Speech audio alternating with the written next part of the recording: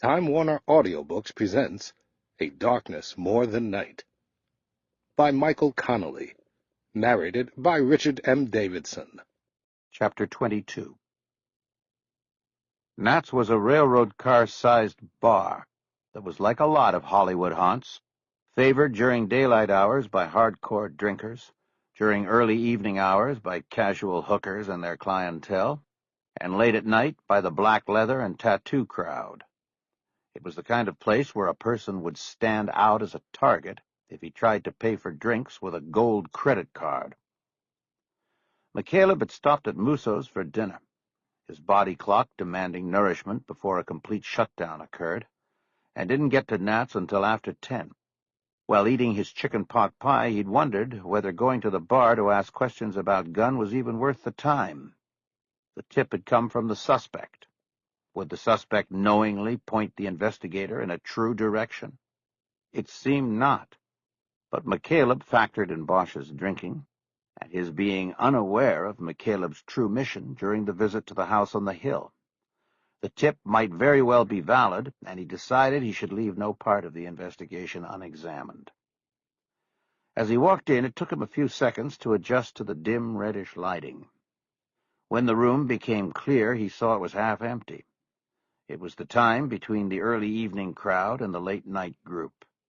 2 women, one black, one white, sitting at one end of the bar that ran along the left side of the room, sized him up, and McCaleb could see cop register in their eyes at the same moment hookers registered in his. It secretly pleased him that he still had the look. He walked by them and further into the lounge.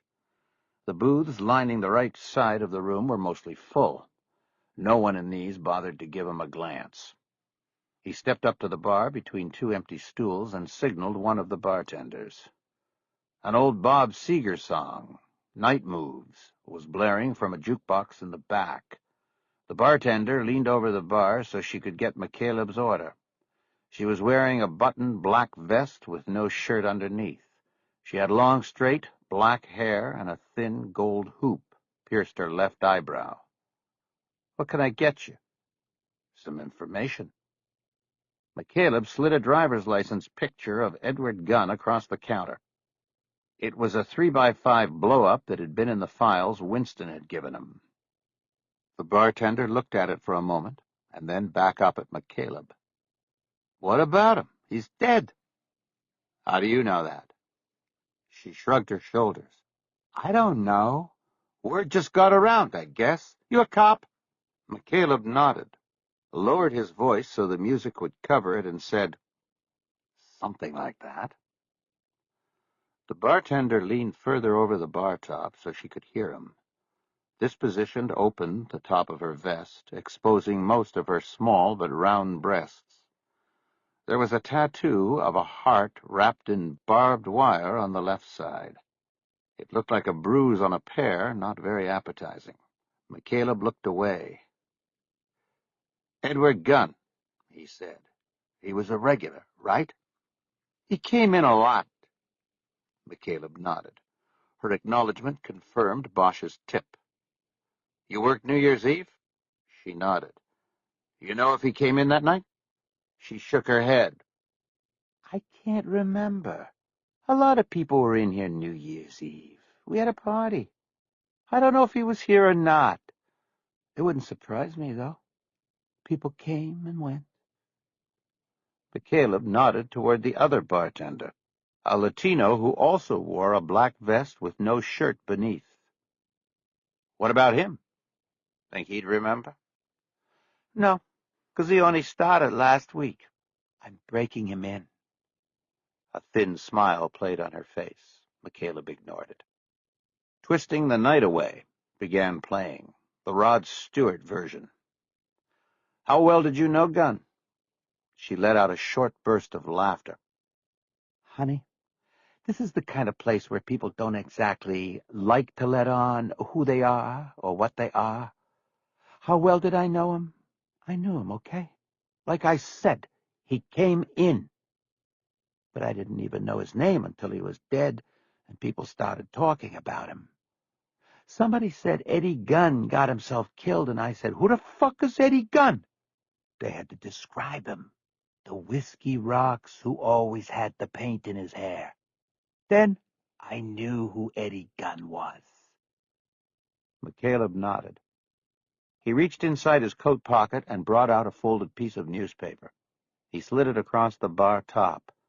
She leaned down to look, showing another view of her breasts. McCaleb thought it was intentional.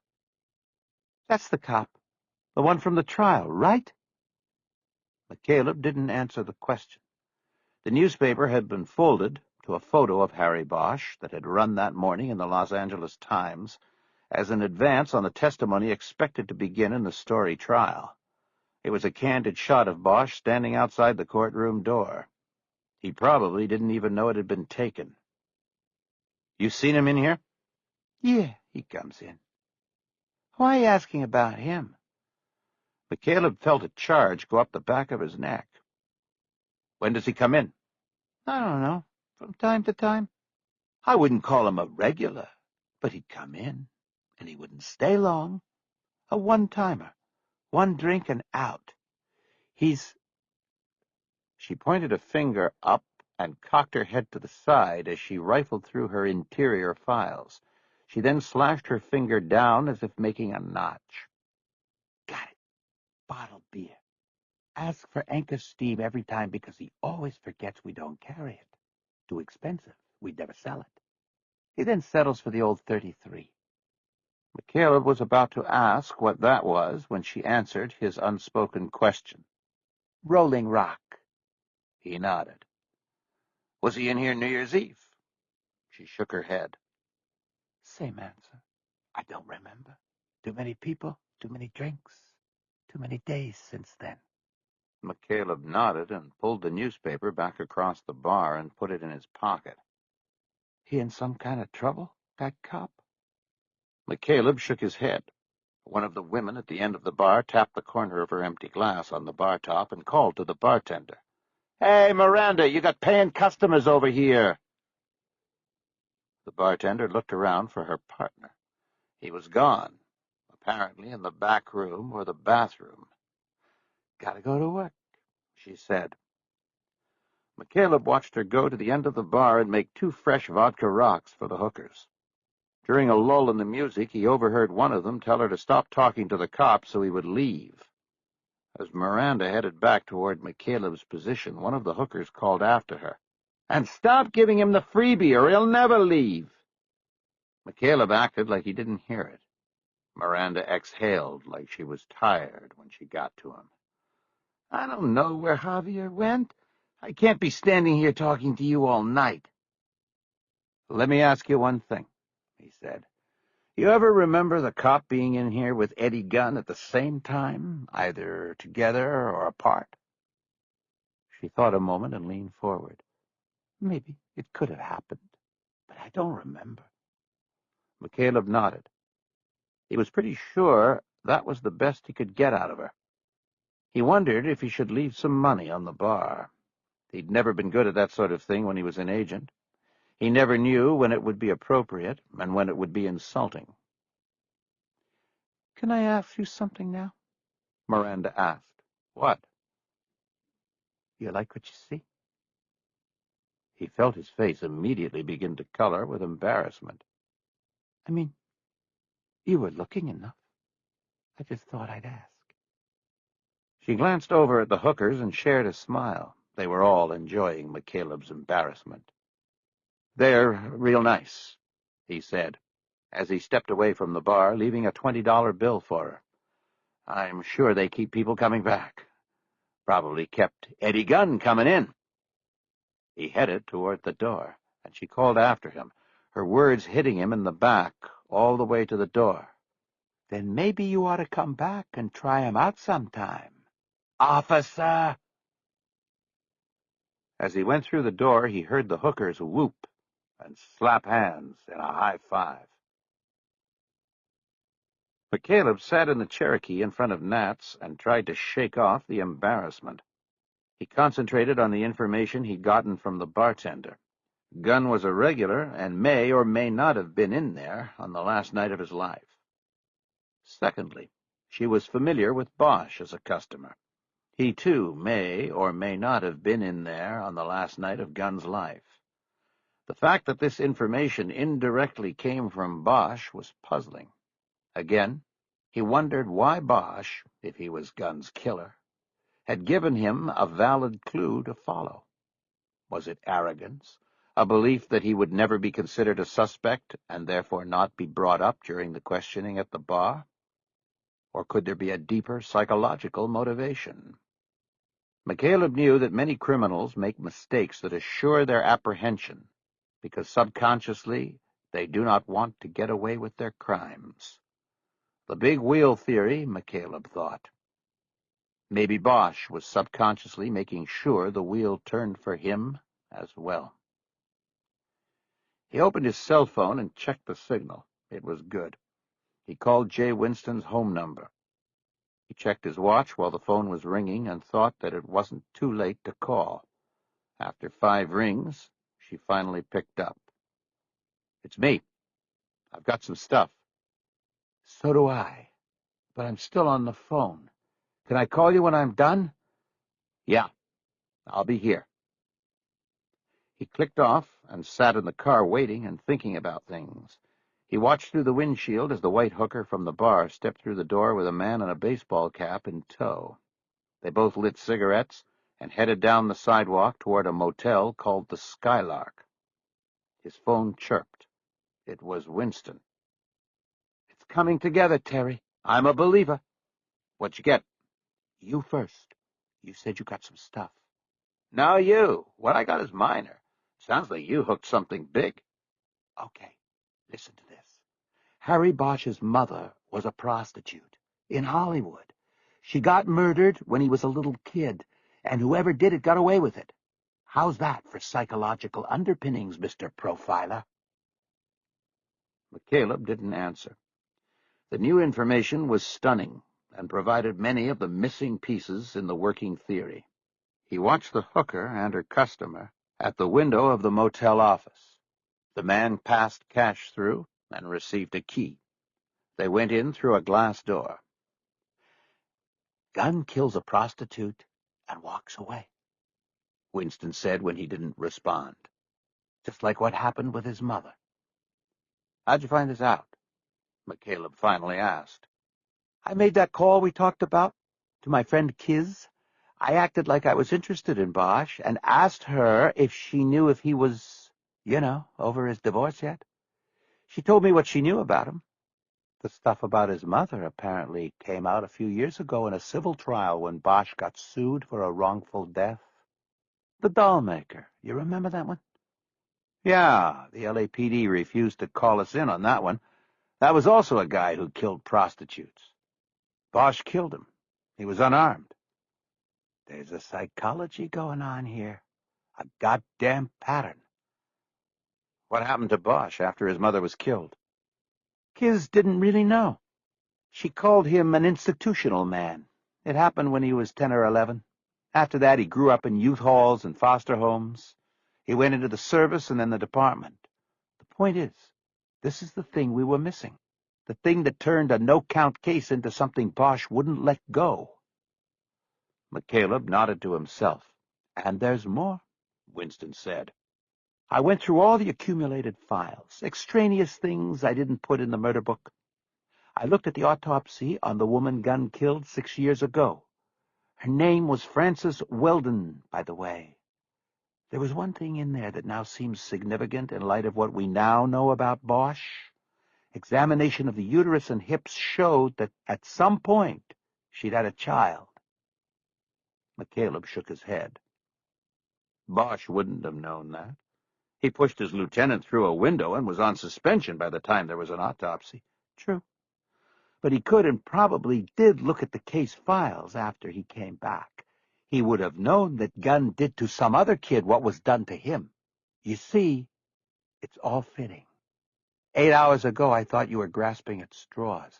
Now it looks to me like you're dead on. It didn't feel all that good to be dead on, but he understood Winston's excitement. When cases fall together, the excitement can sometimes obscure the reality of the crime. What happened to her kid? He asked. No idea. She probably gave the child up after the birth. That doesn't matter. What matters is what it meant to Bosch. She was right, but McCaleb didn't like the loose end. Going back to your call to Bosch's old partner, is she going to call him and tell him you asked about him? She already did. This is tonight? Yeah. This all just went down. That was that call, her getting back to me. He passed. He told her he was still holding out hope for his wife coming back. Did she tell him it was you who was interested? She wasn't supposed to, but she probably did. This might mean he knows we're looking at him. That's impossible. How? I was just up there tonight. I was in his house. Then the same night, he gets this call about you. A guy like Harry Bosch, he doesn't believe in coincidences, Jay. Well, when you were up there, how did you handle it? Winston finally asked. Like we said, I wanted more info on Gunn, but sidetracked into talking about him. That's why I was calling you. I got some interesting stuff. Nothing that compares to what you got, but stuff that also fits. But if he got this call about you right after I was there, I don't know. Tell me about your stuff. All little stuff.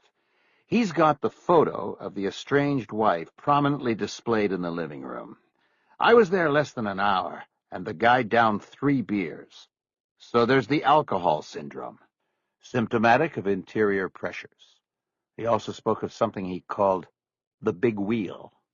It's part of his belief system. He doesn't see the hand of God in things. He sees the big wheel.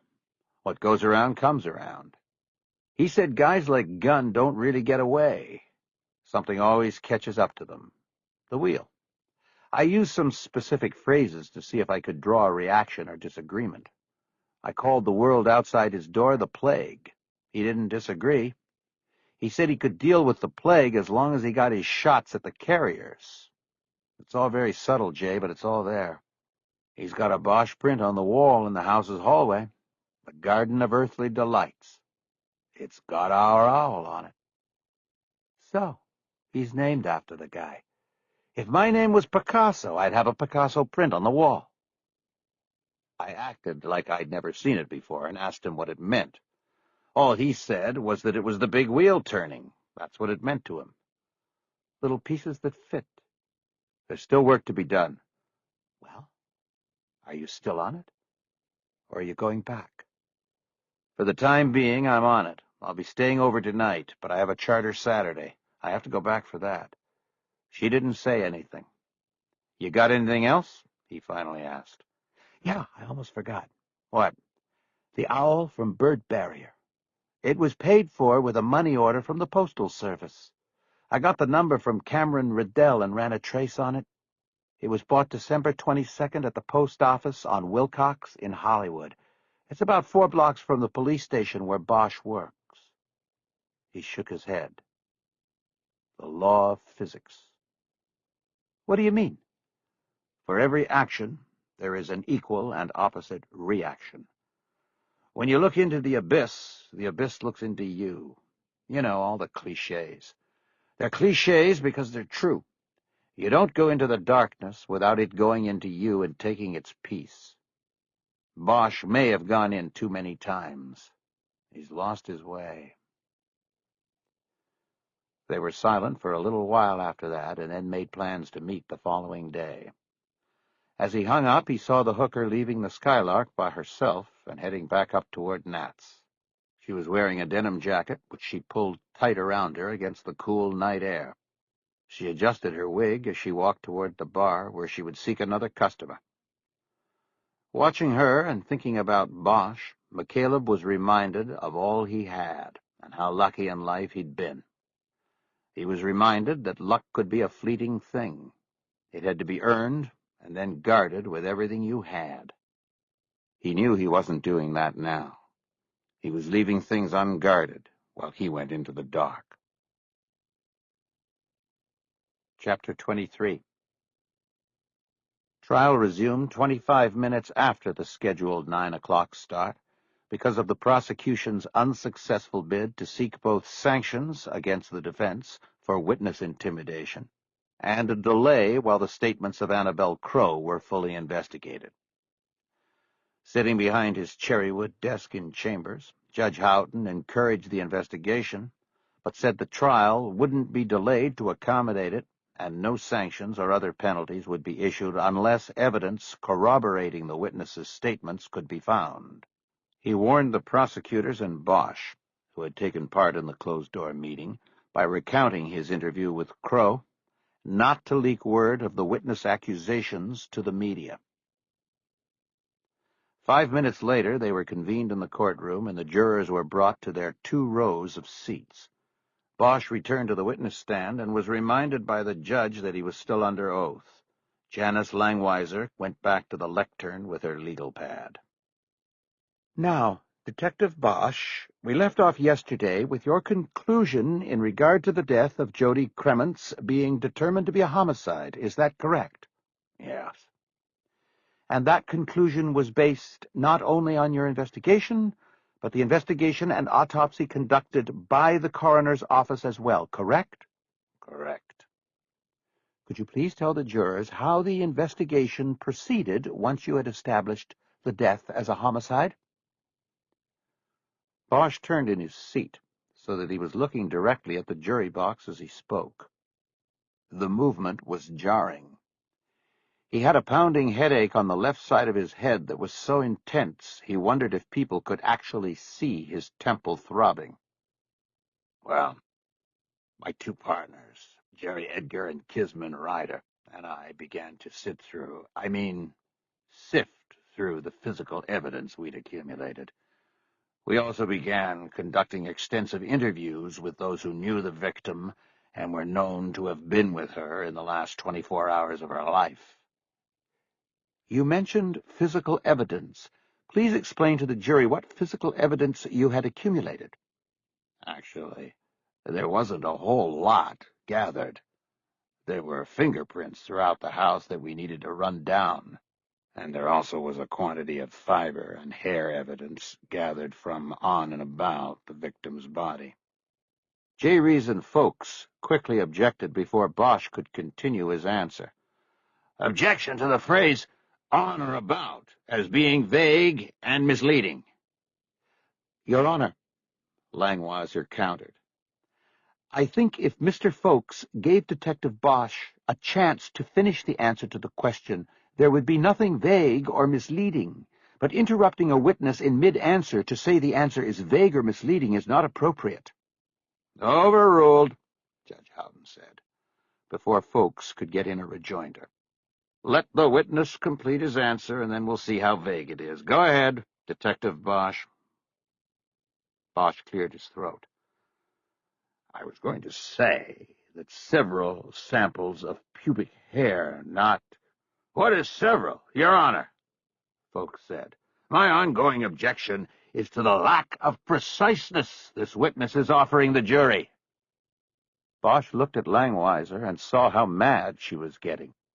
"Judge," she said, "could we please have direction from the court as to when objections can be raised? Defense counsel is seeking to constantly interrupt the witness because he knows we are moving into an area that is particularly devastating to his—" "Miss Langweiser, this isn't the time for closing arguments," the judge said, cutting her off. "Mr. Folks, unless you are seeing a dire miscarriage of justice, I want objections stated either before a witness speaks or after he has completed at least a sentence." "Your Honor, the consequences are dire here. The state is trying to take away my client's life simply because his moral views are—" "Mr. Folks," the judge boomed, "that goes for you, too, on the closing arguments. Let's continue the testimony, shall we?" He turned to Bosch. "Detective, continue, and try to be a little more precise in your answers." Bosch looked at Langweiser and saw her close her eyes momentarily. The judge's offhanded direction to Bosch had been what Folks was going for. A hint to the jurors that there might be vagueness, maybe even obfuscation, in the prosecution's case. Folks had successfully goaded the judge into appearing to agree with his objections. Bosch glanced over at Folks and saw him sitting with arms folded and a satisfied, if not smug, look on his face. Bosch looked back down at the murder book in front of him. "Can I refer to my notes?" he asked. He was told he could. He opened the binder and turned to the evidence reports. Looking at the medical examiner's evidence collection report, he began again. Prior to autopsy, an evidence-collecting brush was passed through the victim's pubic hair. The comb collected 8 samples of pubic hair that subsequent laboratory testing showed to have come from someone other than the victim. He looked up at Langweiser. Were those pubic hairs from 8 different people? No. The lab tests identified them as coming from the same unknown person. And what did this indicate to you?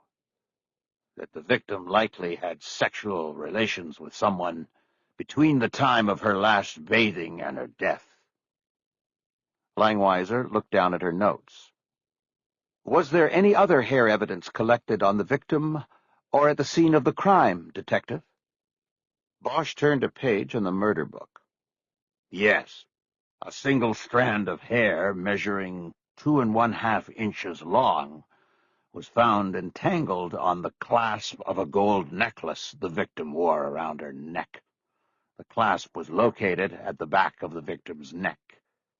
This, too, was identified during lab analysis as coming from someone other than the victim. Going back for a moment to the pubic hair, were there any other indications or evidence collected from the body or the crime scene indicating the victim had engaged in sexual relations in the time between bathing and her death? No, there wasn't.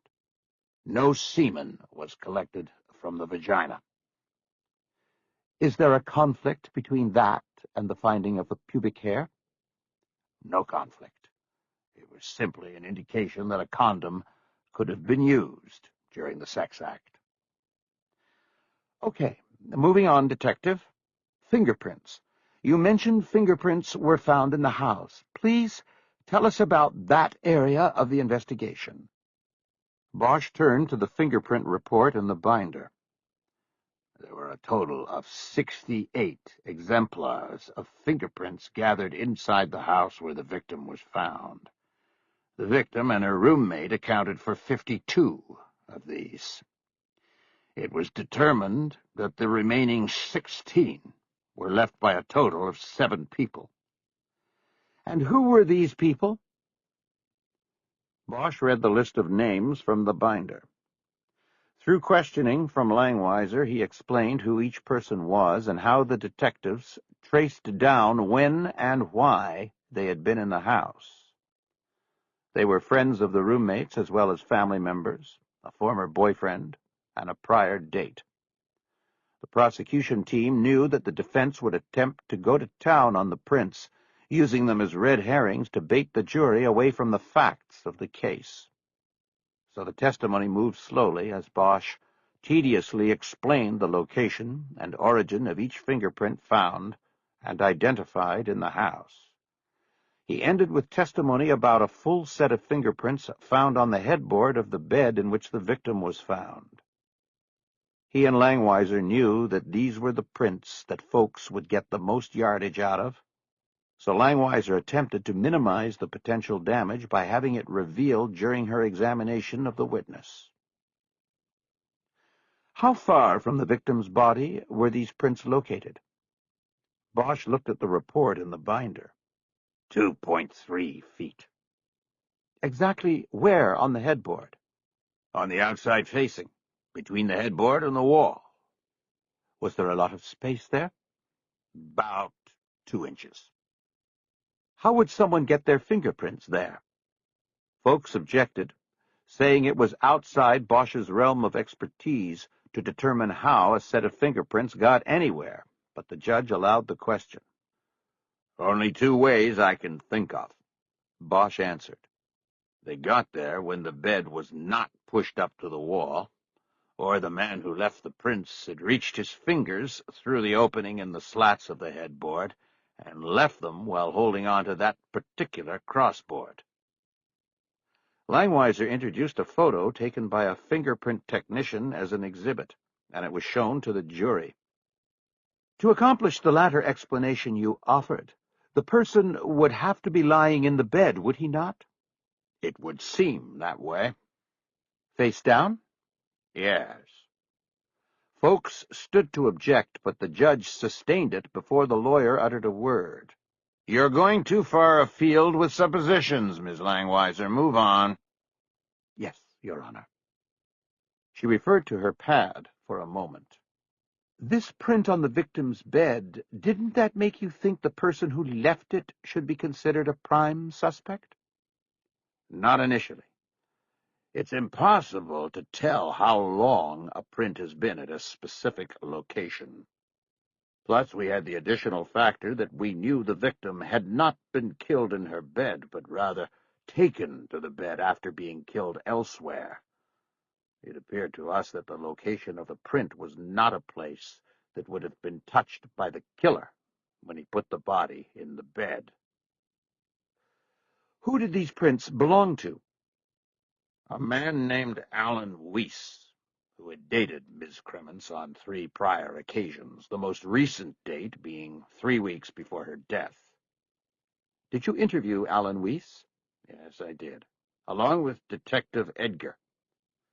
Did he acknowledge ever being in the victim's bed? Yes, he did.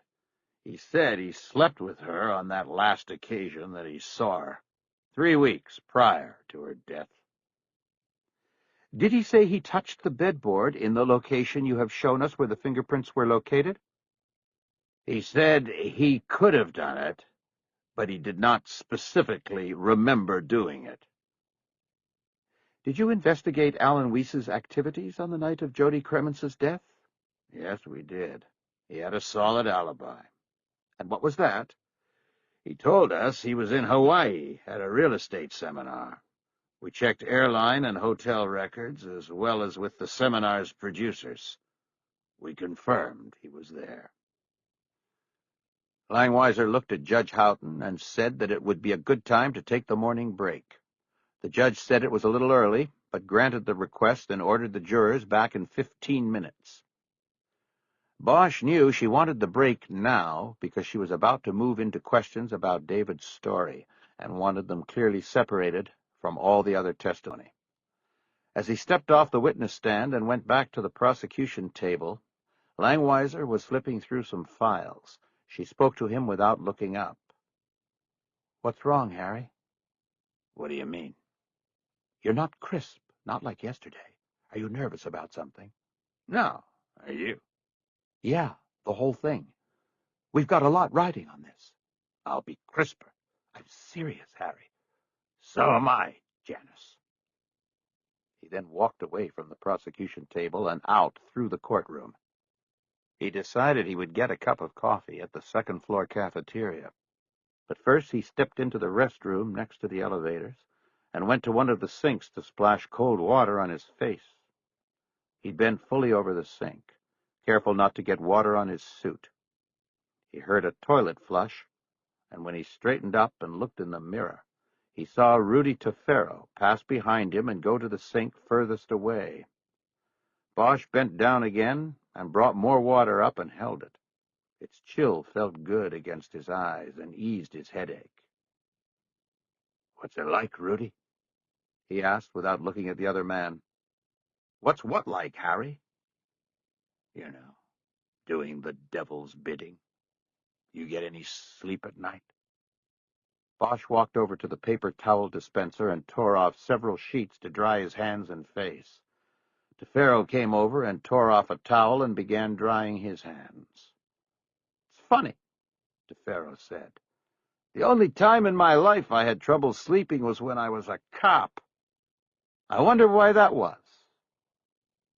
He balled the towel in his hands and threw it into the wastebasket. He smiled at Bosch and then walked out. Bosch watched him go, still rubbing his hands on the towels. Chapter 24. Bosch could feel the coffee working in his blood. The second wind was coming. The headache was easing. He was ready. This would be how they planned it, how they had choreographed it. He leaned forward to the microphone and waited for the questions. "Detective Bosch," Langweiser said from the lectern, "did there come a time when the name David Story came up in your investigation?" "Yes, almost immediately. We received information from Jane Gilly, who was Jody Cremence's roommate, that on the last night of Jody's life, she had a date with David Story." "Did there come a time when you questioned Mr. Story about that last night?" "Yes, briefly." "Why briefly, Detective Bosch? This was a homicide." "That was Mr. Story's choosing. We attempted several times to interview him on that Friday that the body was discovered, and the next day as well.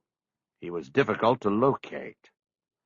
Finally, through his attorney, he agreed to be interviewed the next day, which was Sunday, on the condition that we come to him and conduct the interview in his office at Archway Studios. We reluctantly agreed to do it that way, but did so in the spirit of cooperation and because we needed to talk to this man.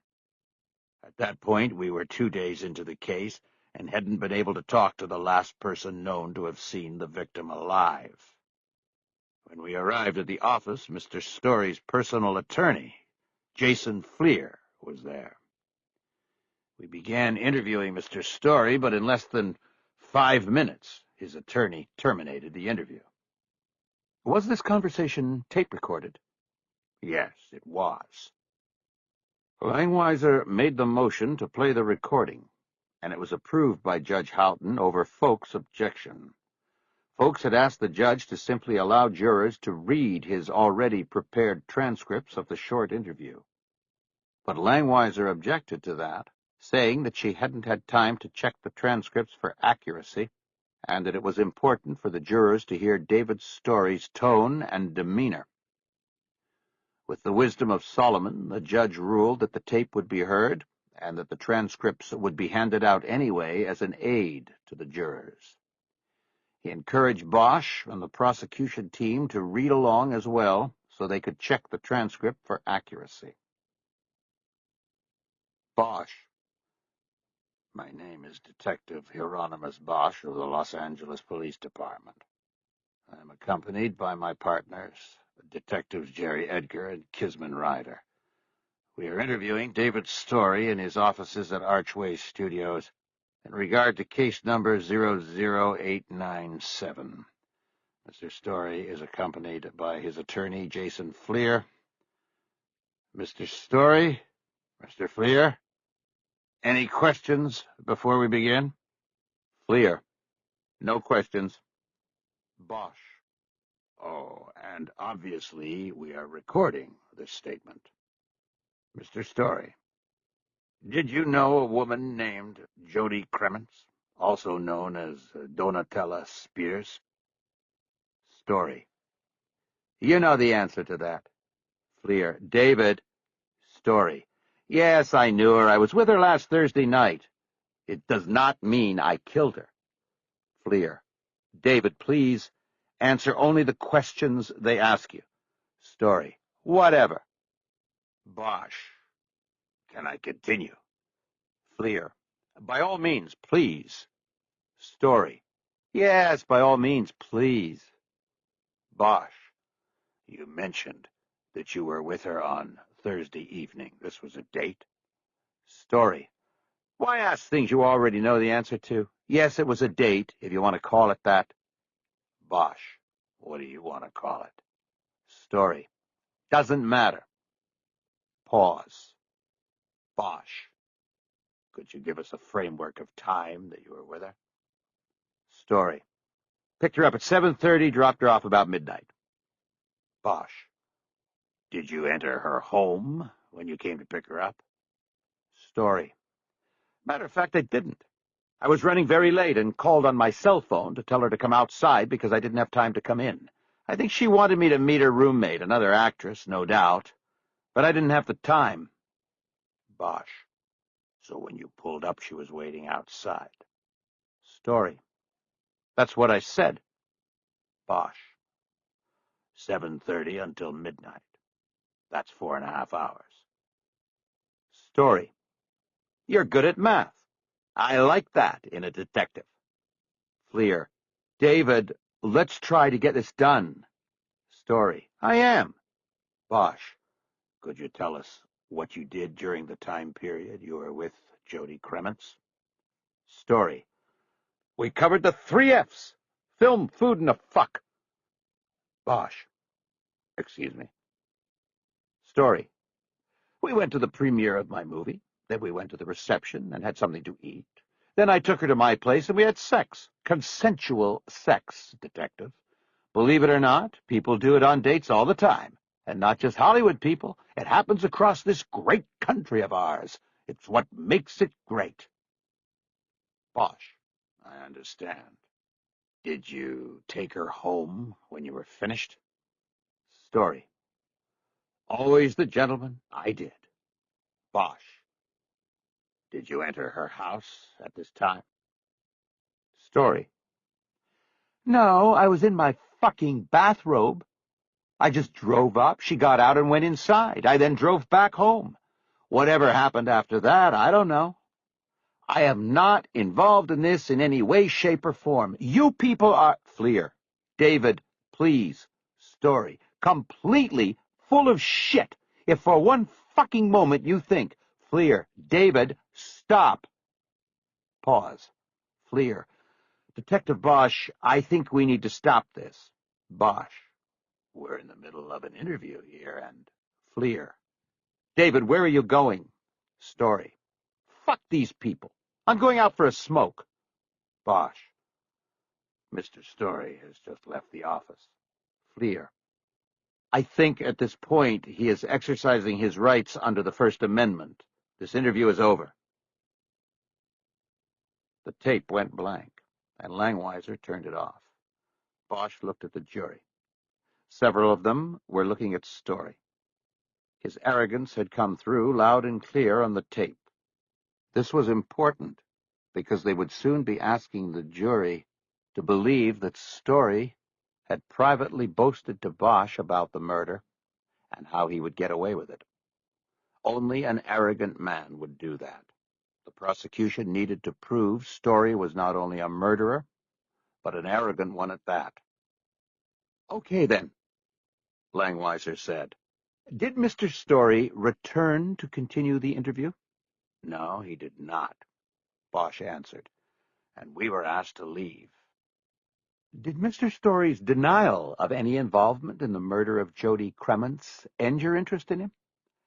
No, it did not.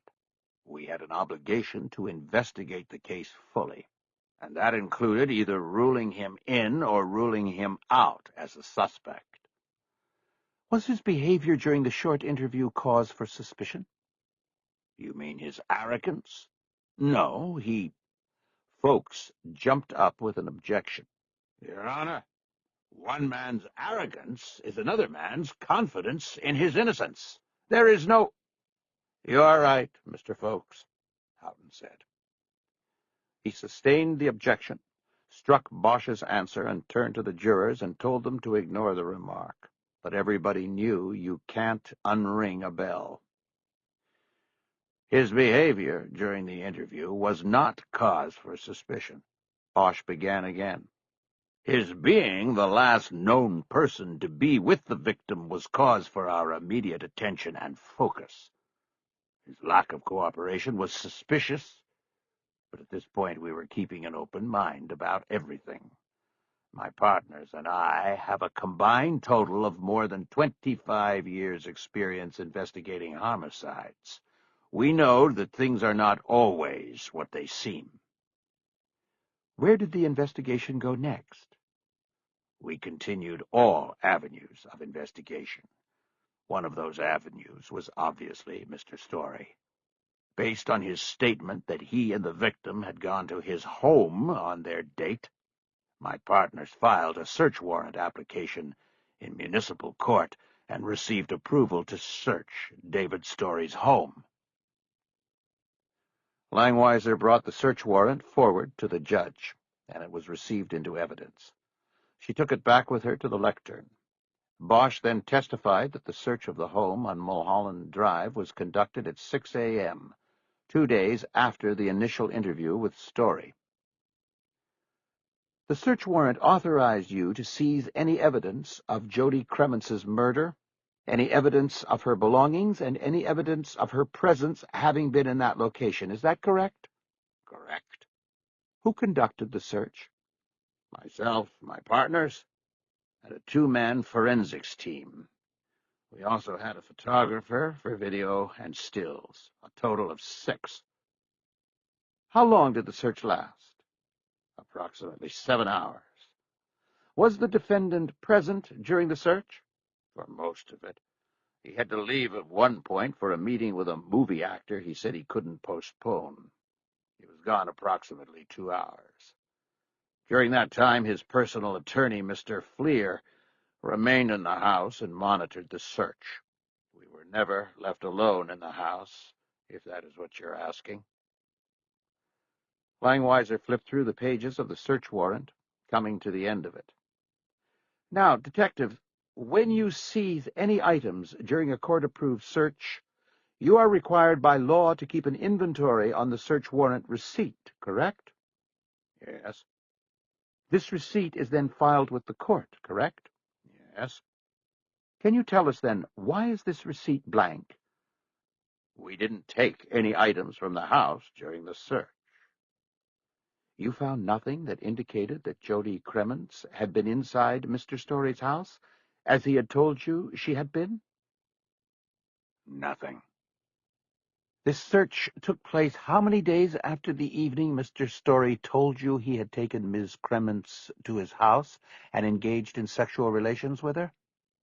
5 days from the night of the murder. 2 days from our interview with Mr. Story. You found nothing in support of Mr. Story's statement? Nothing. The place was clean. Bosch knew she was trying to turn a negative into a positive, somehow trying to imply that the unsuccessful search was an indication of Story's guilt. Would you call this an unsuccessful search? No. Success doesn't enter into it. We were looking for evidence that would corroborate his statement, as well as any evidence of possible foul play relating to Ms. Cremence. We found nothing in the house indicative of this. But sometimes it's not what you find, it's what you don't. Can you explain that to the jury? Well, it's true we didn't take any evidence from the house, but we found something missing that would later become important to us. And what was that? A book. A missing book. How did you know it was missing if it wasn't there? In the living room of the house there was a large, built-in bookcase. Each shelf was full of books. On one shelf there was a space, a slot, where a book had been but was now gone. We couldn't find what book that might be. There were no books sitting out loose in the house. At the time, it was just a small thing. Someone had obviously taken a book from the shelf and not replaced it. It was just kind of curious to us that we couldn't figure out where or what it was. Langweiser offered 2 still photographs of the bookcase taken during the search as exhibits. Houghton accepted them over a routine objection from folks. The photo showed the bookcase in its entirety, and a close-up of the second shelf with the open space between a book called The Fifth Horizon and a biography of the film director John Ford called Print the Legend. Now, Detective, Langweiser said, you said that at the time you didn't know if this missing book had any importance or bearing on the case, correct? That is right. Did you eventually determine what book had been taken from the shelf? Yes, we did. Langweiser paused. Bosch knew what she was going to do. The dance had been choreographed. He thought of her as a good storyteller. She knew how to string it along, keep people hooked in, take them to the edge of the cliff, and then pull them back. Well, let's take things in order, she said. We'll come back to the book. Now, did you have occasion to talk to Mr. Story on the day of the search? He mostly kept to himself and was on the phone most of the time. But we spoke when we first knocked on the door and announced the search. And then, at the end of the day, when I told him we were leaving and that we weren't taking anything with us.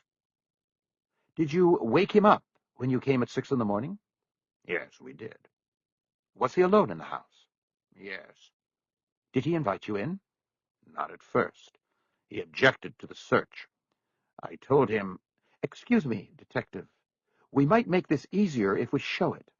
You said there was a videographer with you. Was he running the camera when you knocked at 6 in the morning? yes, he was. Langweiser then made the appropriate motions to introduce the search video. It was accepted under objection from the defense. A large television was rolled into the courtroom and placed at center in front of a jury box. Bosch was used to identify the tape. The lights in the courtroom were dimmed, and it was played. The tape began with a focus on Bosch outside the red front door of a house. He identified himself and the address and the case number. He spoke quietly. He then turned and knocked sharply on the door. He announced it was the police and knocked sharply again. They waited. Bosch knocked on the door every 15 seconds until it was finally opened about 2 minutes after the first pounding. David Story looked out through the opening, his hair disheveled, his eyes showing exhaustion. "What?" he asked. "We have a search warrant here, Mr. Story," Bosch said. "It allows us to conduct a search of these premises." You have to be fucking kidding. "No, we're not, sir. Could you step back and let us in? The sooner we're in, the sooner we're out." I'm calling my lawyer. Story closed and locked the door. Bosch immediately stepped up and put his face close to the jamb. He called out loudly. "Mr. Story, you have 10 minutes. If this door is not opened by 6:15, then we're going to take it down. We have a court-ordered search warrant, and we will execute it." He turned back to the camera and made the cut signal across his throat. The video jumped to another focus on the door. The time readout on the bottom corner now showed it was 6:13 a.m. The door opened and Story stepped back and signaled the search team in. His hair looked as though it had been combed with his hands. He was wearing black jeans and a black T-shirt. He was in bare feet. Do what you have to do and get out. My lawyer's coming, and he's going to watch you people. You break one fucking thing in this house, and I'm going to sue the shit out of you. This is a David Surier house. You so much as put a scratch on one of the walls, and it'll be your jobs. All of you. Well, be careful, Mr. Story, Bosch said as he walked in. The cameraman was the last to enter the house. Story looked into the lens as if seeing it for the first time. "And get that shit off of me!" He made a motion, and the camera angle shot upward to the ceiling. It remained there while the voices of the videographer and Story continued off-camera. "Hey, don't touch the camera." "Then get it out of my face." "Okay, fine. Just don't touch the camera." The screen went blank, and the lights of the courtroom came back up. Langweiser continued the questioning. Detective Bosch, did you or members of the search team have further conversation with Mr. Story after that? Not during the search. Once his lawyer got there, Mr. Story stayed in his office.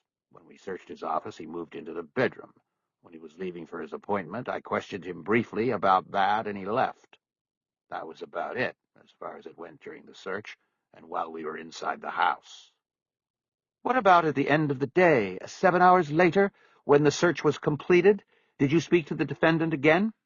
Yes, I spoke to him briefly at the front door. We were packed up and ready to leave. The lawyer had left. I was in my car with my partners.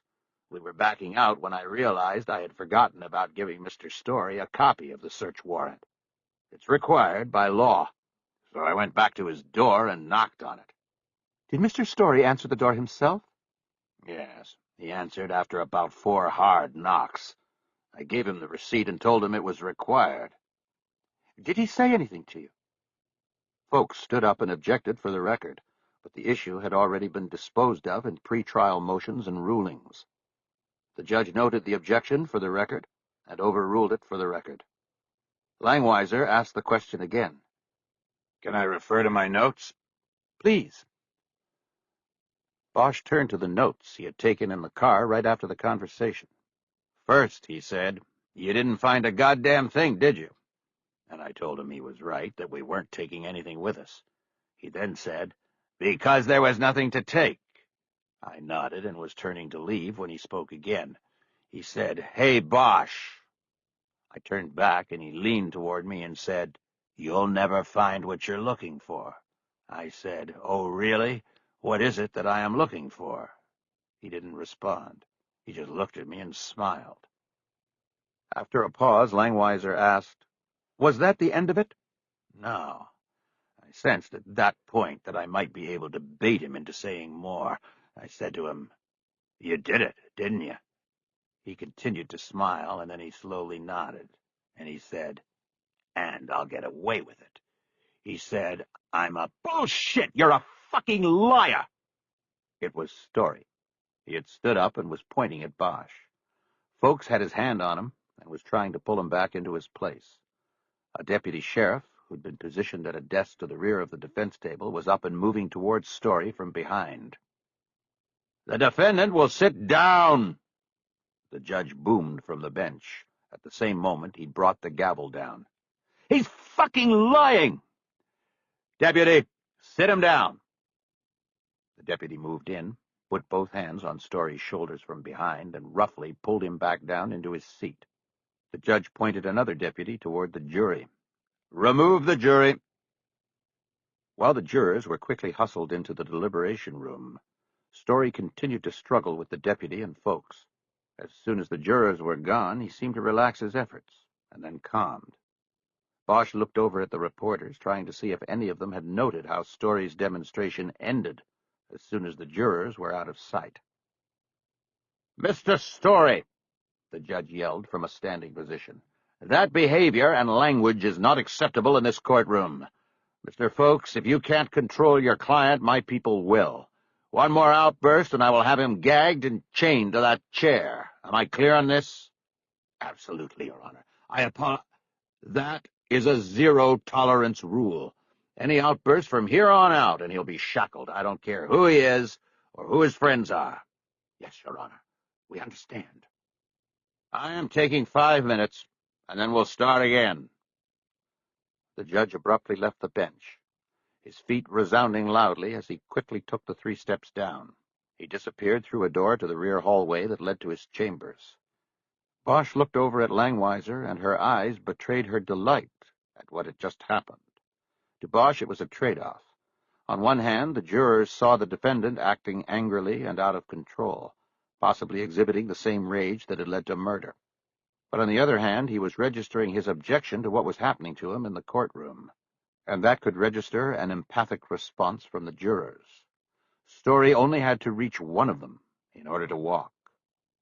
Before the trial, Langweiser had predicted that they would draw Story into an outburst. Bosch had thought she was wrong. He thought Story was too cool and calculating. Unless, of course, the outburst was a calculated move. Story was a man who directed dramatic scenes and characters for a living. Bosch knew he should have seen that a time might come when he would be unwittingly used as a supporting actor in one of those scenes. Chapter 25. The judge returned to the bench 2 minutes after leaving, and Bosch wondered if he'd retreated to his chambers to put a holster on under the robes. As soon as he sat down, Houghton looked at the defense table. Story was sitting with his face somberly pointed down at the sketch pad in front of him. "Are we ready?" the judge asked. All parties murmured they were ready. The judge called for the jury, and they were brought in, most of them looking directly at Story as they entered. "Okay, folks, we're going to try this again," Houghton said. "The exclamations you heard a few minutes ago from the defendant are to be ignored. They are not evidence. They are not anything.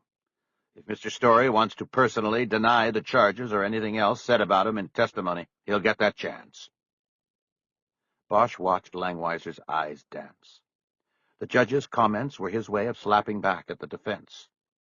He was setting up the expectation that Story would testify during the defense phase.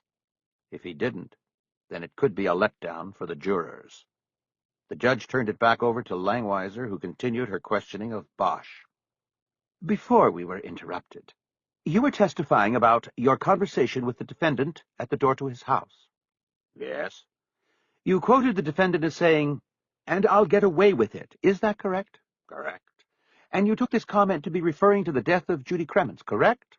That's what we were talking about, yes. Did he say anything else after that? Yes. Bosch paused, wondering if Story would make another outburst. He didn't. He said, "I am a god in this town, Detective Bosch. You don't fuck with the gods." Nearly 10 seconds of silence went by before Langweiser was prompted by the judge to move on. What did you do after the defendant made this statement to you? Well, I was kind of taken aback. I was surprised that he would say this to me. You were not recording the conversation, is that correct? That is correct. It was just a conversation at the door after I knocked. So what happened next? I went to the car and immediately wrote out these notes of the conversation, so I would have it verbatim from when it was freshest in my mind. I told my partners what had just transpired, and we decided to call the district attorney's office for advice as to whether this admission to me would give us probable cause to arrest Mr. Story. What happened was that none of us could get a signal on our cell phones because we were up there in the hills. We left the house and drove to the fire station on Mulholland, just east of Laurel Canyon Boulevard. We asked to use a phone there, and I made the call to the DA. And who did you speak with? You. I recounted the case, what had transpired during the search, and what Mr. Story said at the door. It was decided to continue the investigation at that point and not make the arrest. Did you agree with that decision? Not at the time. I wanted to arrest him. Did Mr. Story's admission change the investigation? It pretty much closed the focus. The man had admitted the crime to me. We began looking only at him. Did you ever consider that perhaps the admission was an empty boast? That at the same time you were in essence baiting the defendant, he was baiting you? Yes, I considered it. But ultimately, I believed he made the statements because they were true, and because he believed he was in an invincible position at that point. There was a sharp ripping sound as Story tore the top page off his sketchpad. He crumbled the paper and bounced it across the table. It hit a computer screen and bounced off the table to the floor. "Thank you, Detective," Langweiser said. "Now, you said the decision was to continue the investigation. Can you tell the jury what that entailed?"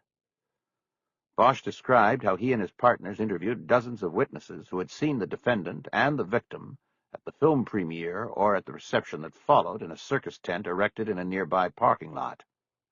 They also interviewed dozens more people who knew Story or had worked with him. Bosch acknowledged that none of these interviews produced information important to the investigation. You mentioned earlier that during the search of the defendant's home, you became curious about a missing book, correct? Yes. Folks objected. There has been no evidence whatsoever about a missing book. There was a space on the shelf. It doesn't mean there was ever a book in that place. Langweiser promised she would tie it all up promptly, and the judge overruled.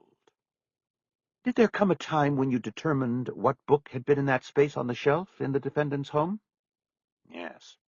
In the course of our gathering of background information on Mr. Story, my partner, Kisman Ryder, who was aware of his work and professional reputation, remembered that she had read a story about him in a magazine called Architectural Digest. She was able to do an internet search and determined that the issue she remembered was from February of last year. She then ordered a copy of the magazine from the publisher. What she had remembered was that there were photos in the article of Mr. Story in his house. She remembered his bookshelves because she's an avid reader and was curious about what books this movie director would have on his shelves. Langweiser made a motion to introduce the magazine as her next exhibit. It was received by the judge, and Langweiser gave it to Bosch on the witness stand. "Is that the magazine your partner received?" Yes. "Could you turn to the story on the defendant and describe the photograph on the opening page of the story?" Bosch flipped to a marker in the magazine.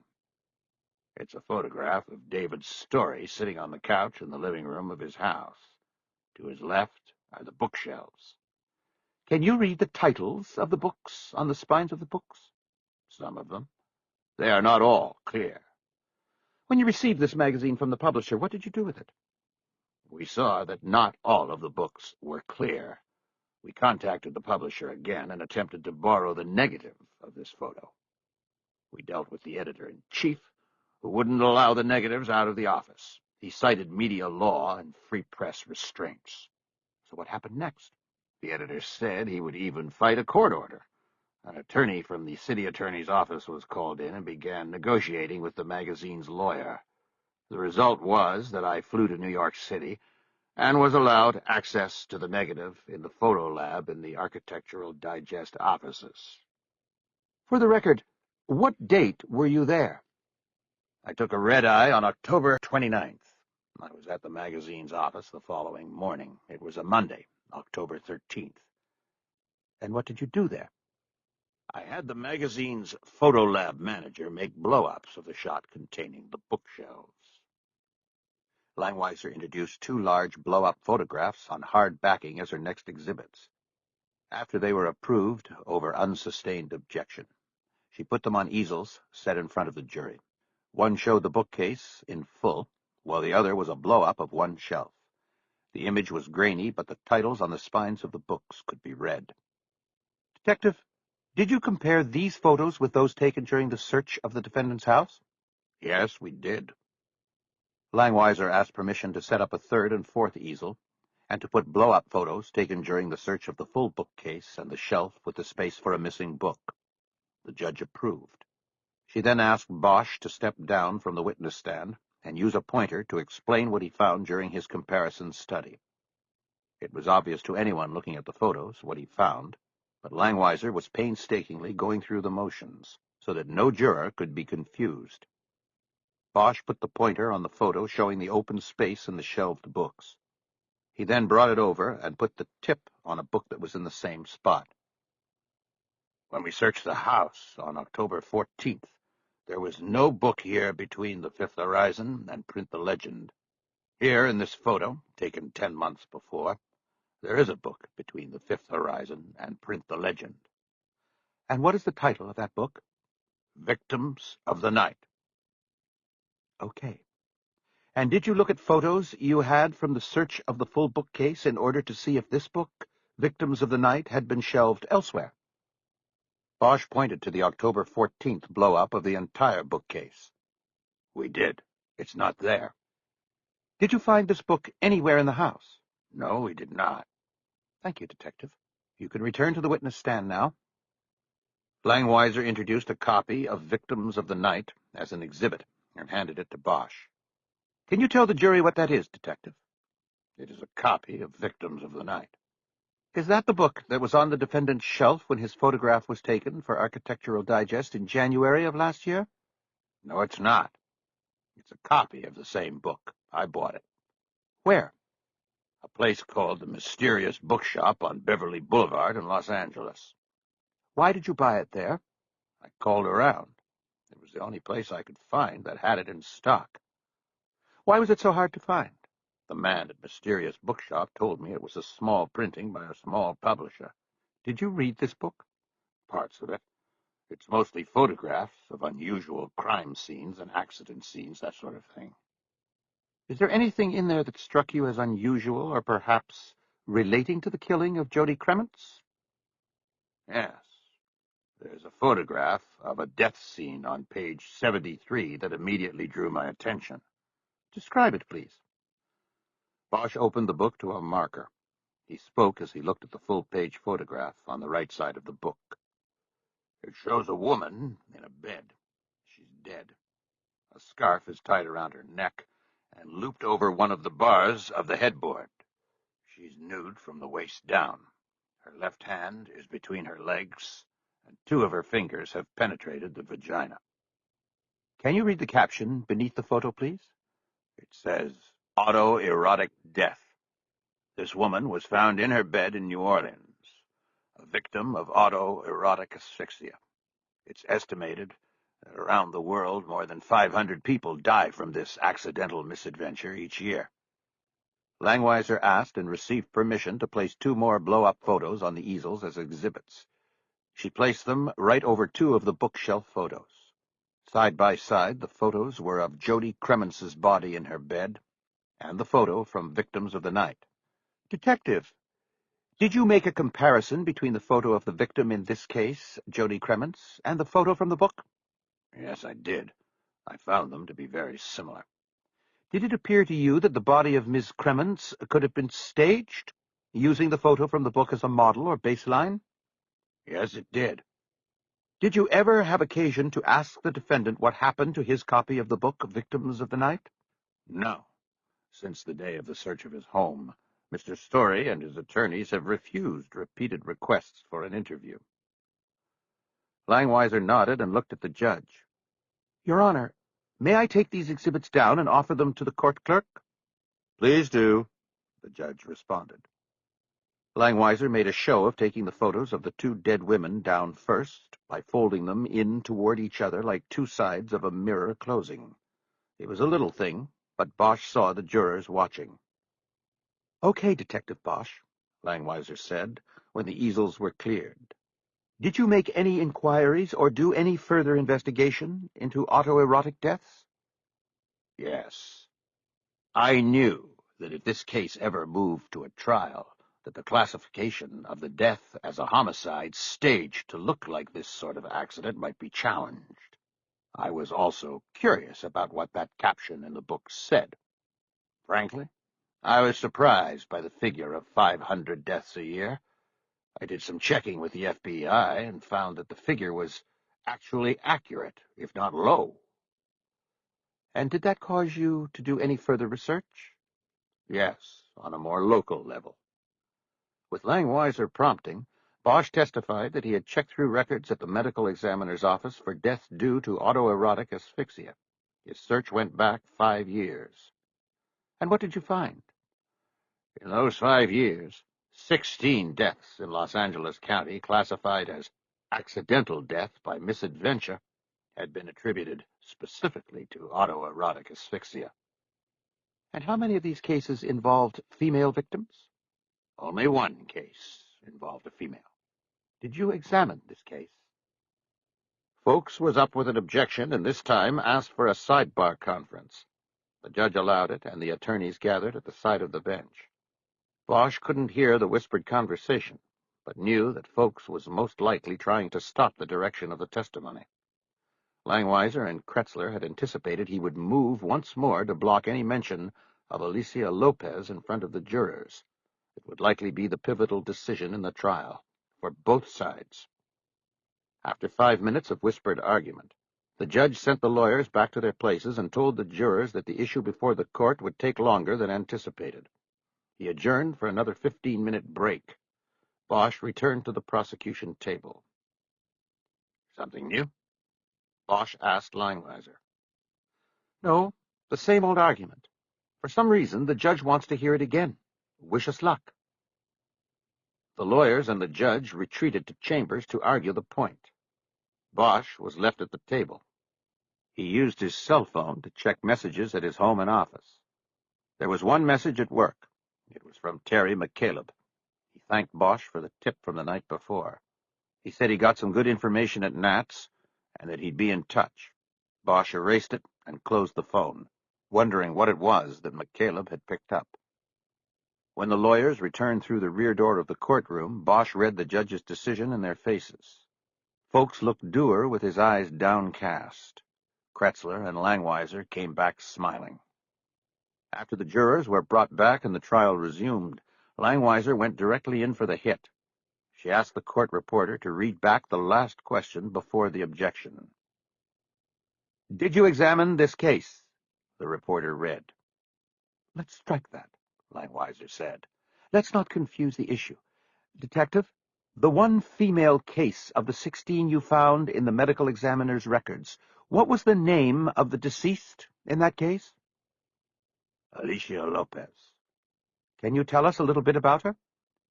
She was 24 and lived in Culver City. She worked as an administrative assistant to the vice president of production at Sony Pictures, also in Culver City. She was found dead in her bed on the 20th of May, 1998. She lived alone? Yes. What were the circumstances of her death? She was found in her bed by a co-worker who became concerned when she'd missed 2 days of work following the weekend without calling in. The coroner estimated she'd been dead 3 to 4 days by the time she was found. Decomposition of the body was extensive. Ms. Langweiser, Judge Houghton interrupted. It was agreed that you would lay foundation connecting the cases quickly. I'm right there, Your Honor. Thank you.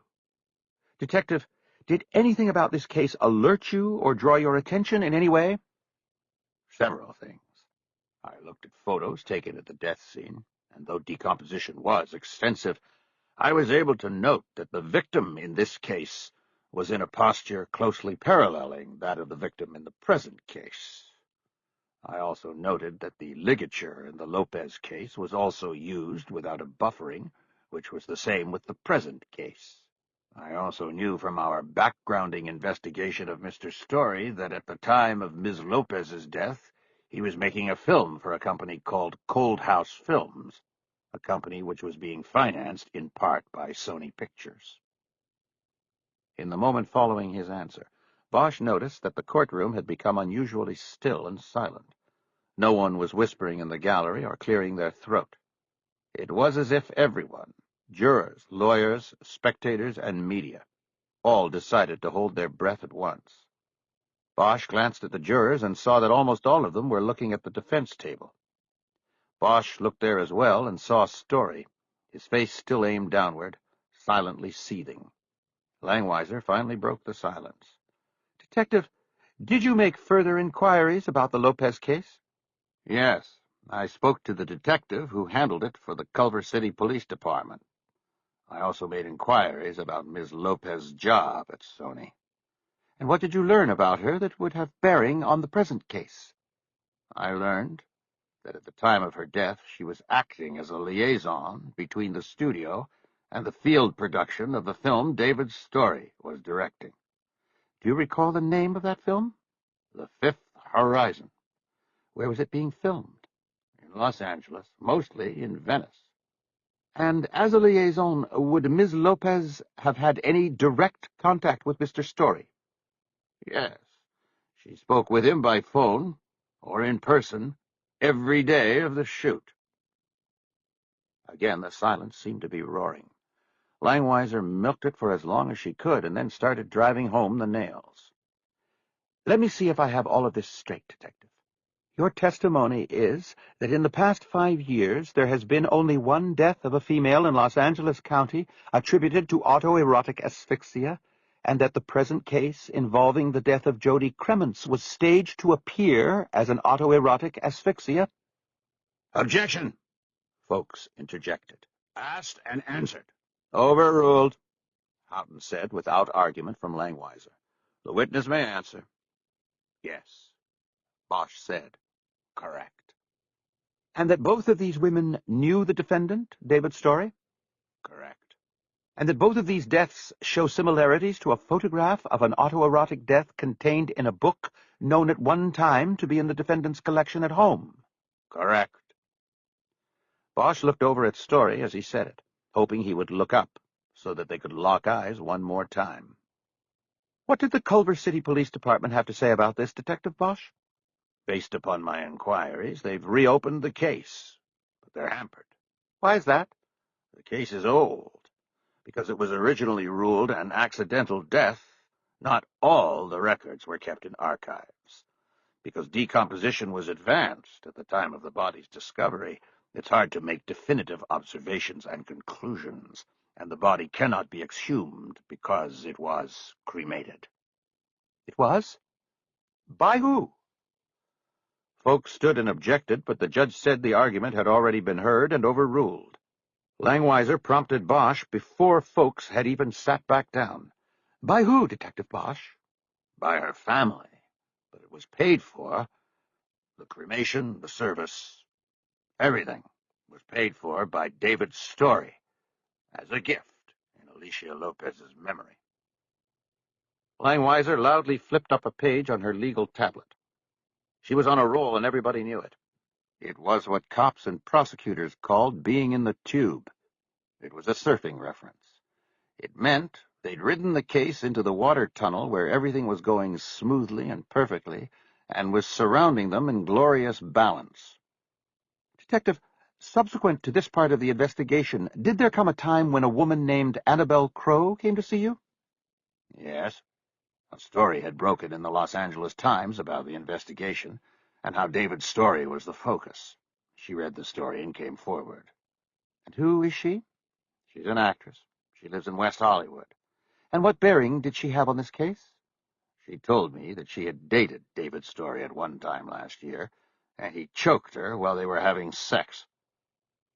Folks made another objection, this one without the force of his other protestations.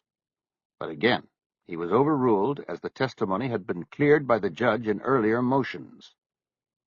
Where did Ms. Crowe say this incident took place? In Mr. Story's home on Mulholland Drive. I asked her to describe the place, and she was able to do so accurately. She'd been there. Couldn't she have seen the issue of Architectural Digest that showed photos of the defendant's home? She was able to describe in accurate detail areas of the master bedroom and bath that were not shown in the magazine. What happened to her when the defendant choked her? She told me she passed out. When she awoke, Mr. Story was not in the room. He was taking a shower. She grabbed her clothing and fled from the home. Langweiser underlined that with a long silence. She then flipped the pages of her pad down, glanced over at the defense table, and then looked up at Judge Houghton. Your Honor, that is all I have for Detective Bosch at this time. Chapter 26. McCaleb got to El Cochinito at 11:45. He hadn't been inside the storefront restaurant in Silver Lake in 5 years, but he remembered the place had only a dozen or so tables, and they were usually taken quickly at lunchtime. And often those tables were taken by cops. Not because the name of the restaurant was a draw, the Little Pig, but because the food was of high quality and low cost. It had been McCaleb's experience that cops were highly skilled in finding such establishments among the many restaurants in any city. When he traveled on assignment for the Bureau, he would always ask the local street cops for recommendations on food. He'd rarely been disappointed. While he waited for Winston, he carefully studied the menu and planned his meal. In the past year, his palate had finally returned with a vengeance. For the first 18 months of his life after surgery, his sense of taste had deserted him. He'd not cared what he ate because it all tasted the same, bland. Even a heavy dousing of habanero sauce on everything from sandwiches to pasta only registered a minor blip on his tongue. But then, slowly, his taste started coming back, and it became a second rebirth for him following the transplant itself. He now loved everything Graciela made. He even loved everything he made, and this despite his general ineptitude with anything other than the barbecue grill. He ate everything with a gusto he'd never had before, even before the transplant. A peanut butter and jelly sandwich in the middle of the night was something he privately savored, as much as a trip with Graciela overland to dine in style at Hozu on Melrose. Consequently, he'd started filling out, gaining back the 25 pounds he'd lost while his own heart had withered, and he'd waited for a new one. He was now back to his pre-illness weight of 180, and food intake, for the first time in 4 years, was something he had to watch. On his last cardio checkup, his doctor had taken notice and raised a warning. She told him that he had to slow down the intake of calories and fat. But not at this lunch. He'd been waiting a long time for a chance to come to this place. Years earlier, he'd spent a good bit of time in Florida on a serial case, and the only good that had come out of it was his love of Cuban food. When he later transferred to the Los Angeles field office, it was hard to find a Cuban restaurant that compared with the places where he'd eaten in Ybor City outside of Tampa. Once, on an L.A. case, he came across a patrol cop, who he learned was of Cuban descent. McCaleb asked him where he went to eat when he wanted real home cooking. The cop's answer was El Cochinito, and McCaleb quickly became a regular. McCaleb decided that studying the menu was a waste of time. because he'd known all along what he wanted. Lechon asada with black beans and rice, fried bananas and yucca on the side, and don't bother telling the doctor. He just wished Winston would hurry up and get there so he could place his order. He put the menu aside and thought about Harry Bosch. McCaleb had spent most of the morning on the boat watching the trial on television. He thought Bosch's performance on the witness stand had been outstanding.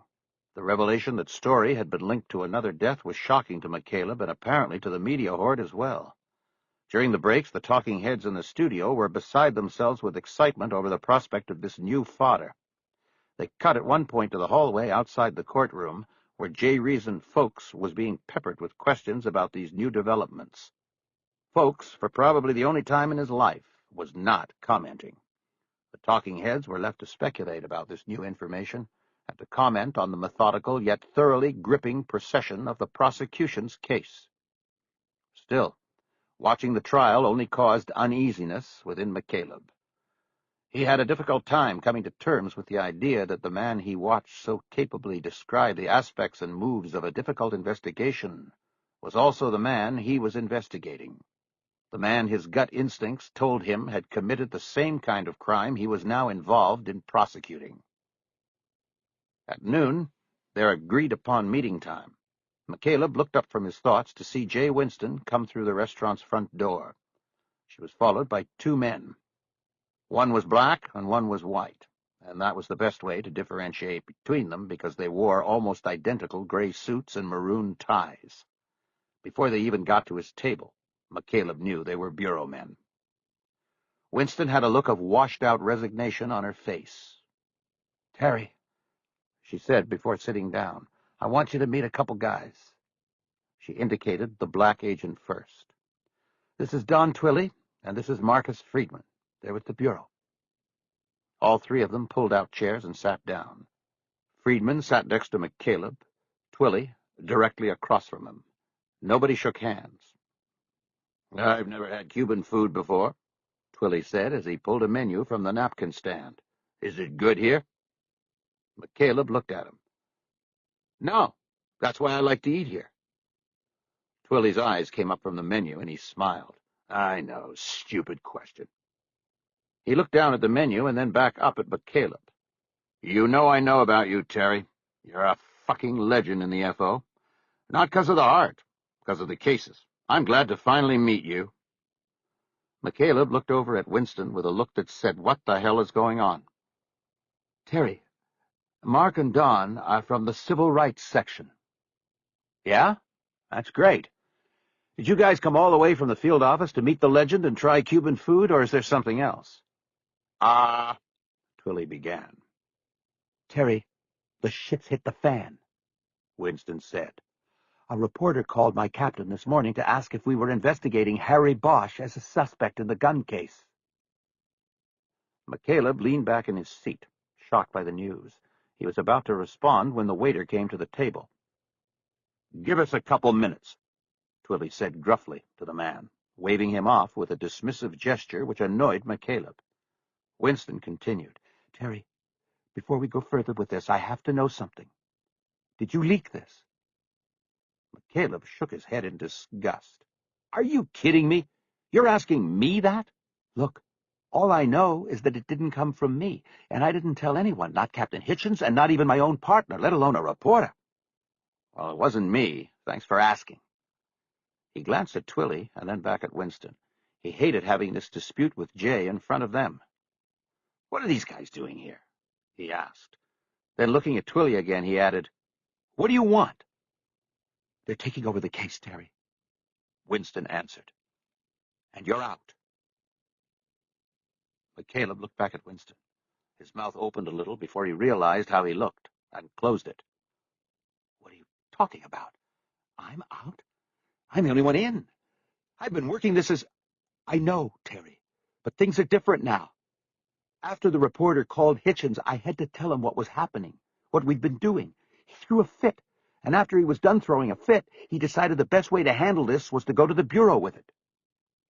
"The Civil Rights section, Terry," Twilley said. "Investigating cops is our bread and butter. We'll be able to—" "Fuck you, Twilley. Don't try that bureau rap with me. I used to be in the club, remember? I know how it goes. You guys will come in, piggyback my trail, and then waltz Bosch past the cameras on the way to the lockup. Is that what this is about? Friedman said. Getting the credit? You don't have to worry about that, Terry, Twilly said. We could put you in front of the cameras if that's what you want. It's not what I want, and don't call me Terry. You don't even fucking know me. He looked down at the table, shaking his head. Fuck! I've been waiting to come back to this place for a long time, and now I don't even feel like eating. Terry, Winston said, not offering anything else. What? You're going to tell me this is right? No, it's not right or wrong. It's just the way it is. The investigation is official now. You're not official. You knew this could happen from the start. He reluctantly nodded. He brought his elbows up onto the table and put his face into his hands.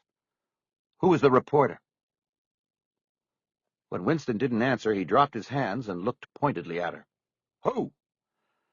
A guy named Jack McAvoy.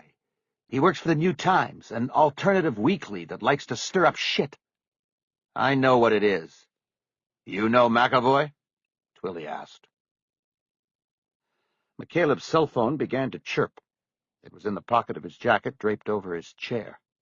It got caught in the pocket as he tried to get it out. He anxiously struggled with it because he assumed it would be Graciela. Other than Winston and Buddy Lockridge, he'd only given the number to Brass Doran in Quantico, and he'd finished his business with her. He finally answered after the fifth chirp. Hey, Agent McCaleb, it's Jack McAvoy from the New Times. You got a couple minutes to talk? McCaleb looked across the table at Twilly, wondering if he could hear the voice on the phone. Actually, I don't. I'm in the middle of something here. How'd you get this number? Information on Catalina. I called the number and your wife answered. She gave me your cell. That a problem? No, no problem, but I can't talk now. When can we talk? It's important. Something's come up that I really want to talk. Just call me later, in an hour. McCaleb closed the phone and put it down on the table. He looked at it, half expecting McAvoy to call back right away. Reporters were like that. Terry, everything all right? He looked up at Winston. Yeah, fine. My charter tomorrow. He wanted to know about the weather. He looked at Twilly. What was your question again? Do you know Jack McAvoy, the reporter who called Captain Hitchens? McCaleb paused, looking at Winston and then back at Twilly. Yeah, I know him. You know I know him. That's right. The poet case. You had a piece of that. A small piece. When was the last time you talked to McAvoy? Well, that would have been, let's see, that would have been a couple of days ago. Winston visibly stiffened. McCaleb looked over at her. Relax, would you, Jay? I ran into McAvoy at the Story trial. I went up there to talk to Bosch. McAvoy's covering it for New Times, and he said hello. I hadn't talked to him in 5 years. And I did not tell him what I was doing or what I was working on. In fact, at the time I saw him, Bosch wasn't even a suspect. Well, did he see you with Bosch? I'm sure he did. Everybody did. There's as much media up there as there was for O.J. Did he specifically mention me to your captain? If he did, Hitchens didn't tell me. All right, then. If it wasn't you and it wasn't me, where else did the leak come from? That's what we are asking you, Twilly said. Before we come into this case, we want to know the lay of the land and who's talking to who. McCaleb didn't reply. He was getting claustrophobic. Between the conversation and Twilly being in his face, and the people standing around in the small restaurant waiting for tables, he was beginning to feel like he couldn't breathe. What about this bar you went to last night? Friedman asked. McCaleb leaned back and looked over at him. What about it? Jay told us what you told her. You specifically asked about Bosch and Gunn there, right? Yeah, right. And what? You think the bartender then jumped on the phone and called the New Times and asked for Jack McAvoy? All because I showed her a picture of Bosch? Give me a fucking break. Hey, it's a media-conscious town. People are plugged in. People sell stories, info, data all the time. But Caleb shook his head, refusing to buy into the possibility that the bartender in the vest had enough intelligence to put together what he was doing and to then make a call to a reporter. Suddenly, he realized who did have the intelligence and information to do it. Buddy Lockridge. And if it had been him, it might as well have been McCaleb who leaked the story. He felt sweat start to warm his scalp as he thought about Lockridge hiding down on the lower deck while he'd made his case against Bosch to Winston. "Did you have anything to drink while you were in the bar? I hear you take a mess of pills every day. Mixing that with alcohol, loose lips sink ships." Twilly had asked the question, but McCaleb looked sharply at Winston. He was stung by a sense of betrayal by the whole scene, and at how quickly things had shifted. But before he could say anything, he saw the apology in her eyes, and he knew she wished things had been handled differently. He finally looked back at Twilly. "You think maybe I mixed a few too many drinks and pills, Twilly, that it? You think I started shooting my mouth off in the bar?" "I don't think that. I'm just asking, okay? No reason to get defensive here. I'm just trying to figure out how this reporter knows what he thinks he knows." "Well, figure it out without me." McCaleb pushed his chair to get up. "Try the lechon asada," he said. "It's the best in the city." As he began to get up, Twilly reached across the table and grabbed his forearm. "Come on, Terry, let's talk about this," Twilly said. "Terry, please," Winston said. McCaleb pulled his arm loose from Twilly's grip and stood up. He looked over at Winston. "Good luck with these guys, Jay. You'll probably need it." Then he looked down at Friedman, and then Twilly. "And fuck you guys very much." He made his way through the crowd of people waiting and out the front door. Nobody followed him. He sat in the Cherokee parked on Sunset and watched the restaurant while letting the anger slowly leach out of his body. On one level, McCaleb knew the moves Winston and her captain were making were the right moves. But on another, he didn't like being moved out of his own case. A case was like a car. You could be driving it, or riding in the front or back. Or you could be left on the side of the road as the car goes by. McCaleb had just gone from having his hands on the wheel to thumbing it from the side of the road, and it hurt. He began to think about Buddy Lockridge and how he would handle him. If he determined that it had been Buddy who had talked to McAvoy after eavesdropping on McCaleb's briefing of Winston on the boat, then he would cleanly sever all ties to him. Partner or not, he wouldn't be able to work with Buddy again. He realized that Buddy had the number to his cell phone and could have been the one who gave it to McAvoy. He got the phone out and called his home. Graciela answered, Fridays being one of her half-days at the school. "Graciela, did you give my cell number to anybody lately?" "Yes, a reporter who said he knew you and needed to speak with you right away. Jack something. Why, is something wrong?" "No, nothing's wrong. I was just checking." "Are you sure?" McCaleb got a call-waiting beep. He looked at his watch. It was 10 to 1. McAvoy wasn't supposed to call back until after 1. "Yes, I'm sure," he told Graciela. "Look, I've got another call. I'll be home by dark tonight. I'll see you then." He switched to the other call. It was McAvoy, who explained that he was at the courthouse and had to get back into the trial at 1 or he'd lose his precious seat. He couldn't wait the full hour to call back. "Can you talk now?" he asked. "What do you want?" "I need to talk to you." "You keep saying that. About what?"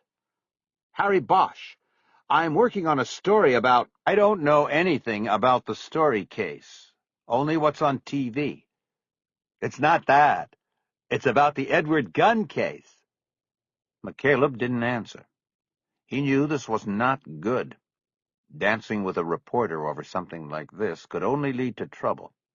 McAvoy spoke into the silence.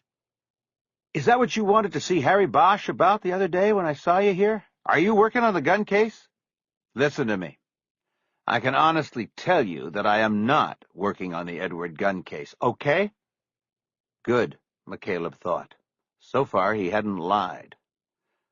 "Were you working on the case? For the sheriff's department?" "Can I ask you something? Who told you this? Who said I was working this case?" "I can't answer that. I have to protect my sources. If you want to give me information, I will protect your identity as well. But if I give up a source, I'm fucked in this business. Well, I'll tell you what, Jack. I'm not talking to you unless you are talking to me. Know what I mean? It's a two-way street. You want to tell me who's saying this shit about me, and I'll talk to you. Otherwise, we've got nothing to say to each other. He waited. McAvoy said nothing. I thought so. Take it easy, Jack. He closed the phone. Whether McAvoy had mentioned his name or not to Captain Hitchens, it was clear that McAvoy was tapped into a credible pipeline of information. And again, McCaleb narrowed it down to one person besides himself and Jay Winston. God damn it, he said out loud in the car. A few minutes after 1, he watched Jay Winston come out of El Cochinito. McCaleb was hoping for the chance to corner her and talk to her alone, maybe tell her about Lockridge. But Twilly and Friedman followed her out, and all three got into the same car, a bureau car. McCaleb watched them pull out into traffic and drive off in the direction of downtown. He got out of the Cherokee and went back into the restaurant. He was starved. There were no tables available, so he made an order to go. He'd eat in the Cherokee. The old woman who took his order looked up at him with sad brown eyes. She said it has been a busy week, and the kitchen had just run out of lechon asada. Chapter 27. John Reason surprised the spectators, the jurors, and probably most of the media when he reserved his cross-examination of Bosch until the defense's case began. But it was anticipated by the prosecution team. If the defense strategy was to shoot the messenger, that messenger was Bosch, and the best place from which to take the shot was during the presentation of the defense's side. That way, Folk's attack on Bosch could be part of an orchestrated attack on the entire case against David's story. Following a lunch break during which Bosch and the prosecutors were relentlessly pursued by the media with questions about Bosch's testimony, the prosecution began to move quickly with the momentum gained in the morning's session. Kretzler and Langweiser took turns examining a series of witnesses with short stays on the stand. The first of these was Claudia Corazon, chief of the medical examiner's office. Under Kretzler's questioning, she testified to her findings during the autopsy and put Jody Cremens's time of death at some point between midnight and 2 a.m. on Friday, October 13th. She also gave corroborating testimony on the rarity of autoerotic deaths involving female victims. Once more, folks reserved the right to question the witness during the defense phase of the trial. Corazon was dismissed after less than half an hour on the stand. Now that his own testimony was completed, as far as the prosecution's case went, it was not vital for Bosch to be in the courtroom every moment of the trial. While Langweiser called the next witness, a lab tech who would identify the hair samples gathered from the victim's body as belonging to Story, Bosch walked Corazon to her car. They'd been lovers many years before in what current culture would term a casual relationship. But while there may not have been any love involved, there had been nothing casual about it to Bosch. In his view, it had been two people who looked at death every day, pushing it away with the ultimate life-affirming act. Corazon had broken it off after she was named to the top slot in the coroner's office. Their relationship since that point had been strictly professional, though Corazon's new position reduced her time in the autopsy suites, and Bosch didn't see her often. The Jody Cremens case was different. Corazon instinctively knew it might become a case that drew the bead of the media horde, and took the autopsy herself. It had paid off. Her testimony would be seen across the nation, and probably around the globe. She was attractive, smart, skilled, and thorough. That half hour on the stand would be like a half-hour commercial for lucrative jobs as an independent examiner or commentator. Bosch knew one thing about her from his time with her. Claudia Corazon always had her eye on the next step. She was parked in the garage next to the state parole office on the back side of the Justice Complex. They spoke of banalities, the weather, Harry's attempts to stop smoking, until Corazon brought the case up. It seems to be going well, so far. It'd be nice if we won one of these big ones for a change. It would. I watched you testify this morning. In my office, I had the TV on. You did very well, Harry. He knew her tone. She was leading to something. But you look tired. And you know they're going to come after you. This kind of case? If they destroy the cop, they destroy the case. OJ 101. Right. So are you ready for them? I think so. Good. Just rest up. Easier said than done. As they approached the garage, Bosch looked over at the parole office and saw a gathering of the staff out front for some kind of presentation. The group was standing below a banner hanging from the roofline that said, "Welcome back, Thelma." A man in a suit was presenting a plaque to a heavy-set black woman who was leaning on a cane. "Oh, that's that parole agent," Corazon said. "The one who got shot last year by that hitman from Vegas?" Right, Bosch said, remembering the story. "She came back." He noticed that there were no television cameras recording the presentation. A woman got shot in the line of duty and then fought her way back to the job.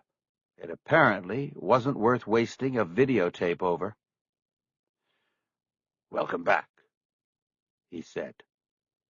Corazon's car was on the second floor.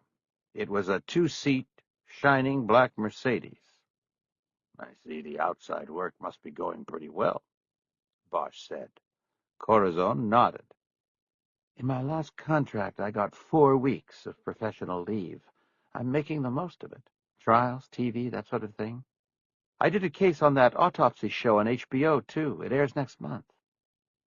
Claudia, you're going to be world famous before we know it. She smiled and stepped close to him and straightened his tie. I know what you think about it, Harry. That's okay. Doesn't matter what I think about it. Are you happy? She nodded. Very. Then I'm happy for you. I better get back in there. I'll see you, Claudia. She suddenly rose on her toes and kissed him on the cheek. It had been a long time since he'd gotten one of those. I hope you make it through, Harry. Yeah, me too. Bosch stepped out of the elevator into the hallway and headed toward the Department N courtroom.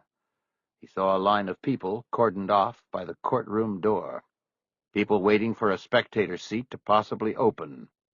A couple of reporters were milling about the open door of the press room, but everybody else was at stations watching the trial. Detective Bosch? Bosch turned. Standing in a payphone alcove was Jack McAvoy, the reporter he had met the day before. He stopped. I saw you walk out, and I hoped I'd catch you. I have to get back in there. I know. I just wanted to tell you that it's very important that I talk to you about something. The sooner the better. What are you talking about? What's so important? Well, it's about you. McAvoy stepped out of the alcove so that he was closer to Bosch and didn't have to speak as loud. What about me? Do you know you are under investigation by the sheriff's department? Bosch looked up the hall toward the courtroom door and then back at McAvoy. The reporter was slowly bringing a pad of paper and pen up in his hands. He was ready to take notes. Wait a minute. Bosch put his hand on the notebook. What are you talking about? What investigation? Edward Gunn, you remember him? He's dead, and you're their suspect. Bosch just stared at him, his mouth coming slightly open. I wondered if you want to comment on this. Defend yourself. I'll be writing a story for next week's edition and wanted you to have the chance to tell your... No comment. I have to get back. Bosch turned and walked a few paces toward the courtroom door, but then stopped. He walked back to McAvoy, who was writing in the notebook. "What are you writing?" "I didn't say anything." "I know.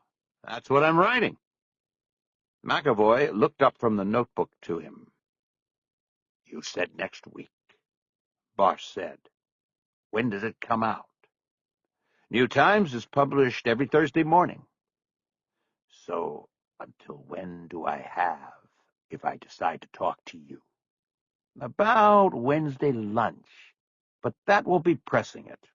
I won't be able to do much then but drop in some quotes. The time to talk is now." "Who told you this? Who's your source?" McAvoy shook his head. "I can't discuss sources with you. What I want to talk about is this allegation. Did you kill Edward Gunn? Are you some kind of avenging angel? That's what they think." Bosch studied the reporter for a long moment before finally speaking. "Don't quote me on this, but fuck you. You know what I mean? I don't know if this is a bullshit bluff or not, but let me give you some advice. You better make damn sure you've got it right before you put anything in that paper of yours. A good investigator always knows the motivation of his sources. It's called having a bullshit meter. Yours better be working real well." He turned and walked quickly to the courtroom door. Langweiser had just finished with the hair specialist when Bosch came back into the courtroom. Once again, folks stood up and reserved the right to recall the witness during the defense case.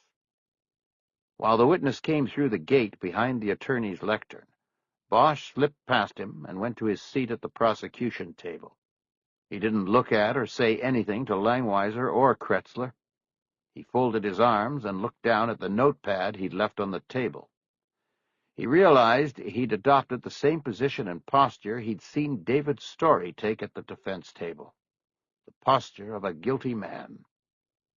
Bosch quickly dropped his arms to his lap and looked up at the seal of the state of California which hung on the wall above the judge's bench. Langweiser got up and called the next witness, a fingerprint technician. His testimony was quick and more corroboration of Bosch's testimony. It went unchallenged by folks. The technician was followed to the stand by the patrol officer who answered the first call from Kremens's roommate and his sergeant, who was the next to arrive. Bosch barely listened to the testimony. There was nothing new in it, and his mind was racing in another direction. He was thinking about McAvoy and the story he was working on.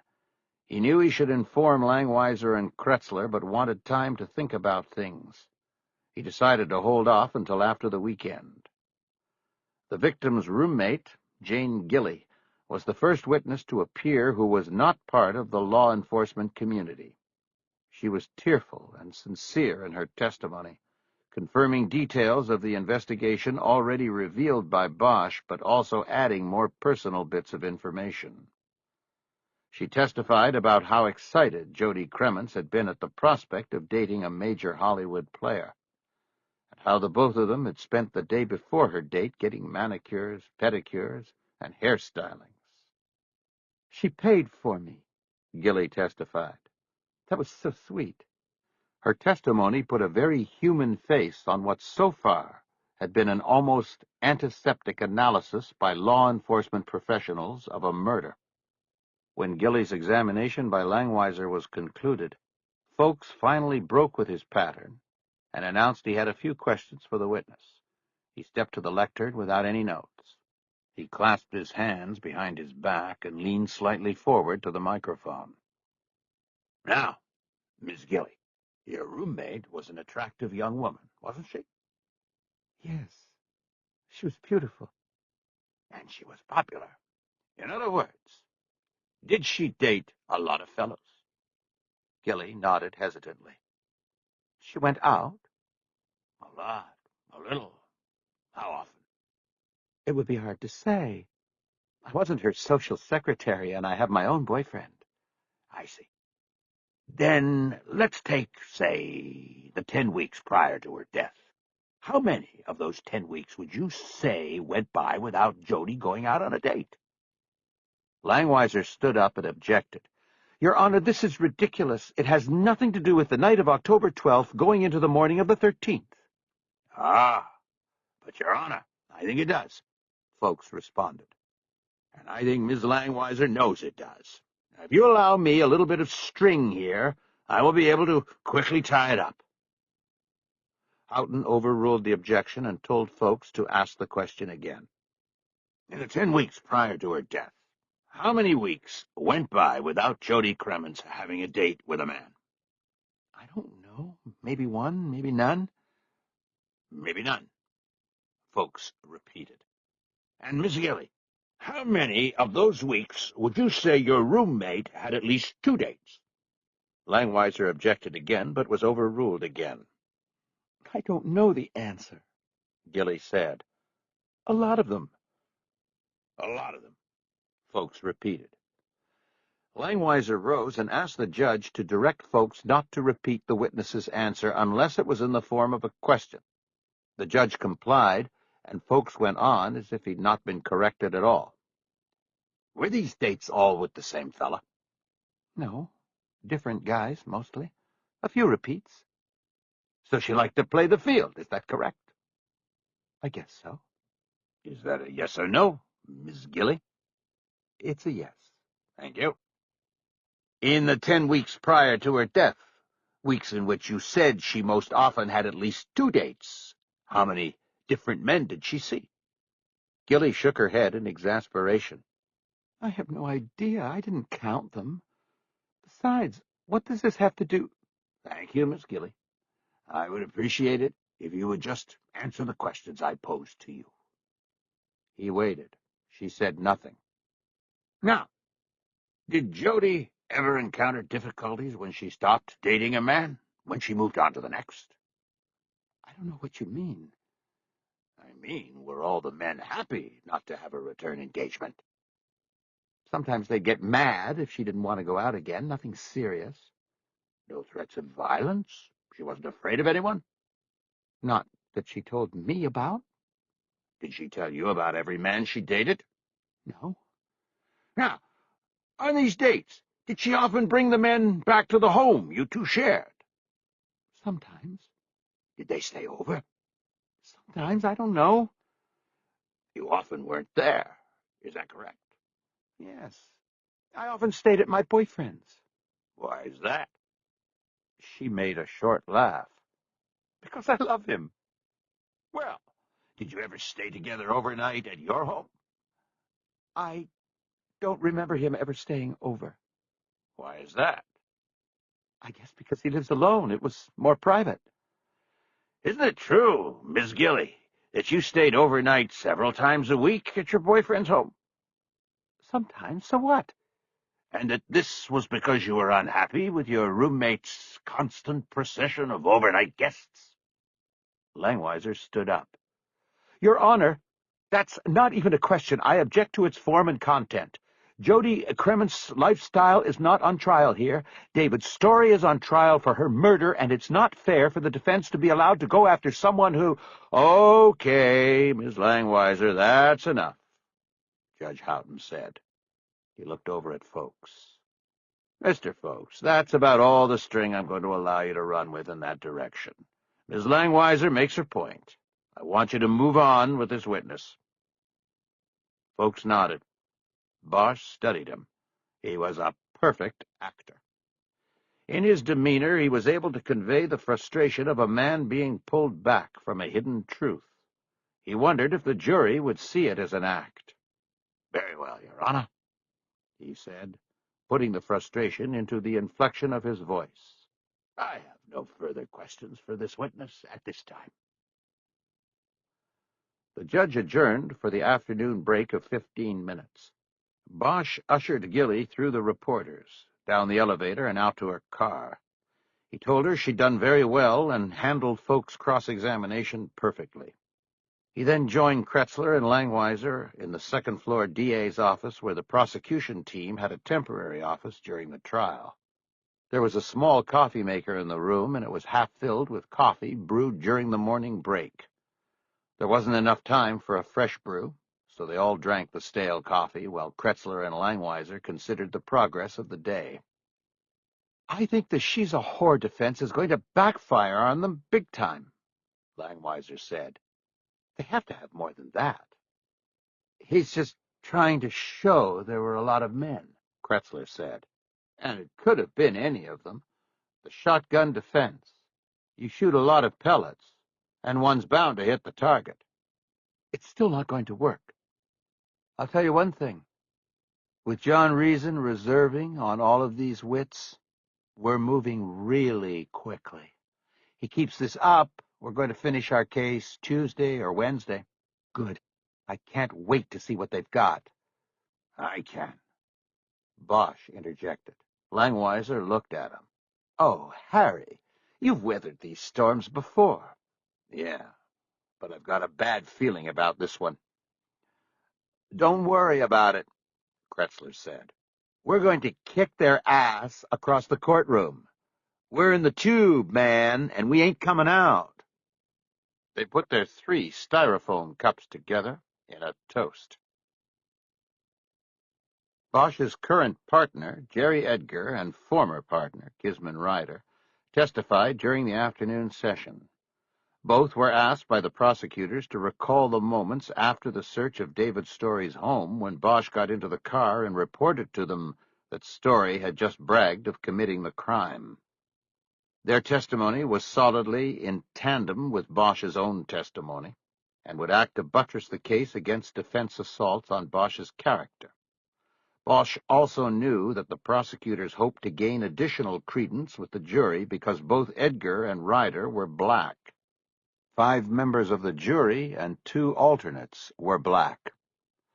In a time when the veracity of any white police officer in Los Angeles would fall under suspicion by black jurors, having Edgar and Ryder join a line of solidarity with Bosch was a plus. Ryder testified first, and Folks passed on cross-examination. Edgar's testimony mirrored hers, but he was asked additional questions because he delivered the second search warrant issued in the case. This one was a court order seeking hair and blood samples from David Story.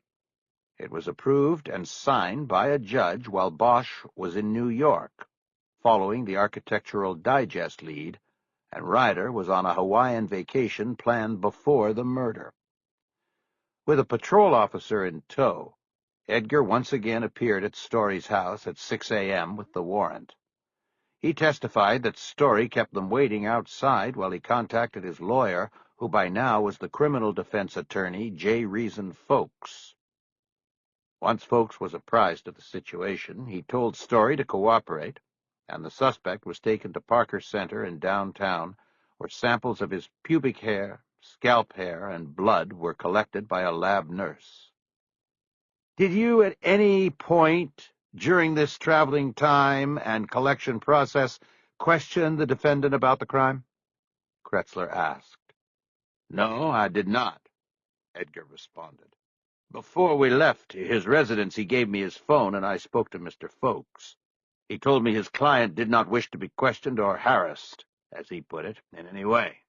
So we basically drove in silence, at least on my part. And we didn't talk at Parker Center either. When we were finished, Mr. Folks was there, and he drove Mr. Story home." "Did Mr. Story make any unsolicited comments to you during the time he was with you?" "Just one." "And where was that?" "In the car while we were driving to Parker Center." "And what did he say?" "He was looking out the window and just said, 'You people are fucked if you think I'm going down for this.'" "And was this piece of conversation tape recorded?" "Yes, it was." "Why is that?" "Because of his earlier admission to Detective Bosch, we thought there was a chance he might go ahead and make another statement like that. On the day I served the hair and blood warrant, I used a car borrowed from the narcotics unit. It's a car they use for making street buys. It's wired for sound." "Did you bring the tape from that day with you, Detective?" "Yes." Kretzler introduced the tape as evidence. Folks objected, saying that Edgar had already testified as to what was said and the audio wasn't necessary. Again, the judge overruled, and the tape was played. Kretzler started the tape well before the statement made by Story, so that the jurors would hear the hum of the car engine and traffic noise and know that Edgar did not violate the defendant's rights by questioning him in order to elicit the statement. When the tape came to Story's comment, the tone of arrogance and even hate for his investigators came through loud and clear. Wanting that tone to be what carried the jurors into the weekend, Kretzler ended his questioning of Edgar. Folks, perhaps understanding the ploy, said he would have a brief cross-examination. He proceeded to ask Edgar a series of innocuous questions that added little to the record in favor of the defense or disfavor of the prosecution. At precisely 4:30 p.m., he ended the cross-examination, and Judge Houghton promptly recessed for the weekend. As the courtroom emptied into the hallway, Bosch looked around for McAvoy but didn't see him. Edgar and Ryder, who had hung around after her testimony, came up to him. "Harry, how about we go get a drink?" Ryder said. "How about we go get drunk?" Bosch replied. Chapter 28. They waited until 10:30 Saturday morning for their charter clients to arrive, but no one showed. McCaleb was sitting silently on the gunwale in the stern, doing a slow burn over everything. The missing charter, his dismissal from the case, the most recent phone call from Jay Winston, everything. Before he'd left the house, Winston had called to apologize for how things had gone the day before. He feigned indifference and told her to forget about it. And he still didn't tell her about Buddy Lockridge overhearing them on the boat 2 days earlier. When Jay said Twilly and Friedman decided it would be best if he returned the copies of all the documents relating to the case, he told her to tell them they could come get them if they wanted them. He said he had a charter and had to go. They abruptly said goodbyes and hung up. Raymond was bent over the stern, fishing with a little spinner reel McCaleb had gotten him after they moved to the island.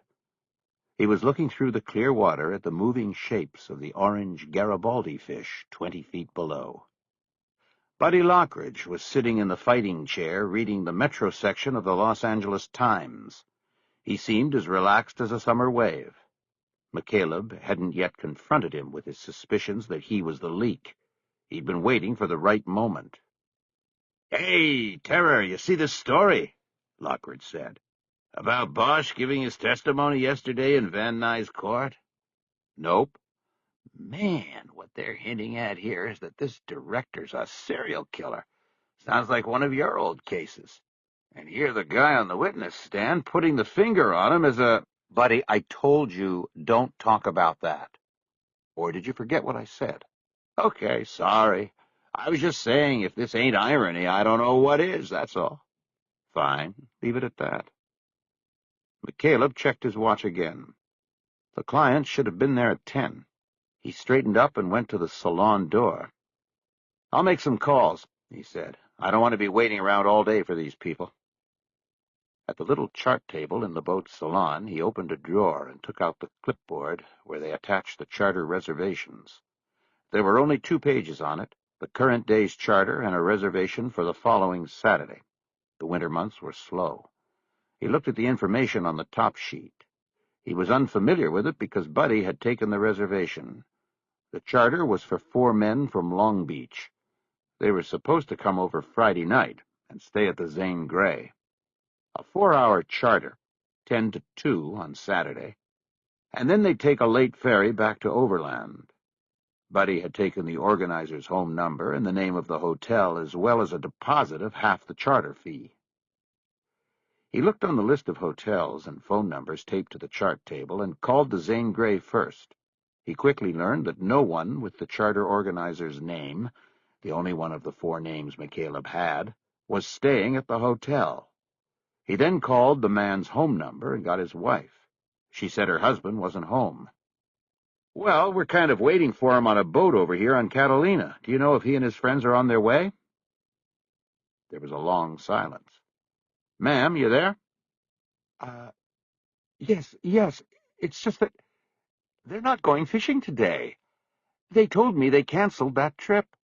They're out golfing right now. I can give you my husband's cell phone if you'd like. You could talk. That's not necessary, ma'am. Have a nice day. McCaleb closed his phone. He knew exactly what had happened. Neither he nor Buddy had checked the answering service that handled calls to the phone number they'd placed on their charter ads in various phone books and fishing publications. He called the number now, punched in the code, and sure enough, there had been a message waiting since Wednesday. The party canceled the charter. They'd reschedule later. Yeah, sure, McCaleb said. He erased the message and closed the phone. He felt like throwing it through the glass slider at Buddy's head, but he tried to calm himself. He walked into the little galley and got a quart carton of orange juice out of the cooler. He took it out with him to the stern. "No charter today," he said, before taking a long drink from the carton. "Why not?" Raymond asked, his disappointment obvious. McCaleb wiped his mouth on the sleeve of his long-sleeved T-shirt. They canceled.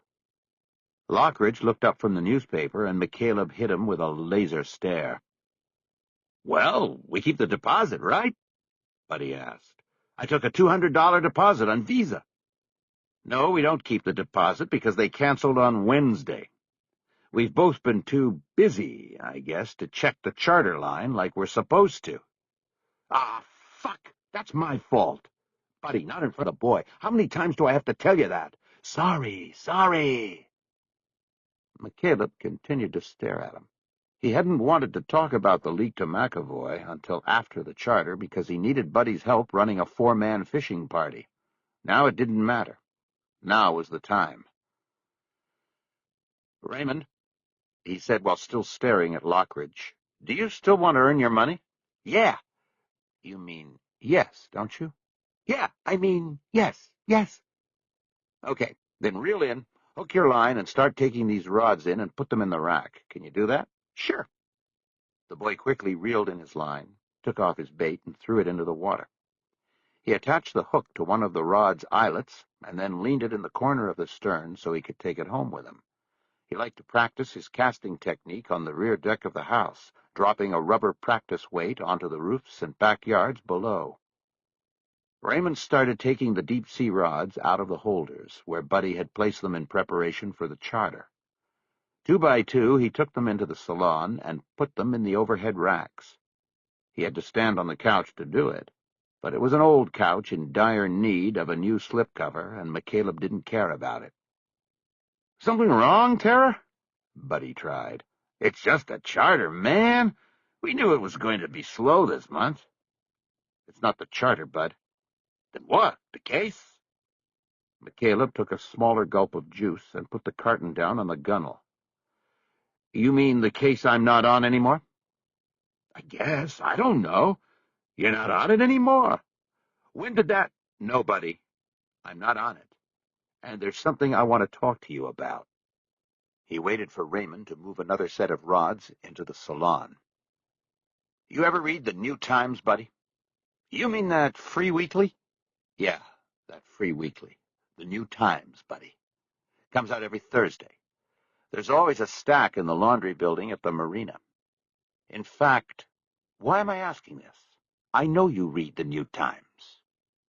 Lockridge's eyes suddenly fell to the deck. He looked crestfallen with guilt.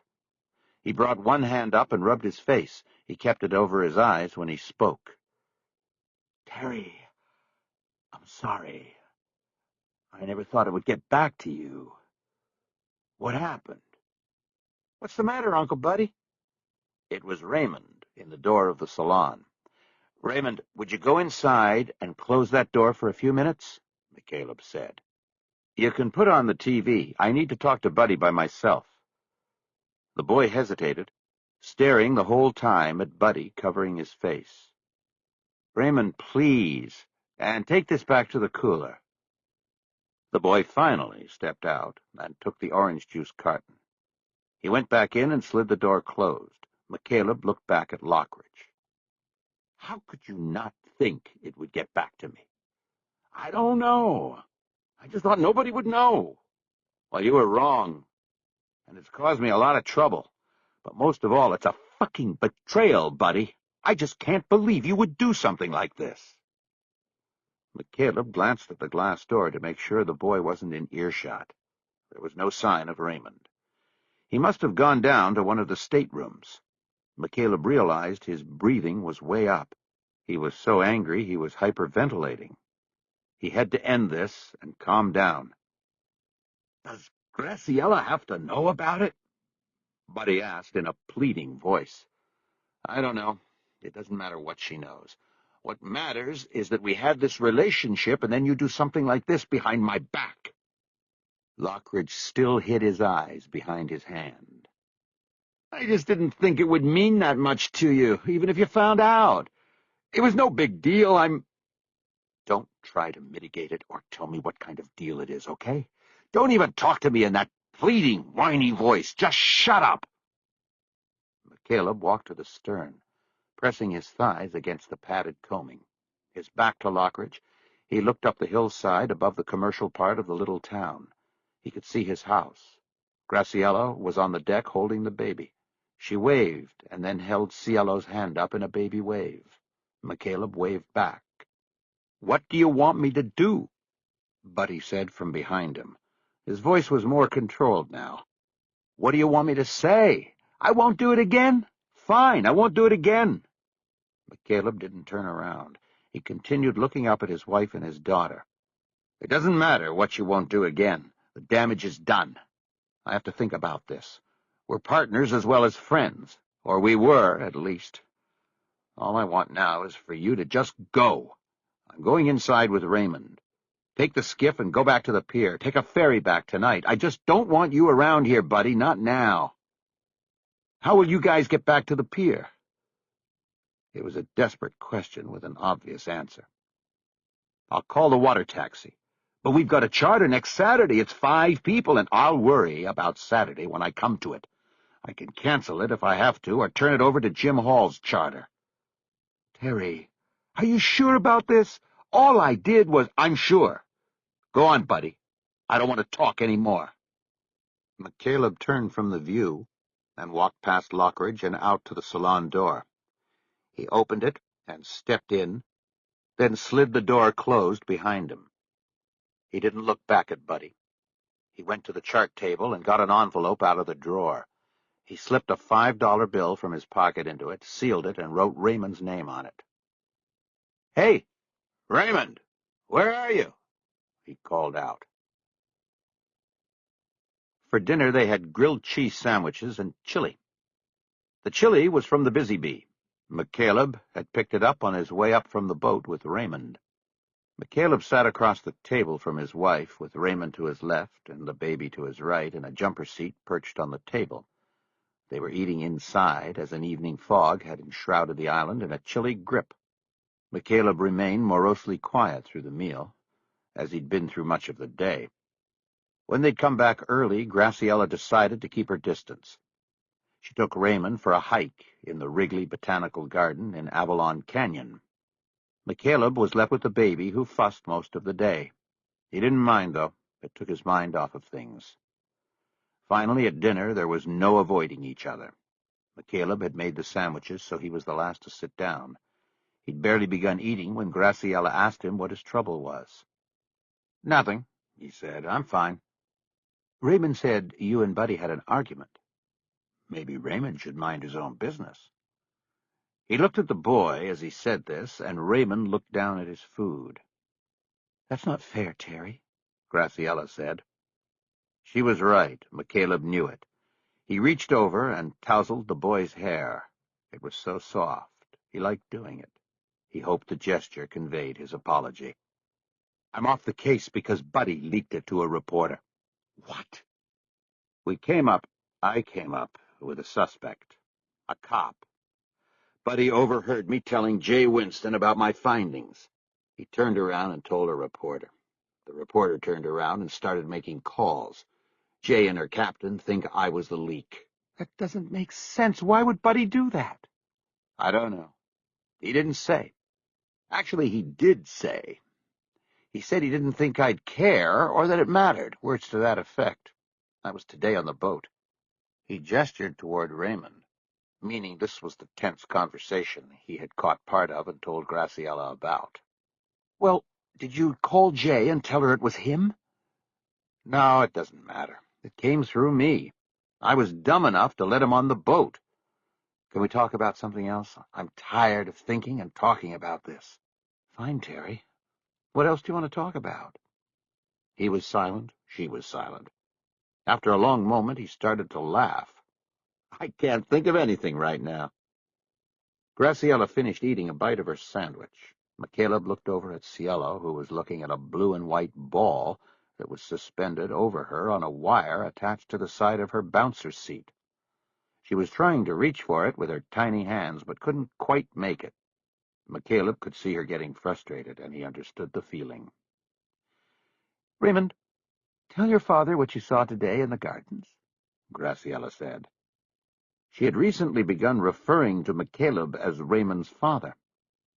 They had adopted him, but McCaleb didn't want to put any pressure on the boy to think of or refer to him as his father. Raymond usually called him Terry. We saw a Channel Islands fox, he said now. It was hunting in the canyon. I thought foxes hunted at night and slept during the day. Well, somebody woke him up then, because we saw him. He was big. Graciela nodded, confirming the sighting. Pretty cool, McCaleb said. Too bad you didn't get a picture. They ate in silence for a few minutes. Graciela used her napkin to clean spittle off the baby's chin. Anyway, McCaleb said, I'm sure you're happy that I'm off it, and things will be normal around here again. Graciela looked at him. I want you to be safe. I want the whole family to be together and safe. That's what makes me happy, Terry. He nodded and finished his sandwich. She continued. I want you to be happy.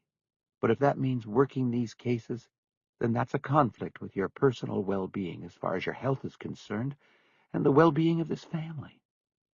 Well, you don't have to worry about it anymore. I don't think anybody will come calling on me again after this.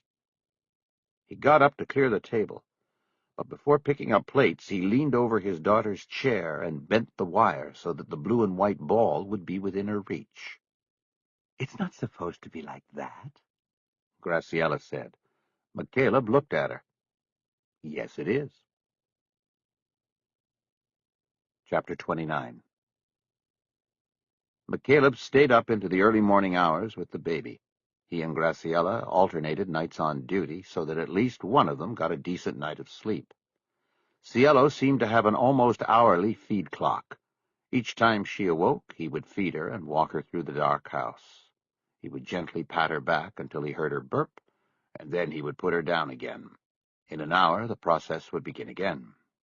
After each cycle, McCaleb would walk through the house and check the doors. It was a nervous habit, his routine.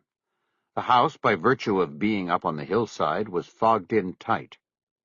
Looking through the rear windows, he couldn't even see the lights of the pier down below. He wondered if the fog stretched across the bay to Overland. Harry Bosch's house was up high. He wondered if he was standing at his window, looking into the misty nothingness as well. In the morning, Graciela took the baby, and McCaleb, exhausted from the night and everything else, slept until 11. When he came to, he found the house to be quiet. In his T-shirt and boxer shorts, he wandered down the hall and found the kitchen and family room empty. Graciela had left a note on the kitchen table saying she'd taken the children to St. Catherine's for the 10 o'clock service, and then to the market afterward. The note said they'd be back by noon. McCaleb went to the refrigerator and got out the gallon jug of orange juice. He poured a full glass and then took his keys off the counter and went back into the hallway to the locking cabinet. He opened it up and got out a plastic Ziploc bag containing a morning dose of the drug therapy that kept him alive. The first of every month, he and Graciela carefully put together the doses and put them in plastic bags marked with dates and whether they were the AM or PM dosage. It made it easier than having to open dozens of pill bottles twice a day. He took the bag back to the kitchen and began taking the pills 2 and 3 at a time with gulps of juice. As he followed this routine, he looked through the kitchen window and down to the harbor below. The fog had moved out. It was still misty, but clear enough for him to see the following sea and a skiff tied at its fantail. He went to one of the kitchen drawers and pulled out the set of binoculars Graciela liked to use when she was watching him on the boat heading in or out of the harbor with a charter party. He went out onto the deck and to the railing. He focused the binoculars. There was no one in the cockpit or up on the bridge of the boat. His view couldn't penetrate the mirrored sliding door of the salon. He moved his focus to the skiff. It was weathered green with a 1.5-horse outboard. He recognized it as being one of the rentals from the concession on the pier. McCaleb went back inside and left the binoculars on the counter while he swiped the remaining pills into his hand. He took them and the orange juice back to the bedroom. He quickly ingested the pills while he got dressed. He knew Buddy Lockridge would not have rented a boat to get to the following sea. Buddy knew which Zodiac was McCaleb's and would have simply borrowed that. Somebody else was on his boat. It took him 20 minutes to walk down to the pier because Graciela had the golf cart. He went to the boat rental booth first to ask who'd rented the boat, but the window was closed, and there was a sign with a clock face that said the operator would not be back until 12:30. McCaleb checked his watch. It was 10 after 12. He couldn't wait. He went down the ramp to the skiff dock and stepped onto his Zodiac and started the engine. As McCaleb moved down the fairway toward the following sea, he studied the side windows of the salon, but still couldn't see any movement or indication that someone was on the boat. He cut the engine on the Zodiac when he was 25 yards away, and the inflatable skiff glided the rest of the way silently. He unzipped the pocket of his windbreaker and removed the Glock 17, his service weapon from his time with the Bureau. The Zodiac bumped lightly into the fantail next to the rental skiff. McCaleb first looked into the skiff, but saw nothing other than a life vest and a flotation cushion. Nothing that indicated who'd rented the boat. He stepped onto the fantail and, while crouched behind the stern, wrapped the Zodiac's line around one of the rear cleats. He looked over the transom and only saw himself in the mirrored sliding door. He knew he would have to approach the door, not knowing if there would be someone on the other side watching him come in. He crouched down again and looked around. He wondered if he should retreat and come back with the harbor patrol boat. After a moment, he decided against it. He glanced up the hill at his house and then raised himself and swung his body over the transom. With the gun carried low and hidden behind his hip, he walked to the door and looked down at the lock. There was no damage or indication it had been tampered with. He pulled the handle and the door slid open. McCaleb was sure he'd locked it the day before when leaving with Raymond. He stepped inside. The salon was empty, no sign of intruder or burglary. He slid the door closed behind him and listened. The boat was silent. There was the sound of water lapping against the outside surfaces, and that was it. His eyes moved toward the steps leading to the lower deck staterooms and the head. He moved that way, raising the gun in front of him now. On the second of the 4 steps down, McCaleb hit a cracked board that sighed with his weight. He froze and listened for a response. There was only silence, and the relentless sound of water against the sides of the boat. At the bottom of the stairs was a short hallway with 3 doors. Directly ahead was the forward stateroom, which had been converted into an office and file storage room. To the right was the master's stateroom. To the left was the head. The door to the master's stateroom was closed, and McCaleb couldn't remember if it had been that way when he'd left the boat 24 hours earlier. The door to the head was wide open. and hooked on the inside wall so it wouldn't swing and slam when the boat was moving. The office door was partially open and swaying slightly with the movement of the boat. There was a light on inside the room, and McCaleb could tell it was the light over the desk, which was built into the lower berth of a set of bunk beds to the left of the door. McCaleb decided he would check the head first, followed by the office, and then the master last. As he approached the head, he realized that he smelled cigarette smoke. The head was empty, and too small to be used as a hiding place anyway. As he turned toward the office door and raised his weapon, a voice called out from within. "Come on in, Terry." He recognized the voice. He cautiously stepped forward and used his free hand to push open the door. He kept the gun raised. The door swung open, and there was Harry Bosch sitting at the desk, his body in a relaxed posture, leaning back and looking toward the door. Both his hands were in sight. Both were empty except for the unlit cigarette between two fingers of his right hand. McCaleb slowly moved into the small room, still holding the gun up, and aimed at Bosch. "You going to shoot me? You want to be my accuser and my executioner?" "This is breaking and entering." "Then I guess that makes us even." "What are you talking about?" "That little dance at my place the other night, what do you call that?" "Harry, I got a couple more questions about the case." "Only you never asked any real questions, did you? Instead, you take a look at my wife's picture and ask about that, and you ask about the picture in the hallway, and you drink my beer, and oh yeah, you tell me all about finding God in your baby daughter's blue eyes. So what do you call all of that, Terry?" Bosch casually turned the chair and glanced over his shoulder at the desk. McCaleb looked past him and saw his own laptop computer was open and turned on. On the screen, he could see that Bosch had called up the file containing the notes for the profile he was going to compose until everything changed the day before. "It feels like breaking and entering to me," Bosch said, his eyes on the screen. "Maybe worse." In Bosch's new posture, the leather bomber jacket he was wearing fell open, and McCaleb could see the pistol holstered on his hip. He continued to hold his own weapon up and ready. Bosch looked back at him. "I didn't get a chance to look at all of this yet. Looks like a lot of notes and analysis. Probably all first-rate stuff, knowing you. But somehow, someway, you got it wrong, McCaleb. I'm not the guy." McCaleb slowly slid back into the lower berth of the opposite set of bunks. He held the gun with a little less precision now. He sensed there was no immediate danger from Bosch. If he'd wanted to, he could have ambushed him as he'd come in. "You shouldn't be here, Harry. You shouldn't be talking to me." "I know. Anything I say can and will be used against me in a court of law. But who am I going to talk to? You put the bead on me. I want it off." "Well, you're too late. I'm off the case.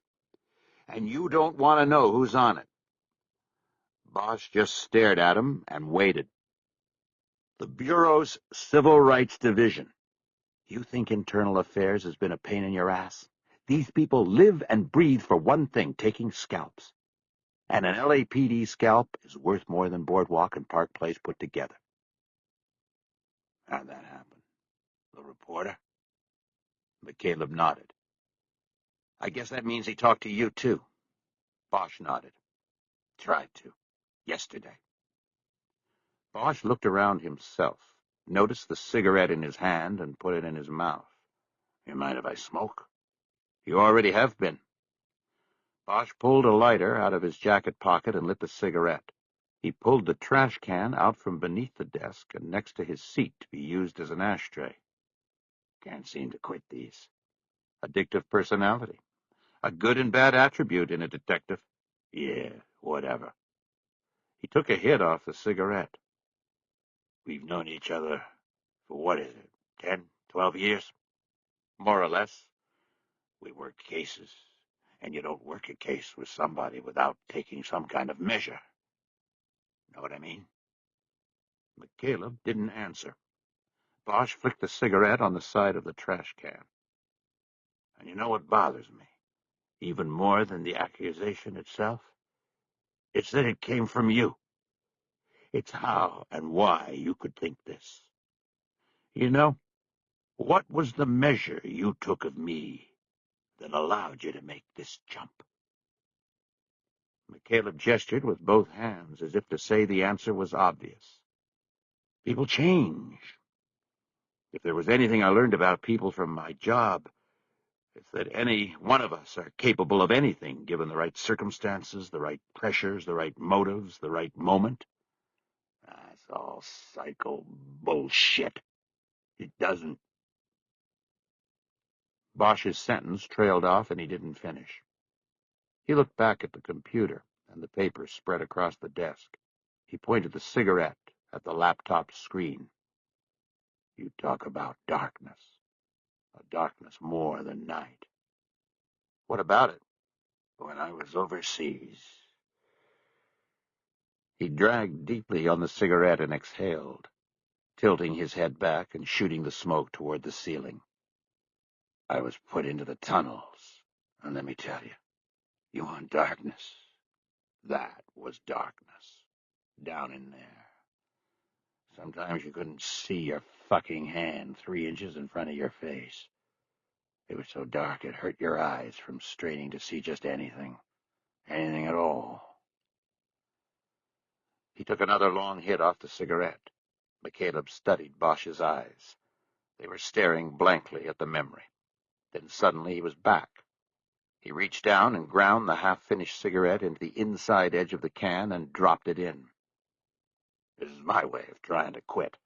I smoke these shitty menthol things and never more than half at a time. I'm down to about a pack a week. It's not going to work. I know. He looked up at McCaleb and smiled crookedly, in sort of an apologetic way. Quickly his eyes changed, and he moved back to his story. And sometimes it wasn't that dark down there in the tunnels. Somehow there was just enough light to make your way. And the thing is, I never knew where it came from. It was like it was trapped down there with the rest of us. My buddies and me, we called it lost light. It was lost, but we found it. McCaleb waited, but that was all Bosch said.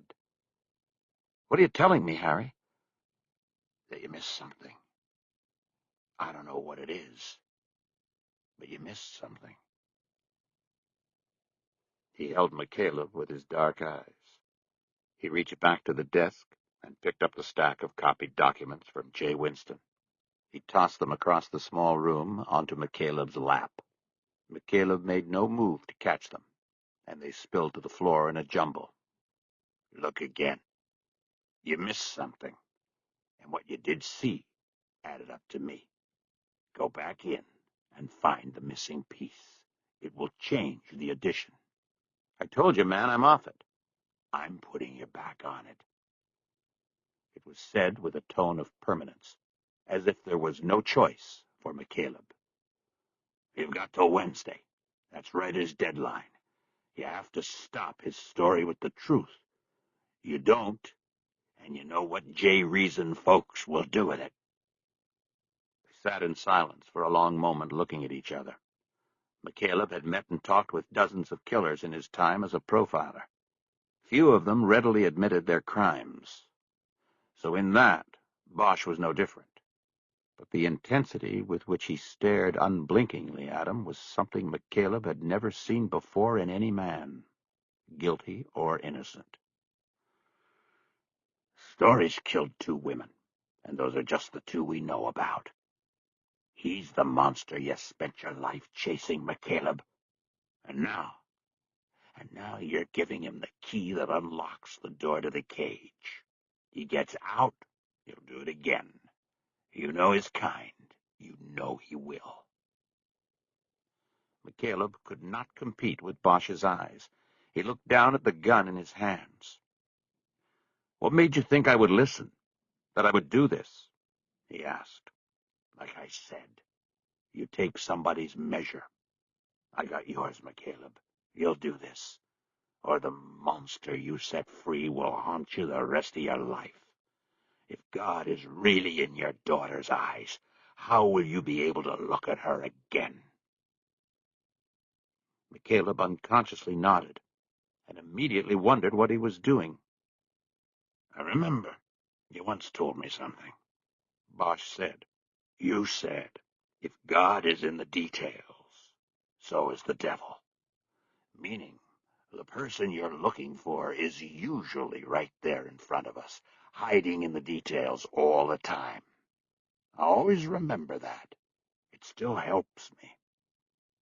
McCaleb nodded again. He looked down at the documents on the floor. Listen, Harry, you should know. I was convinced about this when I took it to Jay. I'm not sure I can be turned the other way. If you want help, I'm probably the wrong one to go to. Bosch shook his head and smiled. That's exactly why you're the right one. If you can be convinced, the world can be convinced. Yeah? Where were you on New Year's Eve? Why don't we start with that? Bosch shook his shoulders. Home. Alone? Bosch shook his shoulders again and didn't answer. He stood up to go. He put his hands in the pockets of his jacket. He went through the narrow door first and up the steps to the salon. McCaleb followed, now holding the gun at his side. Bosch slid the door open with his shoulder. As he stepped out onto the cockpit, he looked up at the cathedral of the hillside. Then he looked at McCaleb. So all that talk at my place about finding God's hand, was that bullshit? Interview technique or something? A statement designed to get a response that could fit into a profile? McCaleb shook his head. No, no bullshit. Good. I was hoping it wasn't. Bosch climbed over the transom to the fantail. He untied his rental boat and got in and sat down on the rear bench. Before starting the engine, he looked once more at McCaleb and pointed to the back of the boat. The following sea. What's that mean? My father named the boat. It was his originally. The following sea is the wave that comes up behind you, that hits you before you see it coming. I guess he named the boat as a sort of warning. You know, always watch your back. Bosch nodded. Overseas, we used to tell each other, watch 6. Now McCaleb nodded. Same thing. They were silent a moment. Bosch put his hand on the boat motor's pull handle, but didn't start the engine. You know the history of this place, Terry? I'm talking about back before the missionaries came. No, do you? A little. I used to read a lot of history books when I was a kid. Whatever they had in the library. I liked local history. L.A. mostly, and California. I just liked reading it. We took a field trip here from the youth hall once, so I read up on it. McCaleb nodded. The Indians that lived out here, the Gabrielinos, were sun worshippers, Bosch said. The missionaries came and changed all of that. In fact, they were the ones who called them Gabrielinos. They called themselves something else, but I don't remember what it was. But before all that happened, they'd been here, and they worshipped the sun. It was so important to life on the island, I guess they figured it had to be a god. McCaleb watched Bosch's dark eyes scan across the harbor.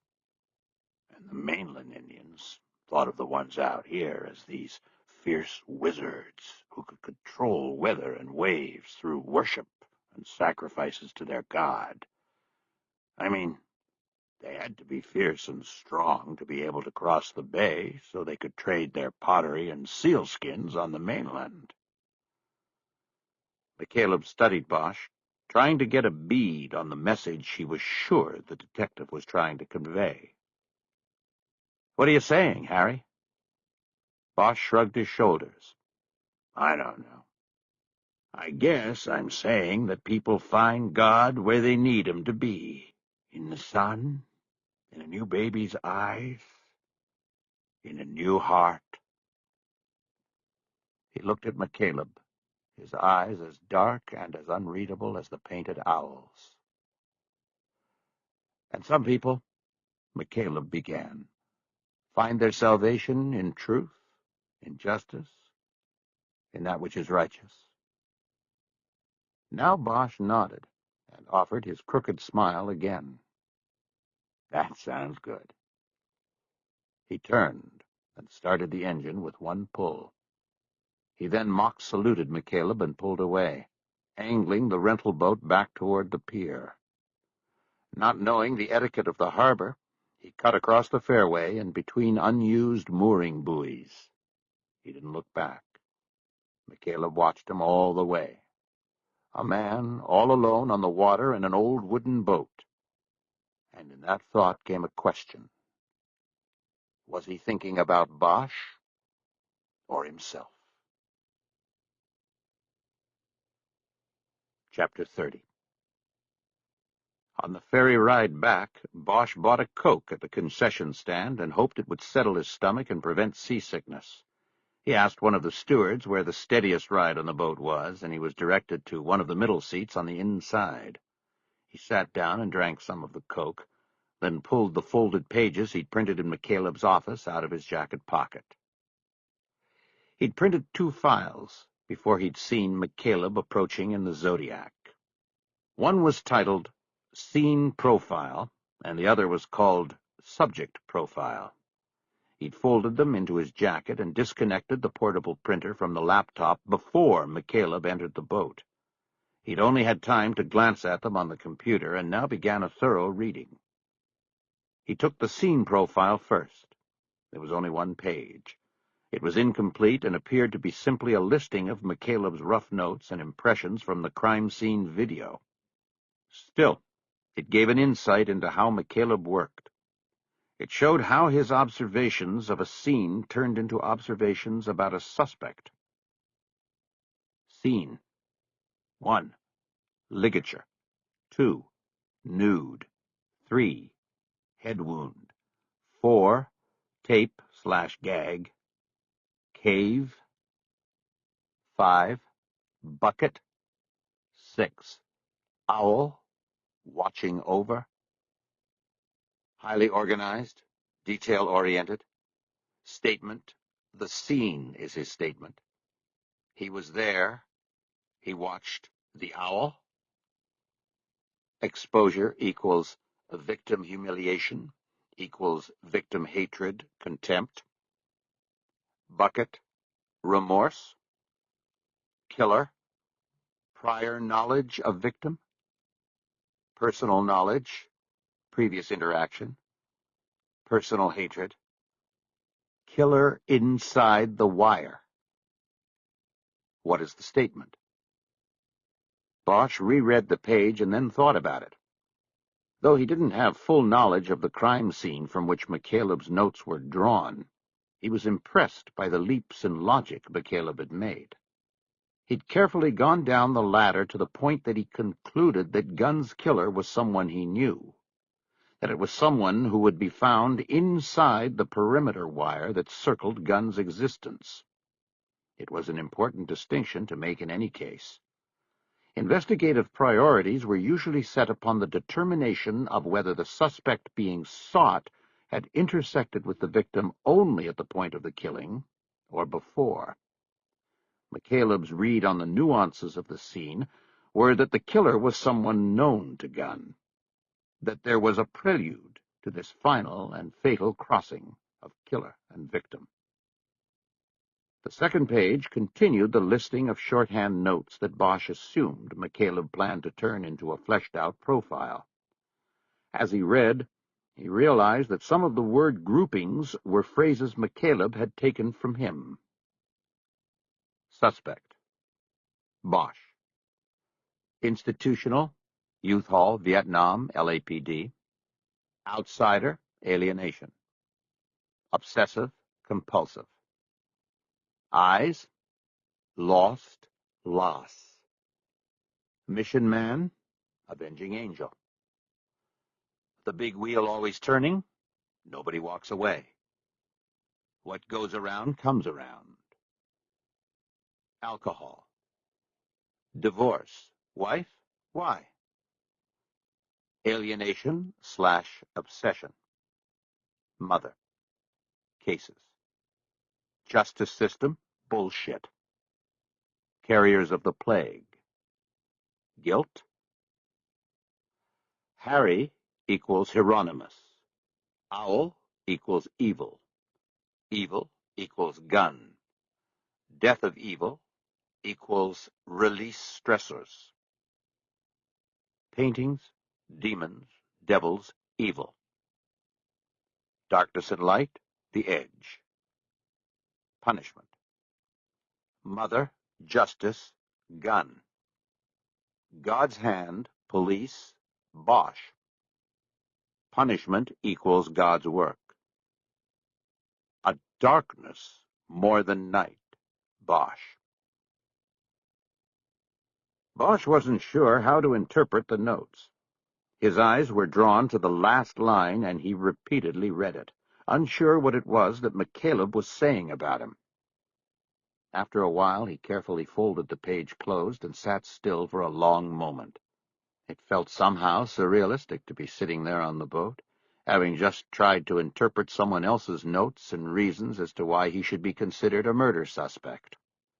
He felt himself getting queasy, and realized he might be getting seasick. He gulped down the rest of the Coke and got up. He put the pages back into his jacket pocket. Bosch headed toward the front of the boat and pushed through the heavy door to the bow. The cool air blasted him immediately. He could see the dim outline of the mainland in the distance. He kept his eyes on the horizon and breathed in deeply. In a few minutes, he started feeling better. Chapter 31.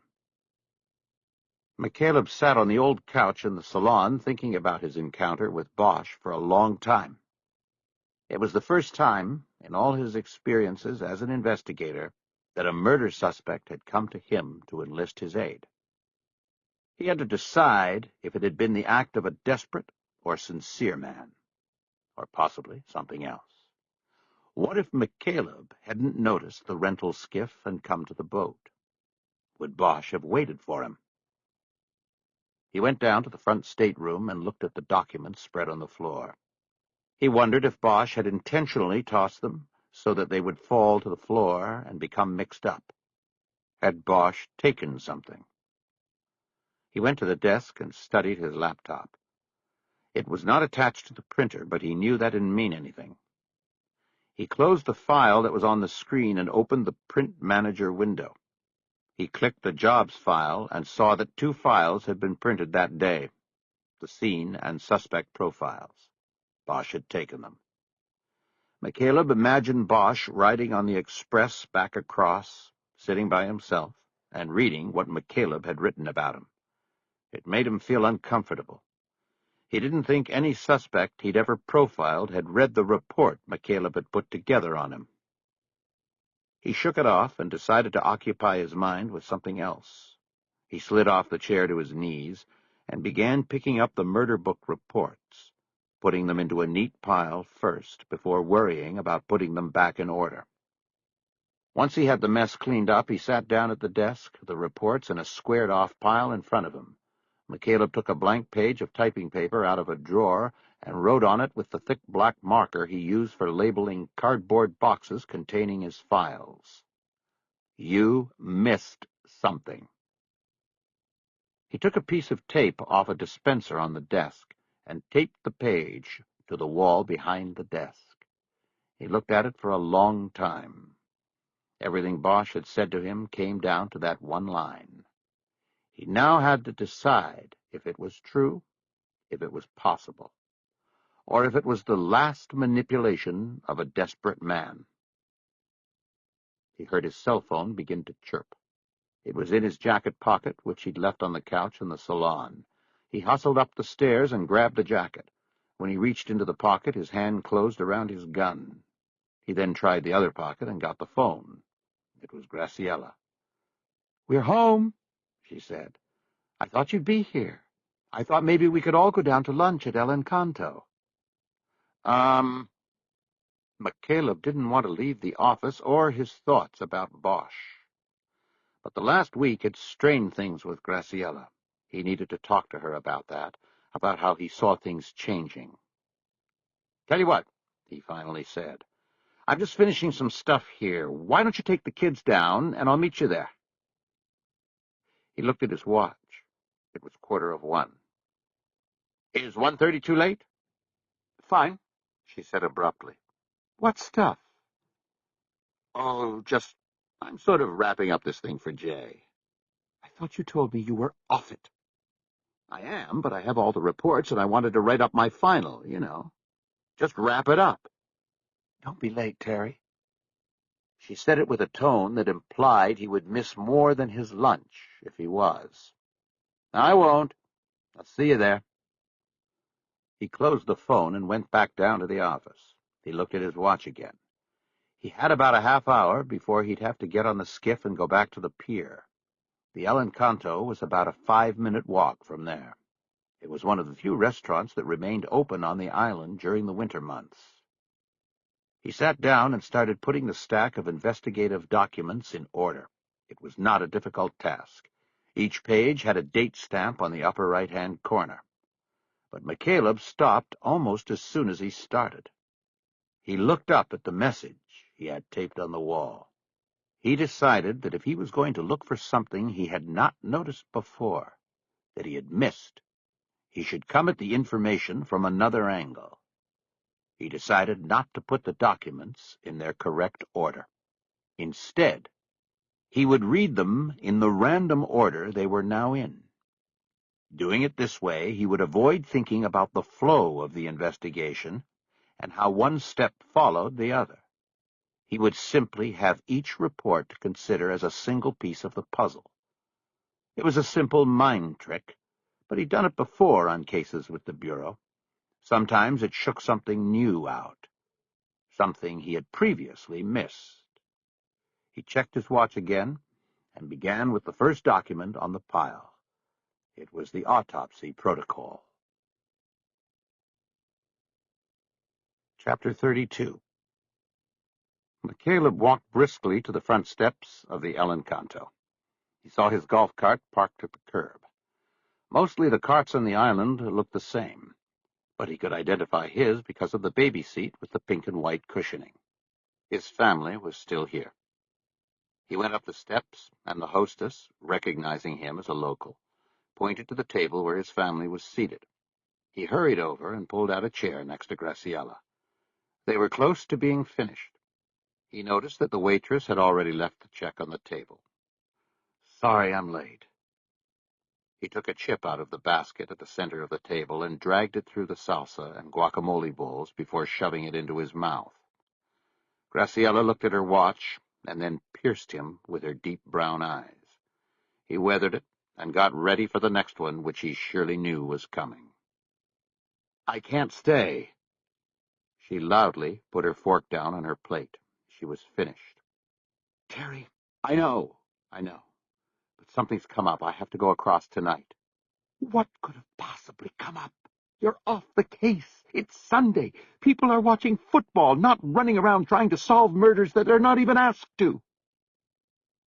She pointed to a television mounted in the upper corner of the room. 3 talking heads with thick necks sat at a counter with a football field behind them. McCaleb knew that the day's game would determine the Super Bowl contenders. He couldn't care less, though he did suddenly remember he'd promised Raymond that they would watch at least one of the games together. "I've been asked, Graciela." "What are you talking about? You said they asked you off the case." He told her about discovering Bosch on the boat that morning and what he'd asked McCaleb to do. "And this is the guy you told Jay probably did it?" McCaleb nodded. "How'd he know where you lived?" "He didn't. He knew about the boat, not where we live. You don't have to worry about that." "I think I do. Terry, you're going too far with this, and you're going completely blind to the dangers to yourself and your family. I think—" "Really? I think—" He stopped and reached into his pocket and pulled out 2 quarters. He turned to Raymond. "Raymond, are you finished eating?" "Yeah." "You mean yes?" "Yes." "Okay, take these. Go play the video machine over there by the bar." The boy took the quarters. "You're excused." Raymond hesitantly hopped down and then trotted into the next room, where there were tabletop video games that they'd played before. He chose a game McCaleb knew was Pac-Man and sat down. He was not out of McCaleb's sight. McCaleb looked back at Graciela, who had her purse up on her lap and was taking money out and putting it down on the check. "Graciela, forget about that. Look at me." She finished with the money and pushed her wallet back into the purse. She looked at him. "We have to go. Cece has to take her nap." The baby was in her bouncing chair on the table, one hand grasping the blue and white ball on the wire. "She's fine. She can sleep right there. Just listen to me for a minute." He waited, and she put a conceding look on her face. "All right. Say what you have to say, and then I have to leave." McCaleb turned and leaned close to Graciela so that his words would be heard only by her. He noticed the edge of one of her ears poking through her hair. "We're heading toward a big problem here, aren't we?" Graciela nodded, and immediately the tears came down her cheeks. It was as if his saying the words out loud had knocked down the thin defensive mechanism she'd constructed inside to protect herself and her marriage. McCaleb pulled the unused napkin out from beneath his silverware setting and handed it to her. He then put his hand on the back of her neck and pulled her toward him and kissed her on the cheek. Over the top of her head he saw Raymond watching them with a scared look on his face. "We've talked about this, Gracie," he began. "You have it in your head that we can't have our home and our family and everything else if this is what I do. The problem is in that word, if. That's the mistake here, because there is no if here. It's not if this is what I do. It is what I do. And I've gone too long thinking otherwise, trying to convince myself of something else." More tears came, and she held the napkin to her face. She cried silently, but McCaleb was sure people in the restaurant had noticed, and were watching them instead of the television above them. He checked on Raymond and saw the boy was back to playing the video game. "I know," Graciela managed to say. He was surprised by her acknowledgement. He took it as a good sign. "So then what do we do?" "I'm not talking about just now in this case. I mean, for now and forever. What do we do?" "Gracie, I'm tired of trying to be what I'm not, and of ignoring the thing inside that I know is what I'm truly all about. It took this case to finally make me realize it and admit it to myself." She didn't say anything. He wasn't expecting her to. "You know how I love you and the kids. That's not the issue. I think I can have both, and you think I can't. You've adopted this one or the other attitude, and I don't think it's right or fair." He knew his words were hurting her. He was drawing a line. One of them had to capitulate. He was saying it wasn't going to be him. "Look, let's think about this. This isn't a good place to talk. What I'm going to do is finish my work on this thing, and then we'll sit down and talk about our future. Is that okay?" She slowly nodded, but didn't look at him. "You do what you have to do," she said in a tone McCaleb knew would make him feel guilty forever. "I just hope you'll be careful." He pulled himself over and kissed her again. "I've got too much here with you not to be." He got up and came around the table to the baby. He kissed her on the top of the head and then unhitched the chair's safety belt and lifted her out. "I'll take her down to the cart," he said. "Why don't you get Raymond?" He carried the baby down to the cart and secured her in the safety seat. He put her bouncing chair in the rear storage compartment. Graciela came down with Raymond a few minutes later. Her eyes were swollen from the crying. McCaleb put his hand on Raymond's shoulder and walked him to the front passenger seat. "Raymond, you're going to have to watch the second game without me. I have some work I have to do." "I can go with you. I can help you." "No, it's not a charter." "I know, but I can still help you." McCaleb knew Graciela was looking at him, and he felt the guilt like the sun on his back. "Thanks, but maybe next time, Raymond. Put on your seatbelt." Once the boy was safely in, McCaleb stepped back from the cart. He looked at Graciela, who was no longer looking at him. "Okay," he said. "I'll be back as soon as I can, and I'll have the phone with me if you want to call." Graciela didn't acknowledge him. She pulled the cart away from the curb and headed up Marilla Avenue. He watched them until they were out of sight. Chapter 33. On the walk back to the pier, his cell phone chirped. It was Jay Winston returning his call. She was talking very quietly and said she was calling from her mother's house. McCaleb had difficulty hearing, so he sat down on one of the benches along the casino walk. He leaned forward with his elbows on his knees, one hand holding the phone tightly to one ear, his other hand clasped over the other. "We missed something," he said. "I missed something." "Terry, what are you talking about?" "In the murder book, in Gunn's arrest record, he was—" "Terry, what are you doing? You're off the case." "Says who? The FBI? I don't work for them anymore, Jay." "Then says me. I don't want you getting any further—" "I don't work for you either, Jay. Remember?" There was a long silence on the phone.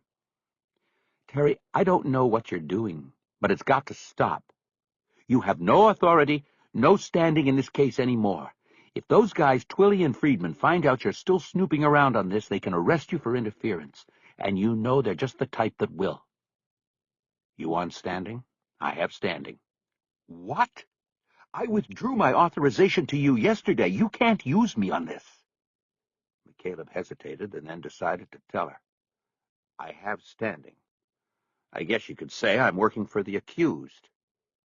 Now Winston's silence was even longer. Finally she spoke, her words delivered very slowly. "Are you telling me that you went to Bosch with this?"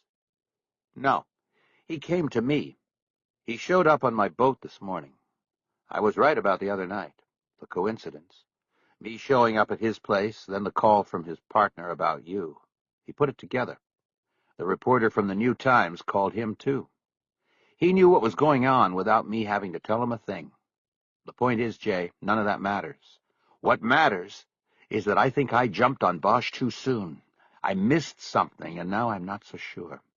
There's a chance all of this could be a setup." "He's convinced you?" "No, I convinced myself." There were voices in the background, and Winston told McCaleb to hold on. He then heard voices muffled by a hand over the phone. It sounded like arguing. McCaleb stood up and continued walking toward the pier.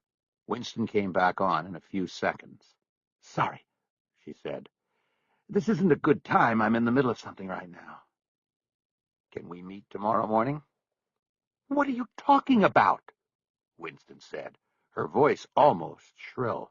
"You just told me you're working for the target of an investigation. I'm not going to meet with you. How the fuck would that look? Hold on." He heard her muffled voice apologizing for her language to someone. Then she came back on the line. "I really have to go. Look, I don't care how it would look. I'm interested in the truth, and I thought you would be too. You don't want to meet me, fine, don't meet me. I've got to go myself." "Terry, wait." He listened. She said nothing. He sensed that she was distracted by something there. "What, Jay?" "What is this thing you said we missed?" "It was in the arrest package from Gunn's last deuce. I guess after Bosch told you he'd spoken to him in lockup, you pulled all the records. I just scanned through it the first time I looked at the book." "I pulled the records," she said in a defensive tone. "He spent the night of December 30th in the Hollywood tank. That's where Bosch saw him.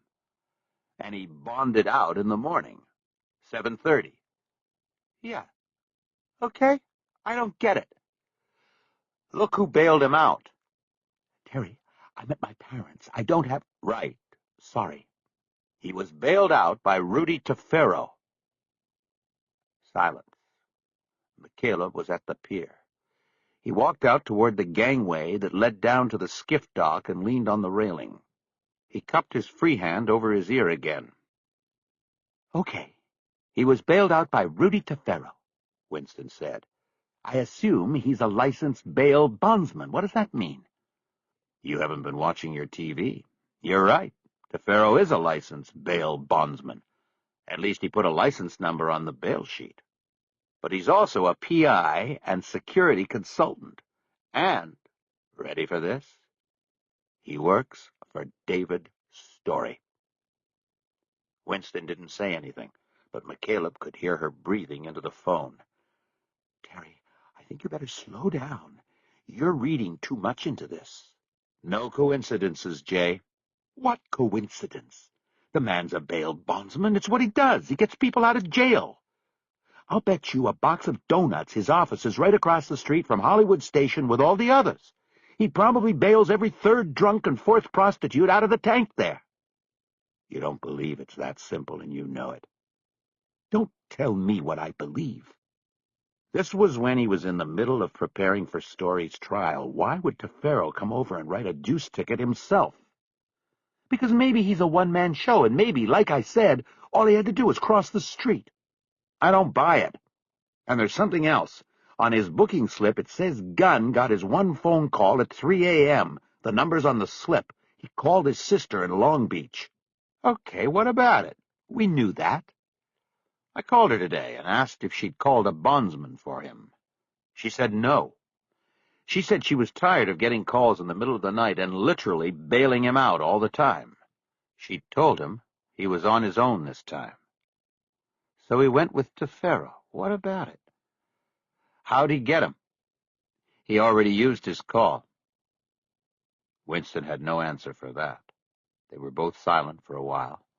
McCaleb looked out across the harbor.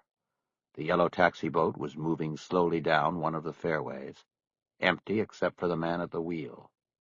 Men alone in their boats, McCaleb thought. What are you going to do? Winston finally asked. Where are you going with this? I'm coming back across tonight. Can you meet me in the morning? Where? When? The tone of her voice revealed that she was put out by the prospect of a meeting. 7:30, out front at the Hollywood Station. There was a pause, and then Winston said, wait a minute, I can't do this. If Hitchens gets wind of it, that will be the end. He'll ship me out to Palmdale. I'll spend the rest of my career pulling bones out of the desert sand. McCaleb was ready for that protest. You said the Bureau guys want the murder book back, right? You meet me. I'll have it with me. What's Hitchens going to say about that? There was silence as Winston considered this. Okay, that'll work. I'll be there. Chapter 34.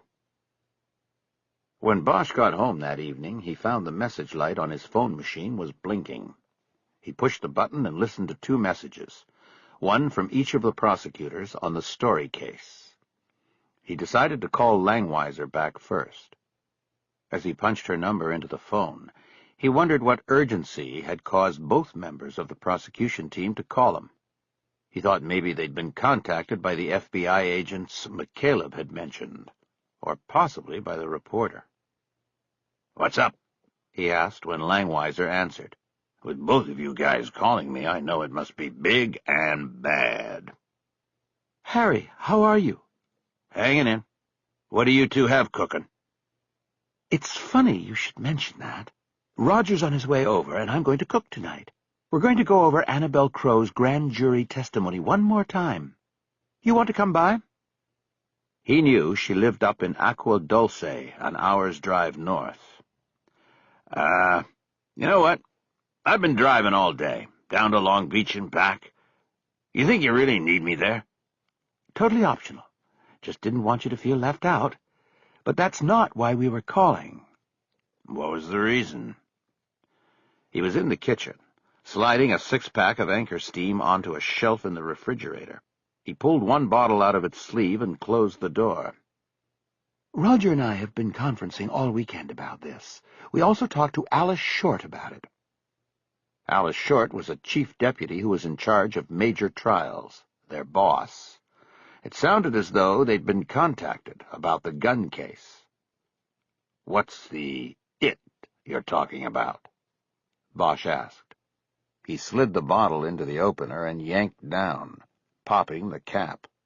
Well, we think the case has really gone by the numbers, really fallen together. In fact, it's bulletproof, Harry, and we think we should pull the trigger tomorrow. Bosch was quiet a moment while he tried to decipher all the weaponry coding. "You're saying you're going to rest tomorrow?" We think so. We'll probably talk about it again tonight, but we have Alice's blessing, and Roger really thinks it's the right move. What we'd do is put on a bunch of clean-up wits in the morning, and then bring Annabel Crow out after lunch. We'd end with her, a human story. She'll be our closer." Bosch was speechless. It might be the right move from a prosecutorial point of view, but that would put J. Reason folks in control of things as early as Tuesday. Harry, what do you think? He took a long pull on the bottle. The beer wasn't that cold. It had been in the car for a while. "I think you only get one shot," he said, continuing the weaponry imagery. "You two better think long and hard about it tonight while you're making the pasta. You don't get a second chance to put on a case." We know, Harry. And how'd you know I was making pasta? He could hear the smile in her voice. "Lucky guess." Well, don't worry. We'll think long and hard. We have been. She paused, allowing him a chance to respond, but he was silent. In case we go this way, what's the status on Crow? "She's waiting in the wings. Good to go." Can you reach her tonight? "No problem. I'll tell her to be there by noon tomorrow." Thanks, Harry. See you in the morning. They hung up. Bosch thought about things. He wondered if he should call McCaleb and tell him what was happening. He decided to wait. He walked out into the living room and turned on the stereo. The Art Pepper CD was still in the play slot. The music soon filled the room. Chapter 35. McCaleb was leaning against the Cherokee parked in front of the LAPD's Hollywood station when Winston pulled up in a BMW Z3 and parked. When she got out, she saw McCaleb studying her car. I was running late. I didn't have time to pick up a company car. "I like your wheels. You know what they say about L.A., you are what you drive." Don't start profiling me, Terry. It's too fucking early. Where's the book and the tape? He noted her profanity, but kept his thoughts on that to himself. He pushed off the car and went around to the passenger side. He opened the door and took out the murder book and the crime scene tape.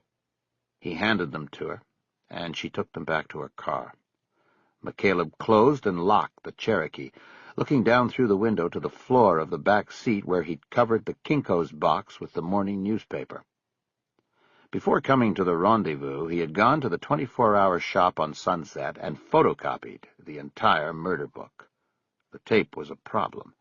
He didn't know where to get it dubbed on short notice, so he simply bought a videocassette at the Rite Aid near the marina and slipped the blank tape into the case Winston had given him.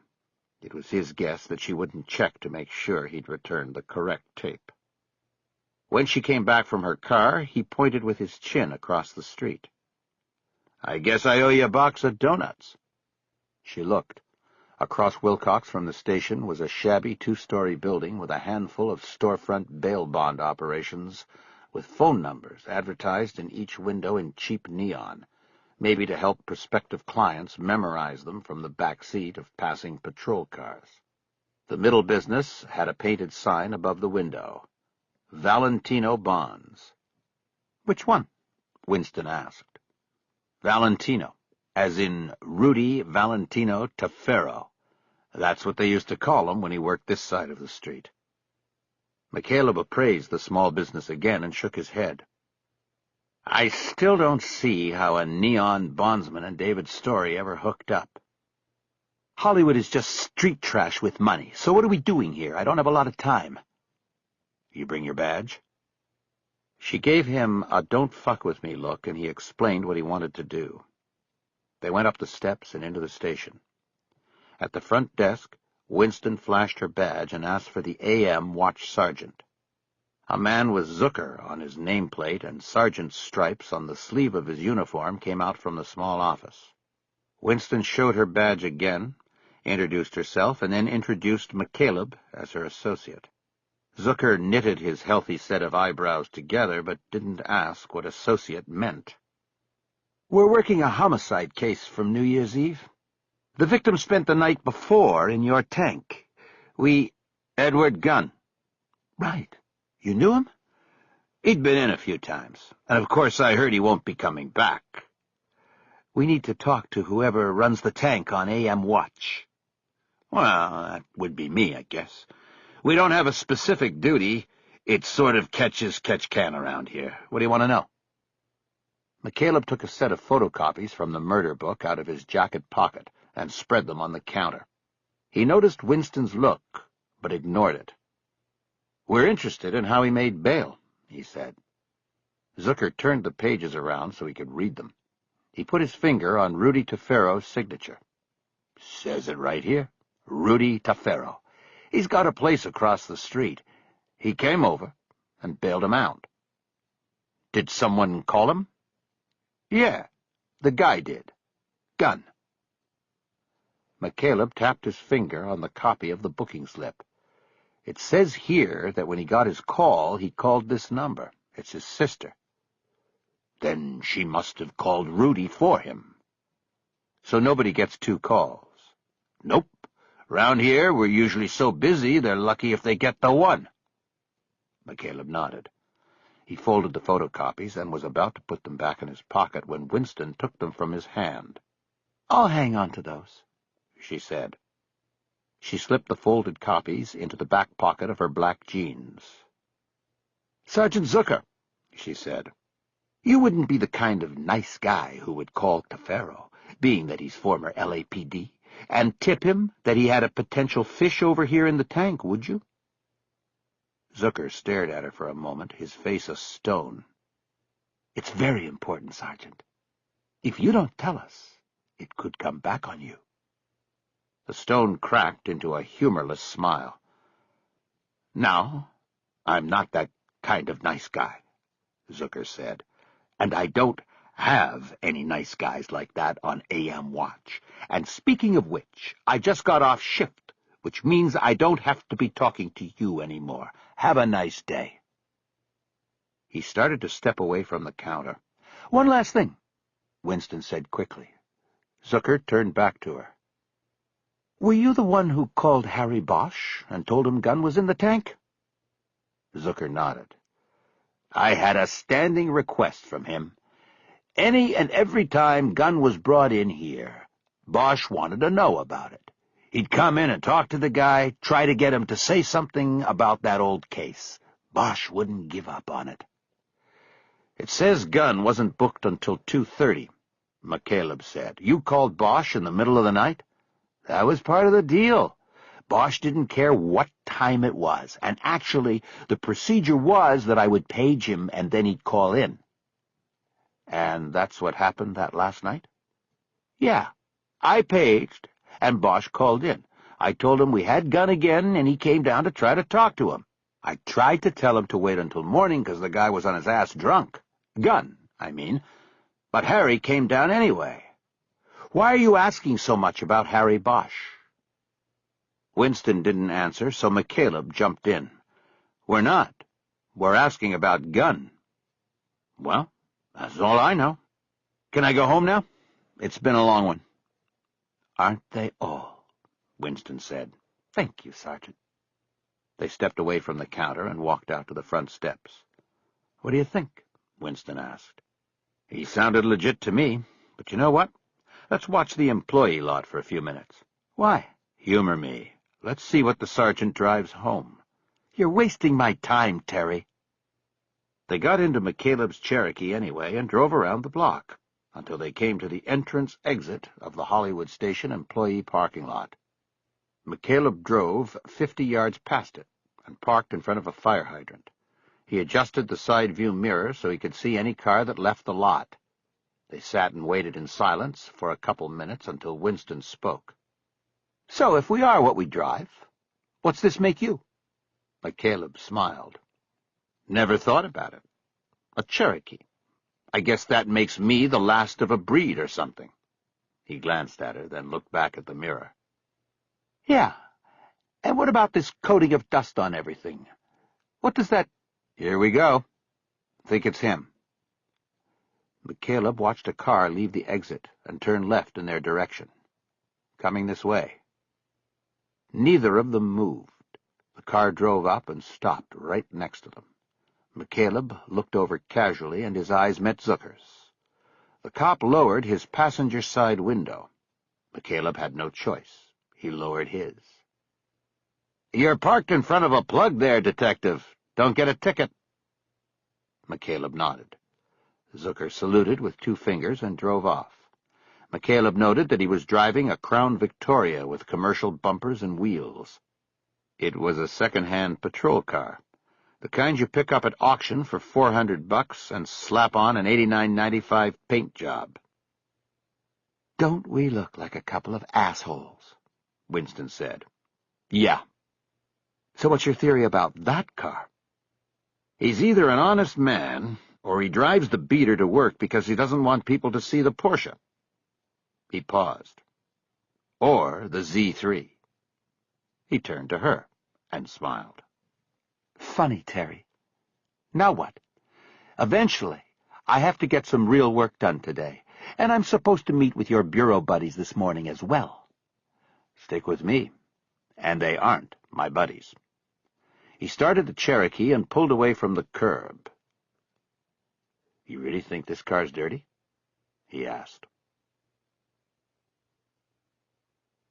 Chapter 36. The post office on Wilcox was a large World War II-era building with 25-foot-high ceilings and murals depicting bucolic scenes of brotherhood and good deeds covering the upper walls. As they walked in, McCaleb's eyes scanned the murals, but not for their artistic or philosophic merit. He counted 3 small cameras mounted above the public areas of the office. He pointed them out to Winston. They had a chance. They waited in line, and when it was their turn, Winston flashed her badge and asked for the on-site security officer. They were directed to a door next to a row of vending machines, and they waited nearly 5 minutes before it was opened and a small black man with gray hair looked out. "Mr. Lucas?" Winston asked. "That's right," he said with a smile. Winston showed the badge once more and introduced McCaleb simply by name. McCaleb had told her on the way over from Hollywood Station that calling him an associate wasn't working. "We're working a homicide investigation, Mr. Lucas, and an important piece of evidence is a money order that was purchased here and probably mailed here on December 22nd. The 22nd? That's right in the Christmas rush." "That's right, sir." Winston looked at McCaleb. "We noticed your cameras out there on the walls, Mr. Lucas," she said. "We'd be interested in knowing if you have a videotape from the 22nd. "Videotape," Lucas said, as if the word was foreign to him. "You are the security officer here, right?" Winston said impatiently. "Yes, I'm the security man. I run the cameras." "Can you take us back and show us your surveillance system, Mr. Lucas?" McCaleb said in a gentler tone. "Yep, sure can. Just as soon as you get authorization, I'll take you on back." "And how and where do we get authorization?" Winston asked. "From L.A. Regional, downtown." "Is there a specific person we talk to?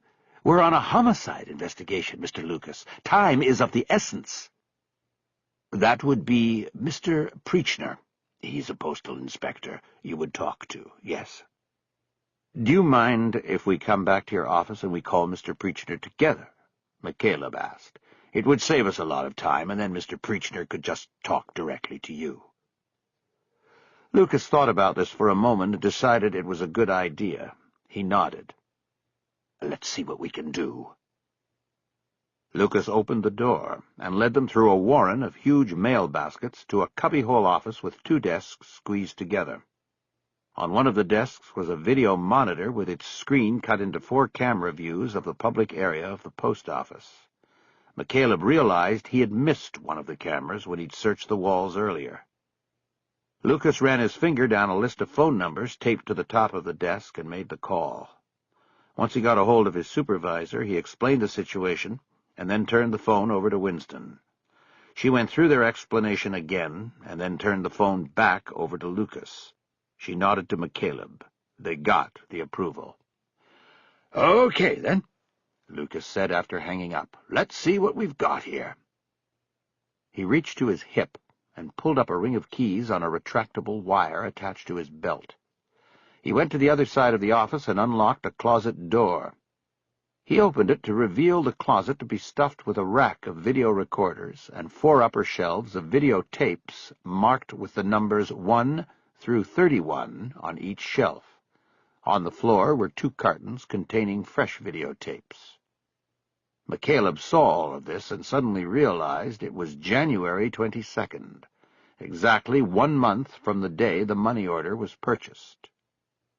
"Mr. Lucas, stop the machines," he said. "Can't do that. The machine's always got to roll. If we're open for business, then the tapes are rolling." "You don't understand. December 22nd is the day we want. We're taping over the day we want to look at." "Hold your horses, Detective McCallan. I have to explain the setup." McCaleb didn't bother correcting him on the name. There wasn't time. "Then hurry, please." McCaleb looked at his watch. It was 8:48. The post office had been open for 48 minutes. That was 48 minutes of the December 22nd tape erased with 48 minutes of the current day's taping. Lucas started explaining the taping procedure. 1 VCR for each of the 4 cameras. 1 tape in each machine at the start of each day. The cameras were set at 30 frames a minute, allowing 1 tape to cover the entire day. The tape for an individual day was held for a month, and used again if not reserved because of an investigation by the Postal Inspector's Service. "We've got a lot of scam artists and whatnot. You know how it is in Hollywood. We end up with a lot of tapes on reserve. The inspectors come in and get 'em, or we send 'em on down in dispatch." "We understand, Mr. Lucas," said Winston, an urgent tone in her voice as she apparently came to the same realization as McCaleb. "Can you please turn off the machines or replace the tapes in them? We are taping over what could be valuable evidence." "Right away," Lucas said. But he proceeded to reach into the carton of new tapes and take out 4 cassettes. He then peeled labels off a dispenser roll and put them on the tapes. He took a pen from behind his ear and wrote the date and some sort of coding on the labels. Then finally he started popping tapes out of the VCRs and replacing them with the new cassettes. "Now, how do you want to do this? These tapes are post office property. They're not leaving the premises. I can set you up over here at the desk. I've got a portable TV with built-in VCR if you want to use it." "Are you sure we just can't borrow them for the day?" Winston said. "I could have them back by—" "Not without a court order. That's what Mr. Preachner told me. That's what I'm going to do." "Then I guess we don't have a choice," Winston said, looking at McCaleb and shaking her head in frustration. While Lucas went to get the TV, McCaleb and Winston decided that McCaleb would stay and watch the videotape while Winston went to her office for an 11 a.m. meeting with the bureau men, Twilly and Friedman. She said she wouldn't be mentioning McCaleb's new investigation or the possibility that his earlier focus on Bosch may have been an error. She would return the copied murder book and crime scene tape. "I know you don't believe in coincidence, but that's all you have at the moment, Terry. You come up with something on the tape, and I'll bring it to the captain, and we'll blow Twilly and Friedman out of the water. But until you have it, I'm still in the doghouse and need something more than a coincidence to look anywhere other than at Bosch. What about the call to Farrell? What call? Somehow he knew Gunn was in the tank, and he came and bailed him out, so they could kill him that night and pin it on Bosch. I don't know about that call. If it wasn't Zucker, it was probably somebody else in the station he's got a sweetheart deal with. And the rest of what you just said is pure speculation without a single fact backing it up. I think it's— Stop, Terry. I don't want to hear it until you have something backing it up. I'm going to work. As if on cue, Lucas came back pushing a cart with a small television on top of it. "I'll set you up with this," he said. Mr. Lucas, I need to go to an appointment, Winston said. My colleague is going to look at the tapes. Thank you for your cooperation. Happy to be of service, ma'am. Winston looked at McCaleb. Call me. You want me to drive you back to your car? It's just a few blocks. I'll walk it. He nodded. Happy hunting, she said. McCaleb nodded. She had said that to him once before on a case that had not turned out so happily for him. Chapter 37. Langweiser and Kretzler told Bosch they were going ahead with the plan to rest their case by the close of the day. "We got him," Kretzler said, smiling and enjoying the adrenaline ride that came with making the decision to pull the trigger. "By the time we're done, he'll be tied down 9 ways till Sunday. We've got Hendricks and Crow today. We've got everything we need." "Except motive," Bosch said. Motive is not going to be important with a crime that's obviously the work of a psychopath, Langweiser said. Those jurors aren't going to go back into their little room at the end of this and say, "Yeah, but what was his motive?"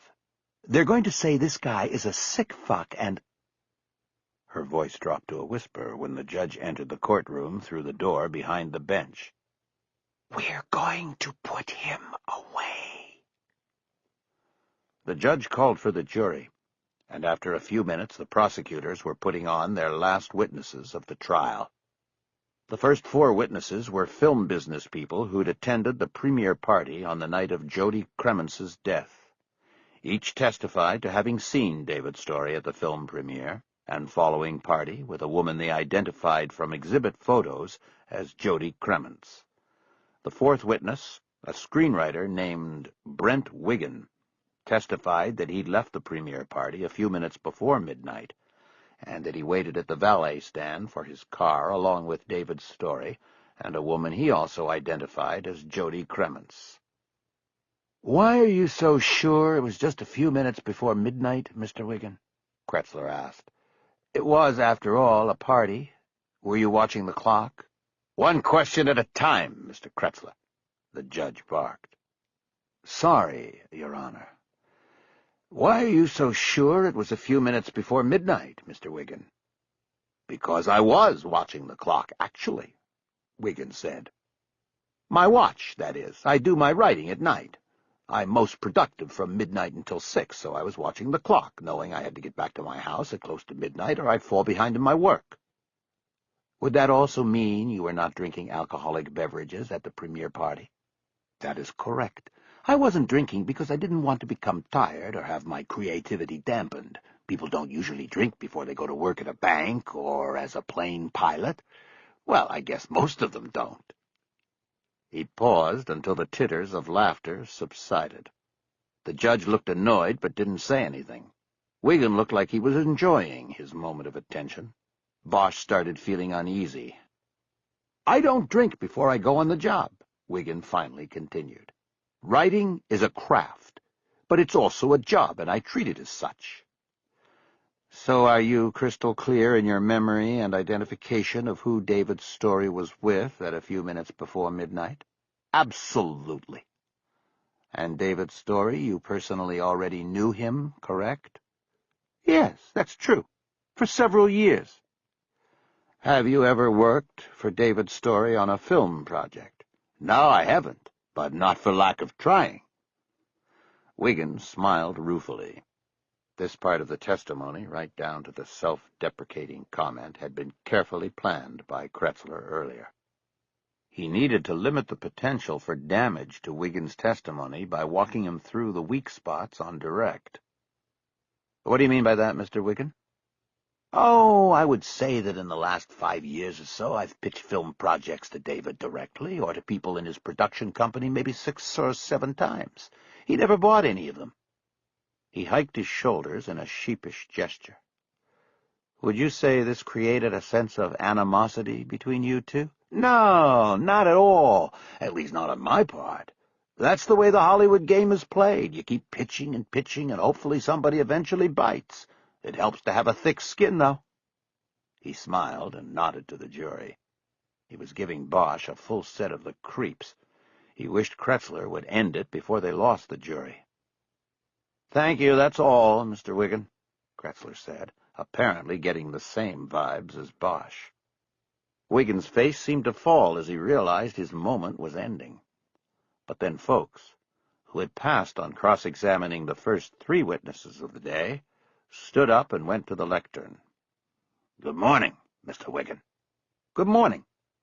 Wiggin raised his eyebrows in a what-do-we-have-here look. "Just a few questions. Could you list for the jury the titles of films that you've written that have been produced?" "Well, so far, nothing's been made. I've got some options, and I think in a few—" "I understand. Would you be surprised to know that in the last 4 years you've pitched Mr. Story or submitted film treatments to him on a total of 29 occasions, all of which were rejected?" Wiggins' face flushed with embarrassment. "Well, I guess that could be true. I don't really know. I don't keep a record of my rejections, as Mr. Story apparently does." He delivered the last line in a snippish manner, and Bosch almost winced. There was nothing worse than a witness on the stand who's caught in a lie and then gets defensive about it. Bosch glanced at the jury. Several of them were not looking at the witness, a sign that they were as uncomfortable as Bosch. Folks moved in for the kill. "You were rejected by the defendant on 29 occasions, and yet you say to the jury that you bear him no malice. Is that correct, sir?" "That's just business as usual in Hollywood. Ask anyone." "Well, Mr. Wiggin, I'm asking you. Are you telling this jury that you bear this man no ill will, when he's the same man who has constantly and repeatedly said to you your work is not good enough?" Wiggin almost mumbled his answer into the microphone. "Yes, that's true." "Well, you're a better man than me, Mr. Wiggin," folks said. "Thank you, Your Honor. Nothing further at this time." Bosch could feel a good bit of the air go out of the prosecution's balloon. With 4 questions in less than 2 minutes, folks had put Wiggins' entire credibility into question. And what was so absolutely perfect about the defense attorney's skillful surgery was that there was little Kretzler could do on redirect to resuscitate Wiggin. The prosecutor at least knew better than to try and perhaps dig the hole deeper. He dismissed the witness, and the judge broke for the mid-morning break of 15 minutes. After the jury was out and people started working their way out of the courtroom, Kretzler leaned across Langweiser to whisper to Bosch. "We should have known that this guy was going to blow up," he said angrily. Bosch just looked around to make sure no reporters were within earshot. He leaned toward Kretzler. "You're probably right," he said. "But 6 weeks ago you were the one who said he would do the vetting on Wiggin. He was your responsibility, not mine. I'm going to get coffee." Bosch got up and left the 2 prosecutors sitting there. After the break, the prosecutors decided they needed to immediately come back strong after the disastrous cross-examination of Wiggin.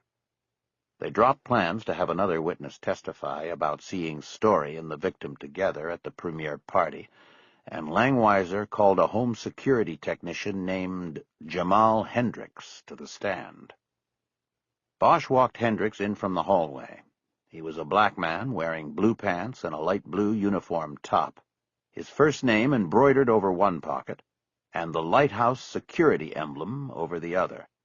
He was planning to go to work following his testimony. As they went through the first set of doors to the courtroom, Bosch asked Hendricks in a whisper if he was nervous. "Nah, man. Piece of cake," Hendricks replied.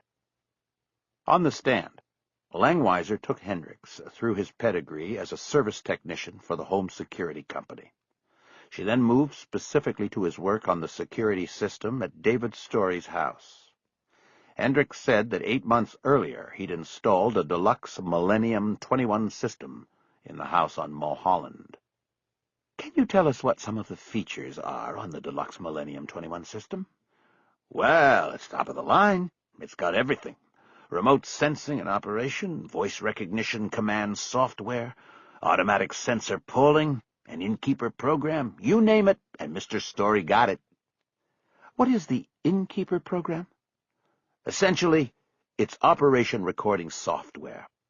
It lets you know what doors or windows have been opened and when the system has been turned on and off, what personal codes were used and whatnot. It keeps track of the whole system. It's primarily used in commercial industrial applications, but Mr. Story wanted a commercial system and it came included." "So he didn't specifically ask for the innkeeper program?" "I don't know about that.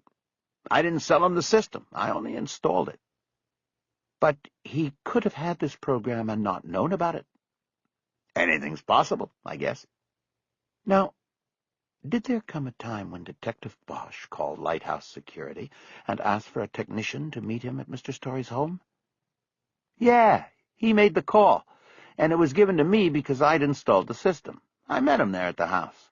This was after Mr. Story'd been arrested and was in lockup. Mr. Story's lawyer was there, too." "When was that exactly?" "That was November 11th. "What did Detective Bosch ask you to do?" "Well, first he showed me a search warrant. It allowed him to collect information from the system's chip." "And did you help him with that?" "Yeah, I downloaded the innkeeper data file and printed it out for him." Langweiser first introduced the search warrant, the third executed during the investigation, as an exhibit. Then she introduced the printout Hendricks had just testified about. "Now, Detective Bosch was interested in the innkeeper records for the evening of October 12th going into the morning of October 13th. Is that correct, Mr. Hendricks?" "Right." "Can you look at the printout and read the entries for that time period?"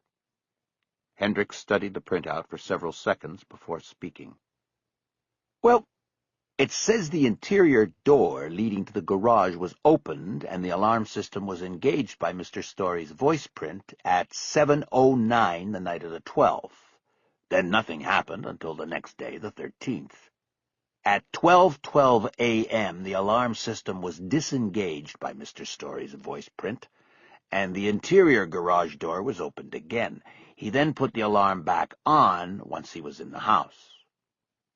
Hendricks studied the printout before continuing. "The system remained at status until 3:19 when the alarm was shut off. The interior garage door was then opened and the alarm system was engaged once more by Mr. Story's voice print. Then 42 minutes later, at 4:01 a.m., the alarm was disengaged by Mr. Story's voice print. The garage door was opened, and the alarm system was engaged again. There was no other activity until 11 a.m. when the alarm was disengaged by the voice print of Batilda Lockett." "Do you know who Batilda Lockett is?" "Yes. When I installed the system, I set up her voice acceptance program. She's Mr. Story's executive assistant."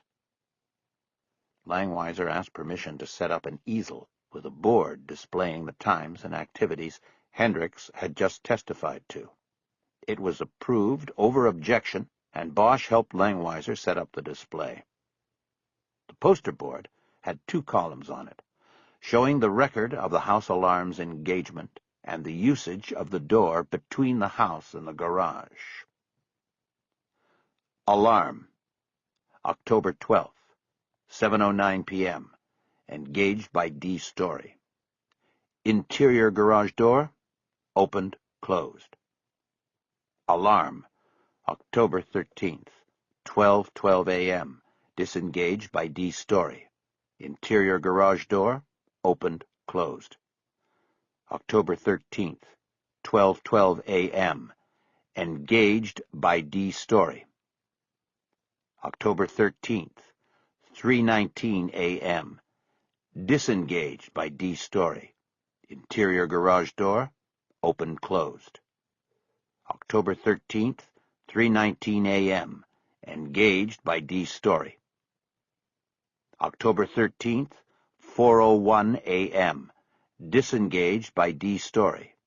Interior garage door, open, closed.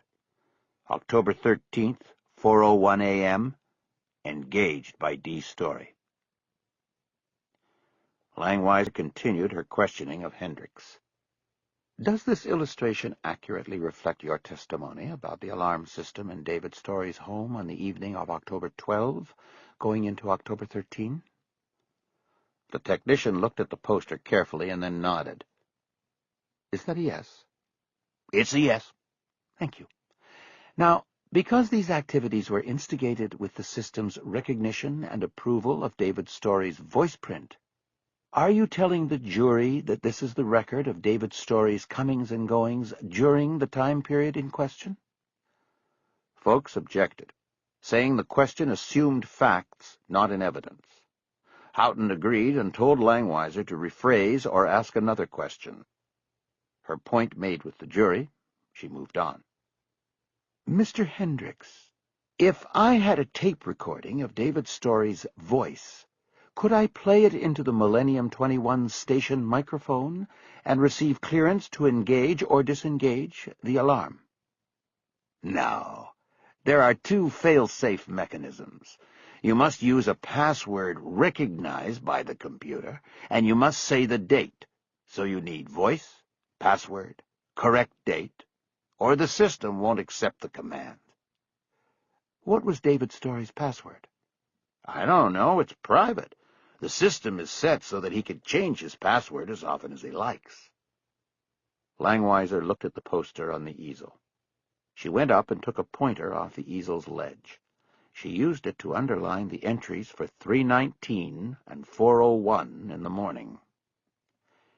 Can you tell from these entries whether someone with Mr. Story's voice left the house at 3:19 and returned at 4:01, or if it was the other way around?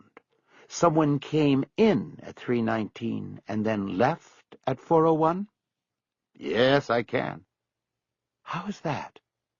The system also records which transmitter stations are used to engage and disengage the system. In this house, the stations are set on either side of 3 doors. You know, outside and inside the door. The 3 are the front door, the door to the garage, and one of the doors to the rear deck. The transmitters are on the outside and the inside of each door. Whatever one is used gets recorded in the innkeeper program. Can you look at the printout for Mr. Story's system that you looked at earlier and tell us what transmitters were used during the 3:19 and 4:01 entries? Hendricks studied his paperwork before answering. Yes. At 3:19, the exterior transmitter was used. That means somebody was in the garage when they turned the alarm on in the house. Then at 4:01, the same exterior transmitter was used to turn the alarm off. The door was then opened and closed. Then the alarm was turned back on from the inside. So someone came home at 4:01, is that what you're saying? Yes, right. And the system computer registered this someone as David Story, correct? It identified his voice, yes. And this person would have had to have used Mr. Story's password and given the correct date as well? Yes, that's right. Langweiser said she had no further questions. Folks told the judge he had a quick cross-examination. He bounded to the lectern and looked at Hendricks. Mr. Hendricks, how long have you worked for Lighthouse? 3 years next month. So, you were employed by Lighthouse on January 1st a year ago, the so-called Y2K changeover? Yes. Hendricks said hesitantly. "Can you tell us what happened to many of Lighthouse's clients on that day?" We had a few problems." "A few problems, Mr. Hendricks?" "We had system failures."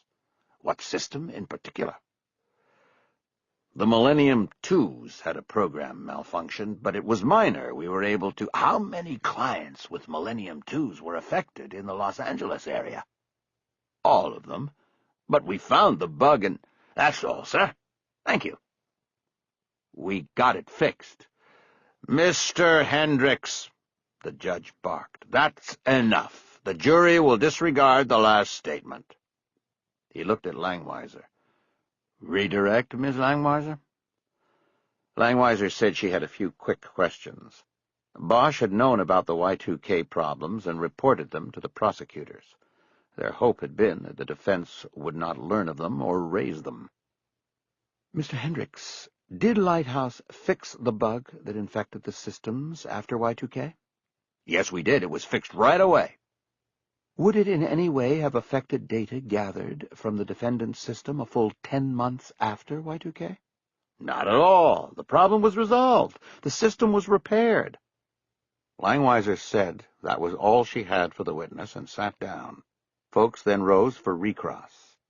"The bug that was fixed, Mr. Hendricks, that was the bug they knew about, correct?" Hendricks made a confused look. "Yeah, that was the one that caused the problem." "So what you're saying is that you only know about these bugs when they cause a problem?" Usually."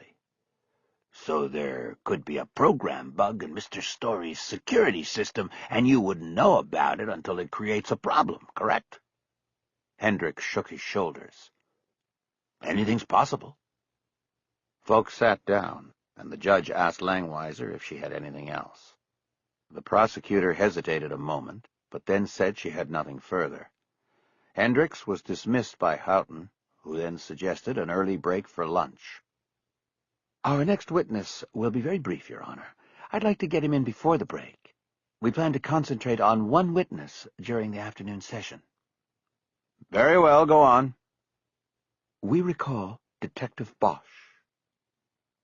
Bosch got up and went to the witness stand, carrying the murder book. This time he did not touch the microphone.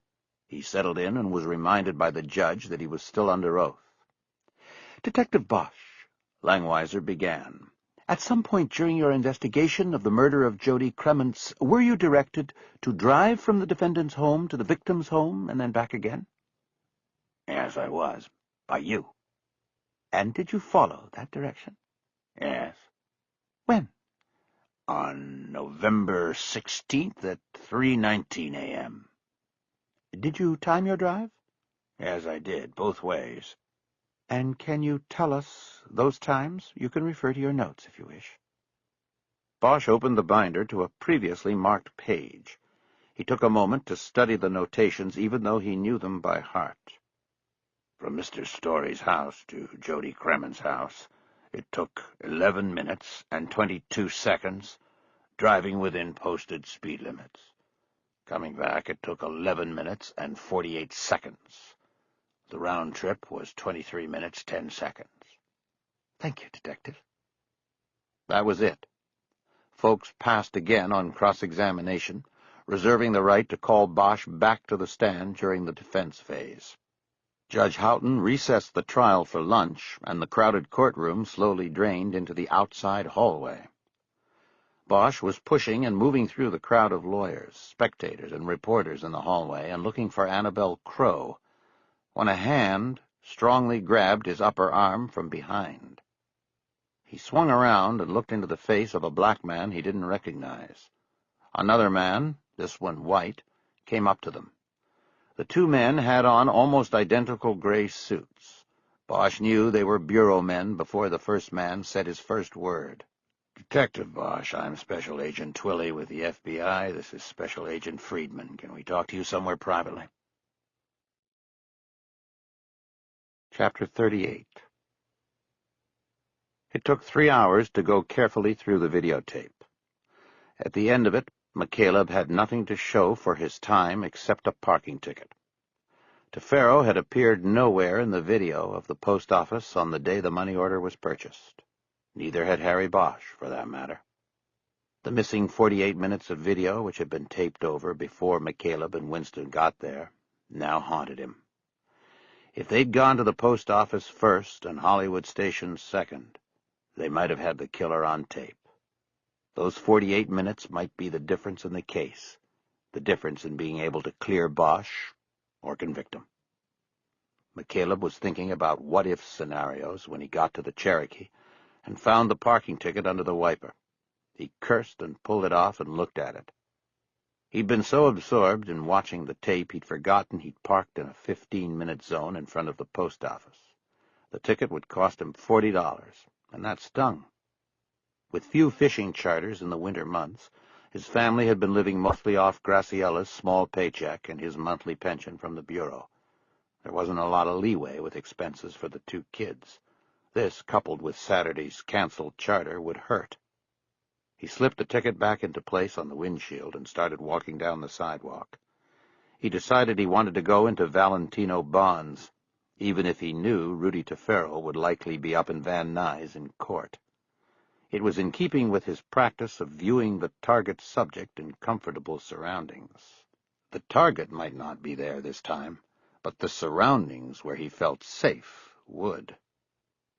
As he walked, he took out his cell phone and called Jay Winston, but got her machine. He hung up without leaving a message and paged her. 4 blocks later, when he was almost to Valentino Bonds, she called back. "I got nothing," he reported. "Nothing?" "No Tefero and no Bosch." "Damn! It had to have been on that missing 48 minutes. We should have gone to the post office first. I know, my fault. The one thing I did get was a parking ticket." "Sorry, Terry." "Which at least gives me an idea. It was right before Christmas and crowded. If he was in a 15-minute zone, he might have gone over while waiting in line. The parking enforcement goons in this city are like Nazis. They wait in the shadows. There's always a chance there was a ticket. It should be checked." "Son of Sam?" "Right." She was referring to the New York City serial killer who was tripped up in the 1970s by a parking ticket. "I'll take a shot at it. See what I can do." "What are you going to do?" "I'm about to check out Valentino Bonds." "Is he there?" "He's probably up in court. I'm going to go up there next, see if I can talk to Bosch about all of this." "Better be careful. Your colleagues from the Bureau said they were going up to see him at lunch. They might still be around when you get there." "What? They're expecting Bosch to be so impressed by their suits that he confesses or something?" "I don't know. Something like that. They were going to brace him, get some stuff on the record, and then go find the contradictions. You know, routine word trap." "Harry Bosch is not routine. They're wasting their time." "I know. I told him. But you can't tell an FBI agent anything. You know that." He smiled. "Hey, if this goes the other way and we take down Tefero, I want the sheriff to pay for this ticket." "Hey, you're not working for me. You're working for Bosch, remember? He pays parking tickets. The sheriff only pays for pancakes." "All right, I'm going to go." "Call me." He slid the phone into the pocket of his windbreaker and opened the glass door of Valentino Bonds. It was a small white room with a waiting couch and a counter. It reminded McCaleb of a motel office. There was a calendar on the wall depicting a beach scene from Puerto Vallarta. Behind the counter, a man sat with his head down, filling in a crossword puzzle. Behind him was a closed door to what was probably a rear office. McCaleb put a smile on his face and started walking with purpose around the counter before the man there even looked up. "Rudy? Hey, Rudy, come on out of there." The man looked up as McCaleb passed him and opened the door. He stepped into an office that was more than twice the size of the front room. "Rudy?" The man from the counter came in right behind him. "Hey, man, what are you doing?" McCaleb turned, scanning the room. "Looking for Rudy. Where is he?" "He's not here. Now, if you would step—" He told me he'd be here, that he didn't have to be in court until later. Scanning the office, he saw the rear wall was covered with framed photos. He took a step closer. Most of them were shots of Tefero with celebrities he'd either bailed out or worked with as security consultant. Some of the photos were clearly from his days working across the street at the cop shop. "Excuse me, just who are you?"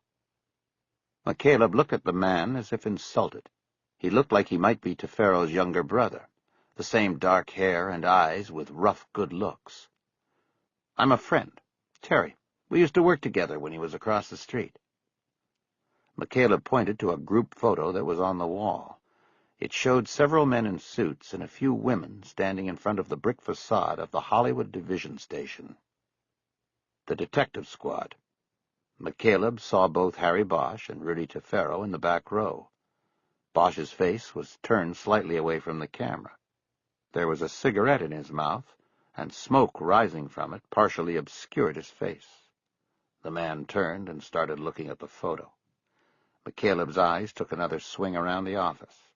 The room was nicely appointed, with a desk to the left and a sitting area to the right, with 2 short couches and an oriental rug. He stepped closer to the desk to look at a file sitting at center on the blotter, but the file, though an inch thick with documents, had nothing written on the tab. "What the fuck? You're not on here." "Yes, I am," McCaleb said without turning from the desk. "I was smoking. You can't see my face." There was a file tray to the right of the blotter that was stacked with folders. McCaleb leaned his head at an angle to check the tabs. He saw an assortment of names, some of them recognizable as entertainers or actors, but none of them correlating to his investigation. "Bullshit, man. That ain't you. That's Harry Bosch." "Really? You know Harry?" The man didn't answer. McCaleb turned around. The man was looking at him with angry, suspicious eyes. For the first time, McCaleb saw that he held an old billy club down at his side. "Let me see." He walked over and looked at the framed photo. "You know, you're right. That's Harry. I must have been in the one they took the year before. I was working undercover when they took this one and couldn't be in the picture." McCaleb nonchalantly took a step toward the door. Inside, he was bracing to get hit with the bat. "Just tell him I was here, okay? Tell him Terry stopped by." He made it to the door, but one last framed photo caught his eye. It showed Tefero and another man side by side, jointly holding a polished wood plaque in their hands. The picture was old. Tefero looked almost 10 years younger. His eyes were brighter, and his smile seemed genuine. The plaque itself was hanging on the wall next to the photo. McCaleb leaned closer and read the brass plate attached at the bottom. "Rudy Tefero, Hollywood Boosters Detective of the Month, February 1995.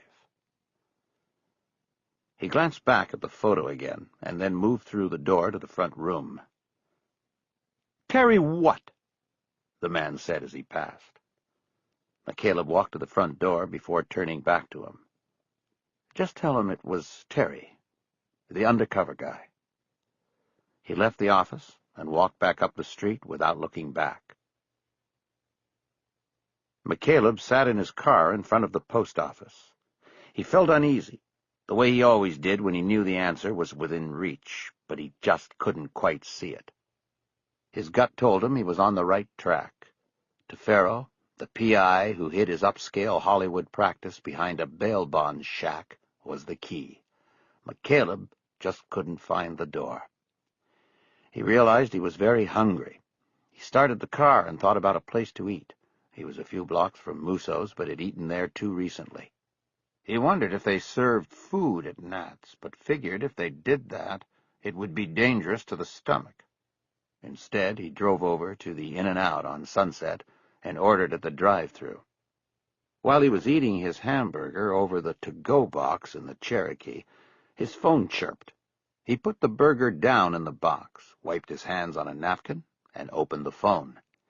"You're a genius." It was Jay Winston. "What?"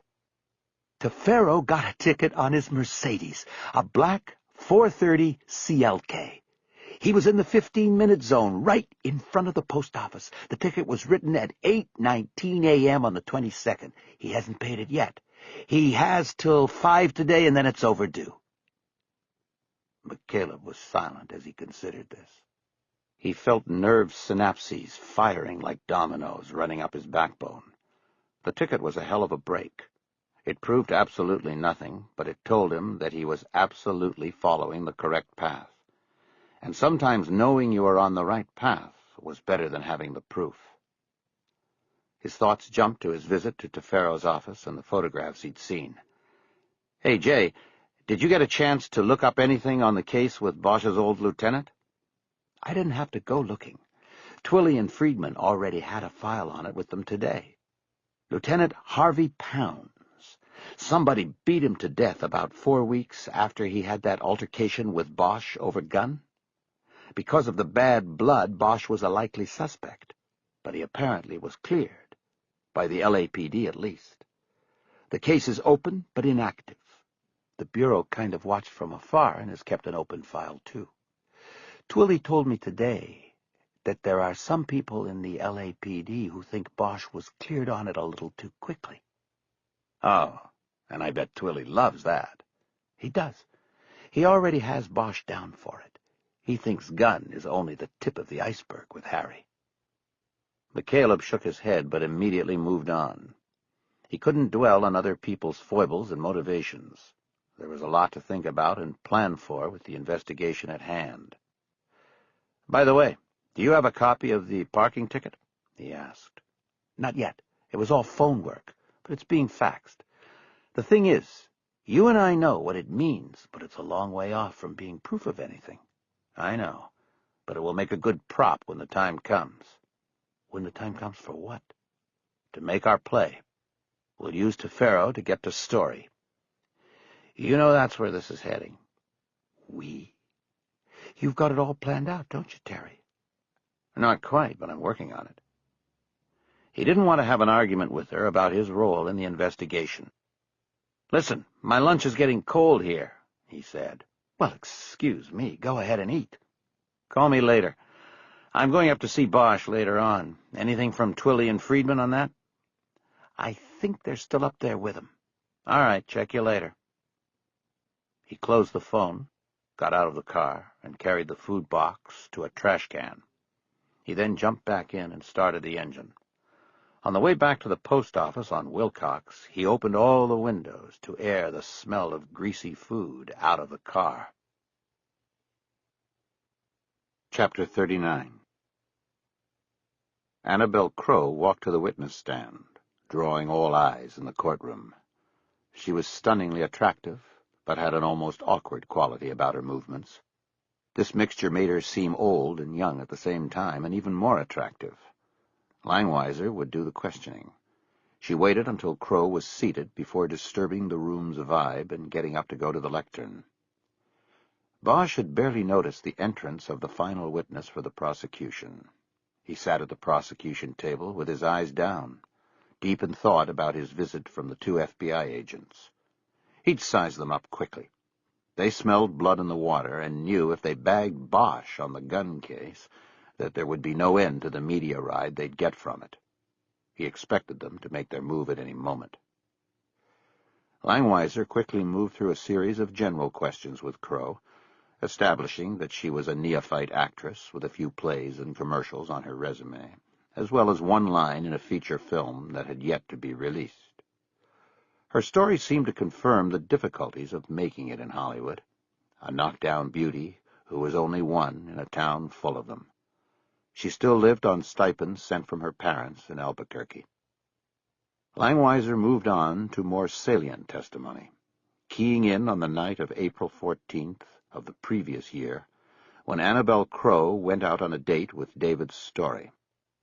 After quickly drawing brief descriptions of the dinner and drinks the couple enjoyed at Dantana's in West Hollywood, Langweiser moved to the latter half of the evening, when Annabelle accompanied Story to his home on Mulholland Drive. Crowe testified that she and Story shared a whole pitcher of margaritas on the back deck of his house before they went to his bedroom. "And did you go willingly, Miss Crow?" "Yes, I did." "You engaged in sexual relations with the defendant?"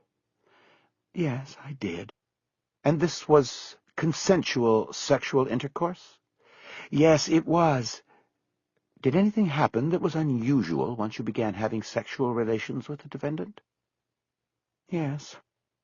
He started to choke me." "He started to choke you. How did that occur?" "Well, I guess I closed my eyes at one point, and it felt like he was changing positions or moving. He was on top of me, and I felt his hand slide behind my neck, and he sort of lifted my head off the pillow. Then I felt him slide something down." She stopped and put her hand to her mouth as she appeared to fight to maintain her composure. "Take your time, Miss Crow." The witness looked as though she was genuinely trying to hold back tears. She finally dropped her hand and picked up her cup of water. She sipped from it, and then looked up at Langweiser, a new resolve in her eyes. "I felt him slide something down over my head and around my neck. I opened my eyes, and he was tightening a necktie around my neck." She stopped and took another sip of water. "Can you describe this necktie?" "It had a pattern. It was blue diamonds on a field of purple. I remember it exactly." "What happened when the defendant pulled the tie tightly around your neck?" "It was choking me," Crow replied shrilly, as if the question was stupid and the answer was obvious. "He was choking me, and he kept moving in me, and I tried to fight him, but he was too strong for me." "Did he say anything at this time?" "He just kept saying, 'I have to do this, I have to do this.' And he was breathing really hard, and he kept on having sex with me. His teeth were clenched tight when he said it. She stopped again, and this time single tears slid down both her cheeks, one slightly behind the other. Langweiser went to the prosecution table and took a box of tissues from her spot. She held them up and said, "Your Honor, may I?" The judge allowed her to approach the witness with the tissues. Langweiser made the delivery and then went back to the lectern. The courtroom was silent save for the crying sounds of the witness. Langweiser broke the moment. "Miss Crow, do you need a minute?" "No, I'm fine. Thank you." "Did you pass out when the defendant choked you?" "Yes." "What do you remember next?" "I woke up in his bed."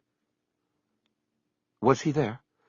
"No, but I could hear the shower running in the bathroom next to the bedroom." "What did you do?" "I got up to get dressed. I wanted to leave before he came out of the shower." "Were your clothes where you'd left them?" "No. I found them in a bag, like a grocery bag, by the bedroom door. I put on my underwear." "Did you have a purse with you that night?" "Yes, that was in the bag, too, but it was opened. I looked inside, and he had taken the keys out. Folks objected, saying the answer assumed facts not in evidence, and the judge sustained it. "Did you see the defendant take your keys out of your purse?" Langweiser asked. "Well, no, but they had been inside my purse. I didn't take them out." "Okay, then someone you didn't see because you were unconscious on the bed, took your keys out, is that correct?" "Yes." "Okay. Where did you find your keys after you realized they were not in your purse?" "They were on his bureau next to his own keys." "Did you finish getting dressed and leave?" "Actually, I was so scared I just grabbed my clothes and my keys and my purse, and I ran out of there. I finished getting dressed when I got outside. I then ran down the street." "How did you get home?" "I got tired of running, and so I walked on Mulholland for a long time until I came to a fire station with a payphone out front. I used it to call a cab, then I went home." "Did you call the police when you got home?" I didn't." "Why not, Miss Crow?" "Well, 2 things. When I got home, David was leaving a message on my machine, and I picked up. He apologized and said he got carried away. He told me he thought the choking was going to increase my satisfaction while we had sex. Did you believe him? I don't know. I was confused. Did you ask him why he had put your clothes in a bag? Yes. He said he thought he was going to have to take me to the hospital if I didn't wake up by the time he was out of the shower. Did you ask him why he thought he should take a shower before taking an unconscious woman in his bed to the hospital? I didn't ask that. Did you ask him why he didn't call for paramedics? No, I didn't think of that. What was the other reason you did not call the police? The witness looked down at her hands, which were grasping each other in her lap. Well, I was embarrassed. After he called, I wasn't sure anymore what had happened. You know, whether he had tried to kill me or was trying to satisfy me more. I don't know. You always hear about Hollywood people and weird sex. I thought maybe I was, I don't know, just being uncool and square about it. She kept her eyes down, and 2 more tears went down the slopes of her cheeks. Bosch saw a drop hit the collar of her chiffon blouse and leave a wet mark. Langweiser continued in a very soft tone. When did you contact the police about what happened that night with you and the defendant? Annabel Crowe responded in a softer tone. When I read about him being arrested for killing Jody Cremens the same way. You talked to Detective Bosch, then? She nodded. Yes, and I knew that if I'd called the police that night, that maybe she'd still... She didn't finish. She grabbed tissues out of the box and started a full-force cry. Langweiser told the judge she was finished with her examination. Folks said there would be a cross-examination, but suggested that it should follow a break, during which time the defendant could compose herself. Judge Houghton said that was a good idea and called a 15-minute break. Bosch stayed in the courtroom, watching over Annabel Crowe as she went through the box of tissues. When she was done, her face was no longer as beautiful. It was distorted and red, her eye sockets swollen. Bosch thought she had been convincing, but he knew she hadn't faced folks yet. How she fared during the cross would determine whether the jury believed anything she had said on direct. When Langweiser came back in, she told Bosch there was someone at the outer door of the courtroom who wanted to speak to him. Who is it? I didn't ask. I just overheard him talking to the deputies as I went in. They wouldn't let him in. Was he in a suit? A black guy? No, street clothes, a windbreaker. Keep an eye on Annabelle, and you better find another box of tissues. He got up and went to the courtroom doors, working his way past all of the people coming back in at the end of the break.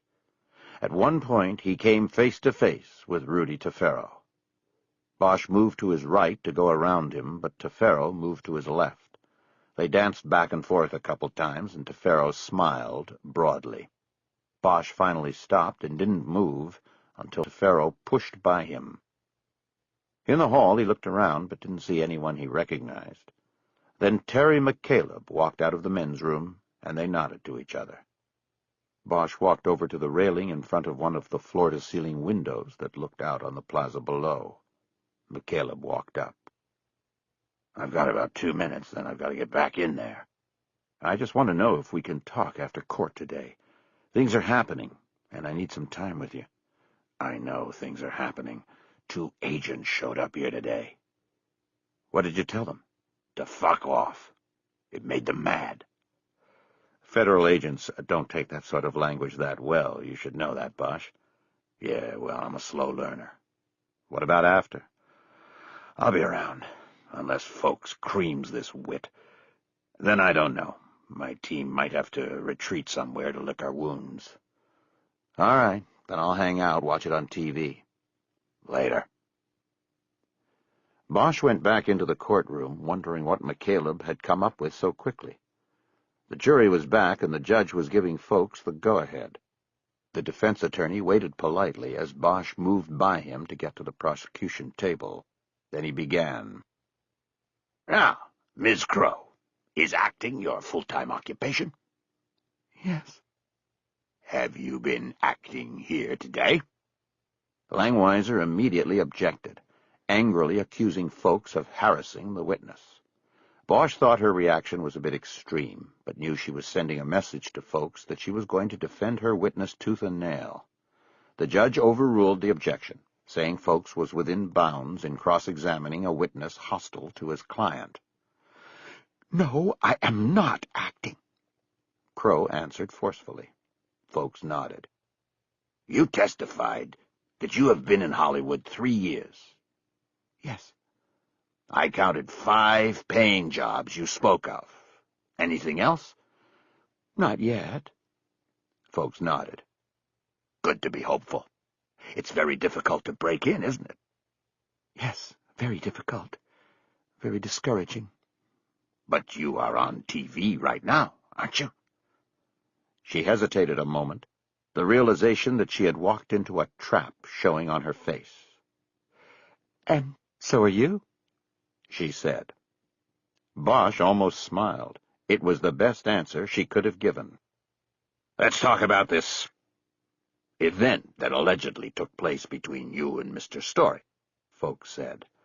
This event is, in fact, something you concocted from newspaper stories following David Story's arrest, correct? No, not correct. He tried to kill me. So you say.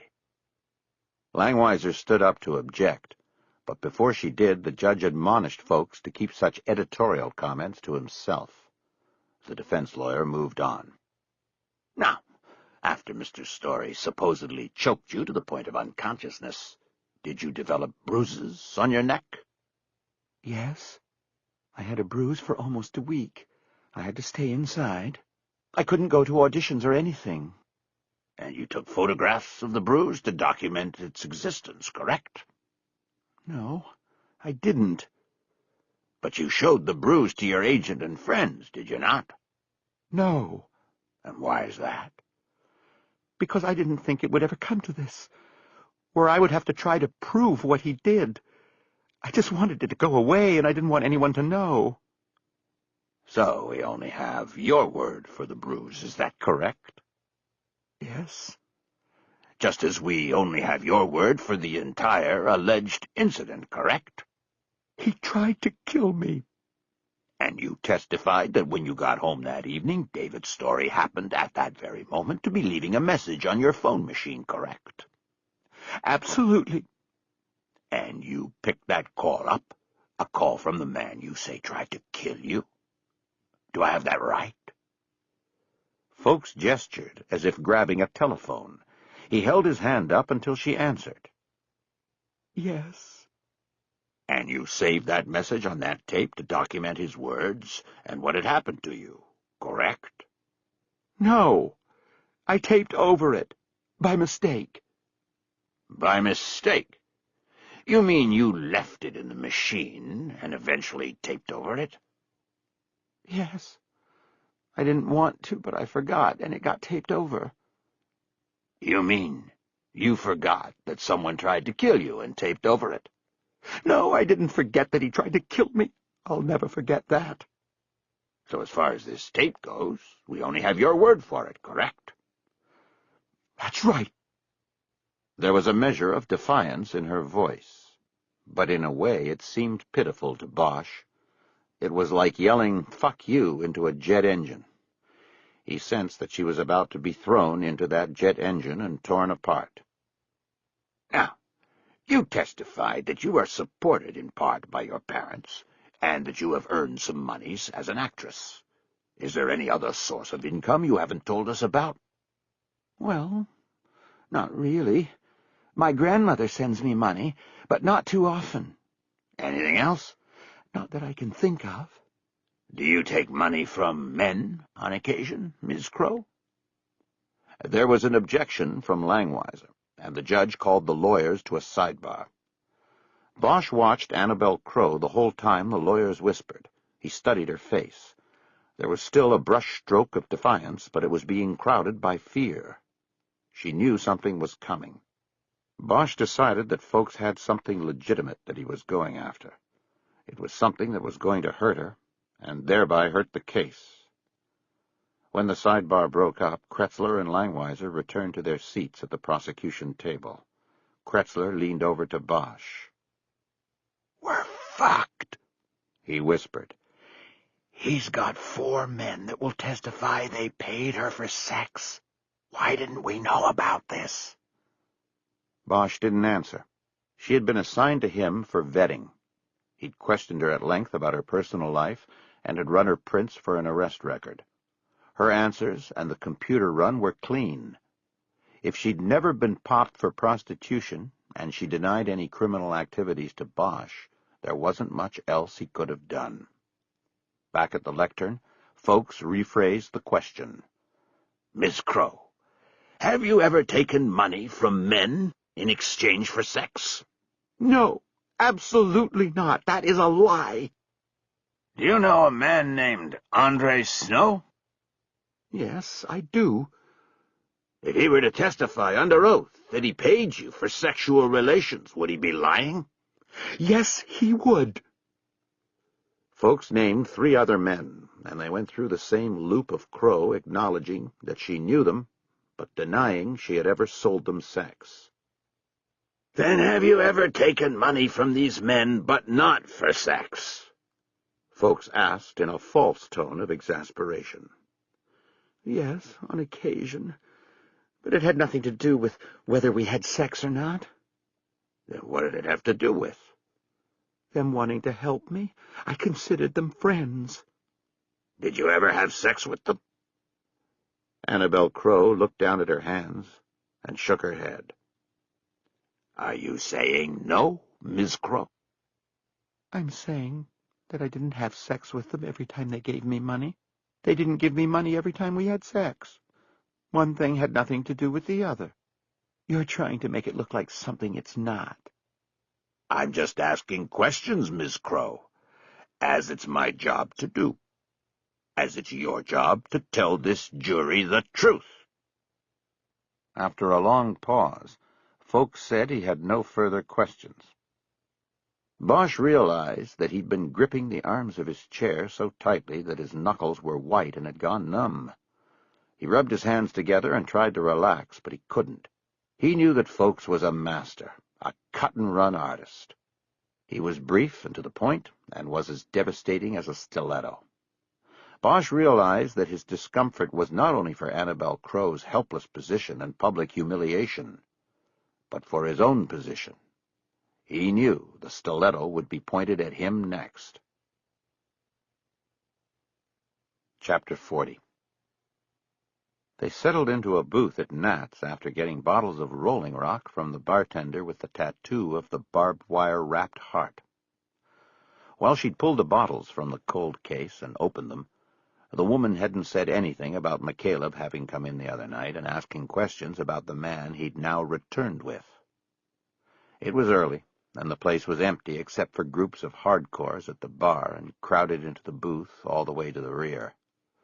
Bruce Springsteen was on the jukebox singing, "There's a Darkness at the Edge of Town." McCaleb studied Bosch. He thought he looked preoccupied by something, probably the trial. The last witness had been a wash at best, good on direct, bad on cross, the kind of witness you don't use, if you have the choice. "Looks like you guys got sandbagged there with your wit." Bosch nodded. "My fault. I should have seen it coming. I looked at her and thought she was so beautiful she couldn't possibly... I just believed her." "I know what you mean." "Last time I trust a face." "You guys still look like you're in good shape. What else you got coming?" Bosch smirked. "That's it. They were going to rest today, but decided to wait until the morning so folks wouldn't have the night to get ready. But we've fired all the bullets in the gun. Starting tomorrow, we see what they've got." McCaleb watched Bosch take down almost half the bottle in one long pull. He decided he'd better get to the real questions while Bosch was still sharp. So tell me about Rudy Tefero. Bosch shook his shoulders in a gesture of ambivalence. What about him? I don't know. How well do you know him? How well did you know him? Well, I knew him when he was on our team. He worked Hollywood detectives about 5 years while I was there. Then he pulled the pin, got his 20-year pension, and moved across the street. Started working on getting people we put in the bucket out of the bucket. When you were both on the same team, both in Hollywood, were you close?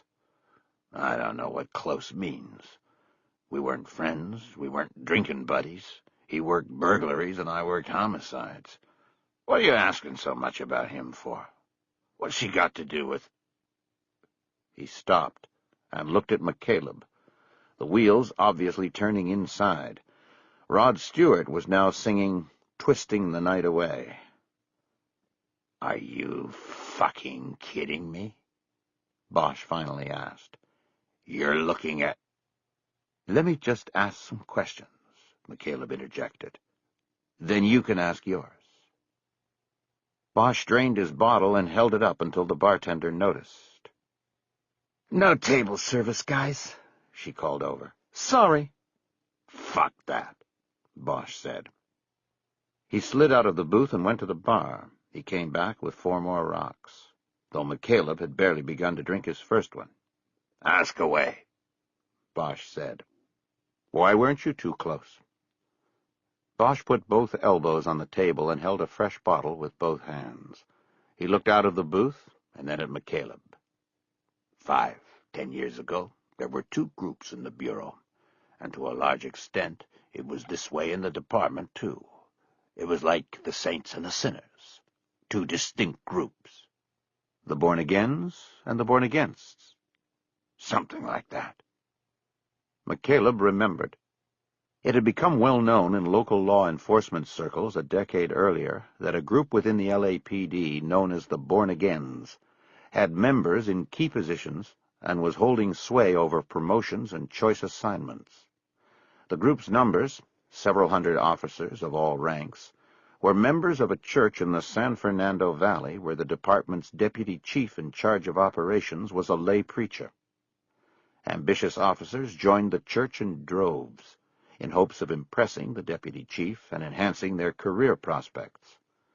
How much spirituality was involved was in question, but when the deputy chief delivered his sermon every Sunday at the 11 o'clock service, the church would be packed to standing room only, with off-duty cops casting their eyes fervently on the pulpit. McCaleb had once heard a story about a car alarm going off in the parking lot during an 11 o'clock service.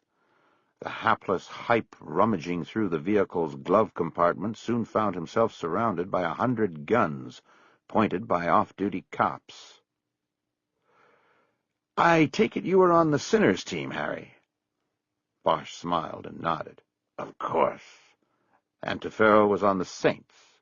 Yeah, and so was our lieutenant at the time, a paper pusher named Harvey Pounds. He and Tefero had their little church thing going, and so they were tight.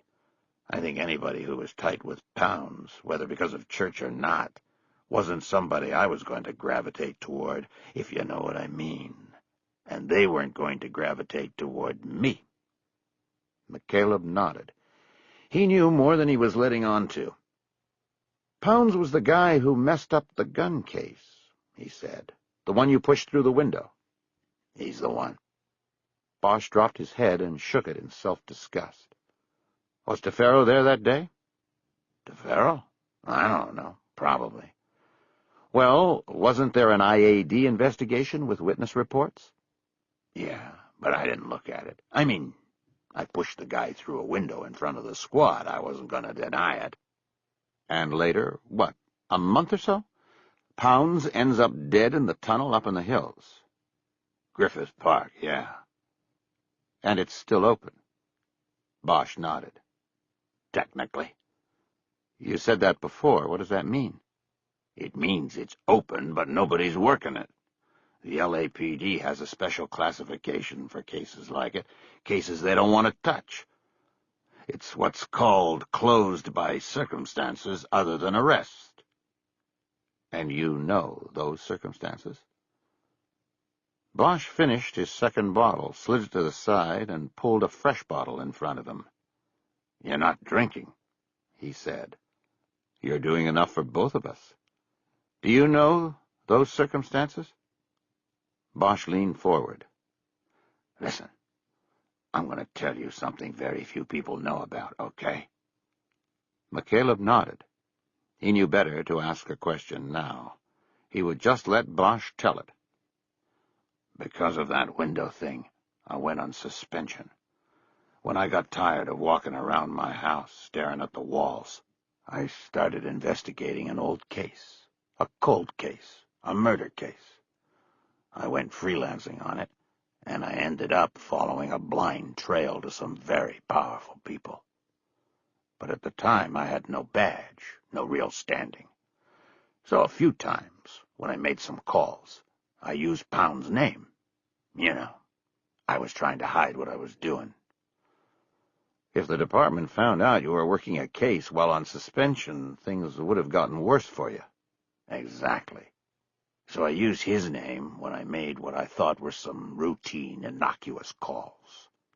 But then one night, somebody called Pounds up and told him that they had something for him, some urgent information. He went to the meet, by himself. Then they found him later in that tunnel. He'd been beaten pretty bad, like they tortured him. Only he couldn't answer their questions because he was the wrong guy. I was the one who had used his name. I was the one they wanted." Bosch dropped his chin to his chest and was silent for a long moment. "I got him killed," he said without looking up. "The guy was a purebred asshole, but my actions got him killed." Bosch suddenly jerked his head up and drank from his bottle. McCaleb saw his eyes were dark and shiny. They looked weary. "Is that what you wanted to know, Terry? Does that help you?" McCaleb nodded. "How much of this would Tefero have known?" "Nothing." "Could he have thought you were the one who called Pounds out that night?" "Maybe. There were people who did and probably still do, but what does it mean? What's it got to do with gun?" McCaleb took his first long drink of beer. It was cold, and he felt the chill in his chest. He put the bottle down and decided it was time to give something back to Bosch.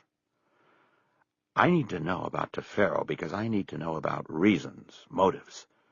I have no proof of anything yet, but I think Tefero killed Gunn. He did it for story. He set you in the frame." "Jesus." "Nice, perfect frame. The crime scene is connected to the painter, Hieronymus Bosch. The painter is connected to you as his namesake, and then you are connected to Gunn. And you know when Story probably got the idea for it?" Bosch shook his head. He looked too stunned to talk. "The day you tried to interview him in his office. You played the tape in court last week. You identified yourself on it by your full first name." "I always do. He then connects with Tefero, and Tefero has the perfect victim to put in the frame. Gunn.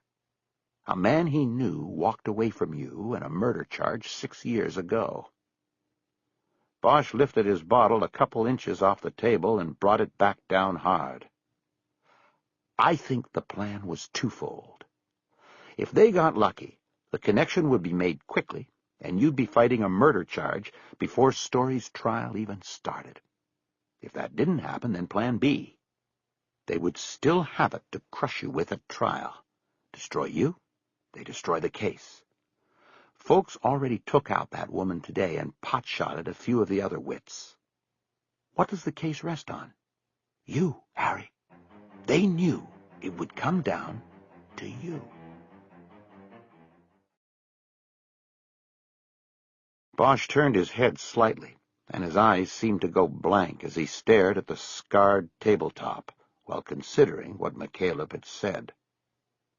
"I needed to know your background with Tefero, because that's a question. Why would he do this?"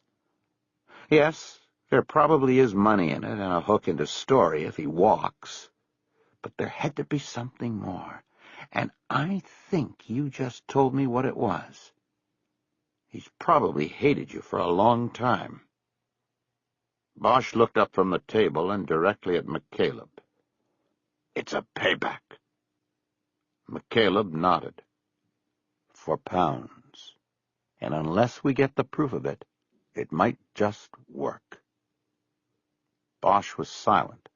He stared down at the table. He looked tired and washed out to McCaleb. Still want to shake his hand? Bosch raised his eyes to McCaleb's. Sorry, Harry, that was a cheap shot. Bosch shook his head, shrugging it off. I deserve it. So tell me, what do you have? Not a lot, but you were right.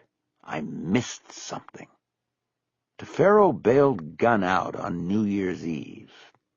I think the plan was to kill him that night, set the scene, and let things take their course. The Hieronymus Bosch connection would come to light, either through J. Winston or the Bureau VICAP inquiry, and you'd become a natural target. But then Gunn went and got himself drunk in here. He raised his bottle and gestured to the bar. And then he got himself deuced while driving home. Tefero had to get him out so they could stay with the plan, so he could kill him. That bail slip is the one direct link we have. Bosch nodded. McCaleb could tell he was seeing the scheme. They leaked it to that reporter, Bosch said. Once it hit the media, they could jump on it and use it and act like it was news to them, like they were behind the curve when all along they were bending the goddamn curve. McCaleb nodded hesitantly. He didn't bring up Buddy Lockridge's admission because it threw a jam into the working theory. What? Bosch asked. Nothing. I'm just thinking. You've got nothing other than Tefero posting the bail? A traffic ticket. And that's it for now. In detail, McCaleb described his morning's visits to Valentino Bonds in the post office, and how his being 48 minutes late at the post office might be the difference in being able to clear Bosch and take down Tefero. Bosch winced and picked up his bottle, but then put it down without drinking from it. The parking ticket puts him at the post office, McCaleb offered. It's nothing. He's got an office 5 blocks away. He could claim it was the only parking place he could find. He could say he lent his car to somebody. It's nothing. McCaleb didn't want to concentrate on what they didn't have. He wanted to fill in pieces. Listen, the morning watch sergeant told us you had a standing request to be notified every time Gunn was brought in. Would Tefero have known about it? Either from before when he was still in the squad or some other way? He could have. It wasn't a secret. I was working on Gunn. Someday I was going to break him. By the way, what did Pounds look like? Bosch gave him a confused look. Short, wide, and balding with a mustache? Bosch nodded and was about to ask a question when McCaleb answered it. His picture is on the wall in Tefero's office, Pounds giving him the Detective of the Month plaque. I bet you never got one of those, Harry. Not with Pounds making the pick. McCaleb looked up and saw that J. Winston had entered the bar. She was carrying a briefcase. He nodded to her, and she started toward the booth, walking with her shoulders up as though she were carefully stepping through a landfill. McCaleb moved over, and she slid into the booth next to him. Nice place. Harry, McCaleb said, I believe you know J. Winston. Bosch and Winston looked at each other. First thing, Winston said, I'm sorry about the thing with Kiz. I hope we do what we have to do, Bosch said. You want a drink? They don't come to the table here. I'd be shocked if they did. Maker's Mark rocks if they have it. Terry, you cool? Cool. Bosch slid out to get the drink. Winston turned to look at McCaleb. How's it going? Little pieces here and there. How's he taking it? Not bad, I guess, for a guy who's been put into a pretty big box. How'd you do? She smiled in a way that McCaleb could tell meant she had come up with something. I got you the photo and a couple other interesting pieces. Bosch put Winston's drink down in front of her and slid back into the booth. She laughed when I said Maker's Mark, he said. That's the house swill there. Wonderful. Thank you. Winston moved her glass to the side and brought her briefcase up onto the table. She opened it, removed a file, and then closed the briefcase and put it back on the floor next to the booth. McCaleb watched Bosch, watching her. There was an expectant look on his face. Winston opened the file and slid a 5x8 photo of Rudy Tefero over to McCaleb. That's from his bonding license. It's 11 months old. She then referred to a page of typed notes. I went to county lockup and pulled everything on Story. He was held there until they transferred him to Van Nuys jail for the trial. During his stay in county, he had 19 visits from Tefero. The first 12 visits coming during the first 3 weeks he was there. During that same period, Folks only visited him 4 times. A lawyer in Folks' office visited an additional 4 times, and Story's executive assistant, a woman named Batilda Lockett, visited 6 times. That's it. He was meeting with his investigator more often than his lawyers. That's when they planned it, McCaleb said. She nodded and then smiled in that same way again. What? McCaleb asked. Just saving the best for last. She brought her briefcase back up and opened it. The jail keeps records of all property and possessions of inmates, things that were brought in with them, things approved and passed to them by visitors. There is a notation in Story's records that his assistant, Batilda Lockett, was allowed to give him a book during the 2nd of her 6 visits. According to the property report, it was called The Art of Darkness. I went to the downtown library and checked it out. From her briefcase, she took a large, heavy book with a blue cloth cover. She started opening it on the table. There was a yellow post-it sticking out as a marker. It's a study of artists who use darkness as a vital part of the visual medium, according to the introduction. She looked up and smiled as she got to the post-it. It has a rather long chapter on Hieronymus Bosch, complete with illustrations. McCaleb lifted his empty bottle and clicked against her glass, which she still hadn't touched. He then leaned in, along with Bosch, to look at the pages. Beautiful, he said. Winston turned the pages. The book's illustrations of Bosch's work included all of the painting from which pieces of the crime scene could be traced. The stone operation, the 7 deadly sins with the eye of God, the Last Judgment, and the Garden of Earthly Delights. He planned the thing right there from his cell, McCaleb marveled. Looks like it, Winston said. They both looked at Bosch, who was nodding his head almost imperceptibly. Now your turn, Harry, McCaleb said. Bosch looked perplexed. My turn at what? At making good luck. McCaleb slid the picture of Tefero across the table and nodded toward the bartender.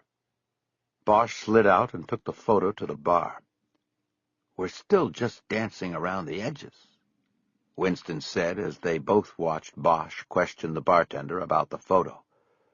We've got little pieces, but that's it. I know, McCaleb said. He couldn't hear what was being said at the bar. The music was too loud. Van Morrison singing, "The Wild Night is Coming." Bosch nodded to the bartender and came back to the booth. She recognizes him. Drinks Kahlua and cream, of all things. She can't put him here with gun, though. McCaleb shrugged his shoulders in a no-big-deal gesture. It was worth the shot. You know where this is going, don't you? Bosch said, his eyes shifting from McCaleb's to Winston's and then back. You're going to have to make a play. It's going to be the only way. And it's got to be a damn good play, because my ass is on the line. McCaleb nodded. We know, he said. When? I'm running out of time. McCaleb looked at Winston. It was her call. Soon, she said. Maybe tomorrow. I haven't gone into the office with this yet. I have to finesse my captain on it, because last he knew, Terry here was banished and I was working with the Bureau on you. I also have to get a DA involved, because when we make the move, we'll have to move fast. If it all works out, I say we take Tefero in tomorrow night and make the play to him. Bosch looked down at the table with a rueful smile. He slid an empty bottle back and forth between his hands. I met those guys today. The agents. I heard. You didn't exactly assure them of your innocence. They came back all hot and bothered. Bosch looked up. So what do you need from me on this? We need you to sit tight, Winston said. We'll let you know about tomorrow night. Bosch nodded. There's one thing, McCaleb said. The exhibits from the trial, do you have access to them? During court, yeah. Otherwise they stay with the clerk. Why? Because Story obviously had existing knowledge of the painter Hieronymus Bosch. He had to have recognized your name during that interview and known what he could do with it. So I'm thinking that book his assistant brought him in jail had to be his own. He told her to bring it to him. Bosch nodded. The picture of the bookcase. McCaleb nodded. You got it. I'll let you know. Bosch looked around the place. Are we done here? We're done, Winston said. We'll be in touch. She slid out of the booth, followed by Bosch and McCaleb. They left 2 beers and a whiskey rocks untouched on the table. At the door, McCaleb glanced back and saw a couple of the hardcores moving in on the treasure. From the jukebox, John Fogerty was singing, "There's a Bad Moon on the Rise." Chapter 41. The chill off the water worked its way into McCaleb's bones. He shoved his hands deep into the pockets of his windbreaker and turtled his neck as far down into the collar as he could, as he carefully made his way down the ramp to the Cabrillo Marina docks. Though his chin was down, his eyes were alert in scanning the docks for unusual movement. Nothing caught his attention. He glanced at Buddy Lockridge's sailboat as he passed. Despite all of the junk, surfboards, bikes, gas grill, an ocean kayak, and other assorted equipment and debris, crowding the deck, he could see the cabin lights were on. He walked quietly on the wood planking. He decided that whether Buddy was awake or not, it was too late, and McCaleb was too tired and cold to deal with his supposed partner. Still, as he approached the following sea, he couldn't help but move his mind over the sharp-edged anomaly in his working theory on the case. Back at the bar, Bosch had been correct when he deduced that someone from the Story camp had to have leaked the story of the gun investigation to the New Times.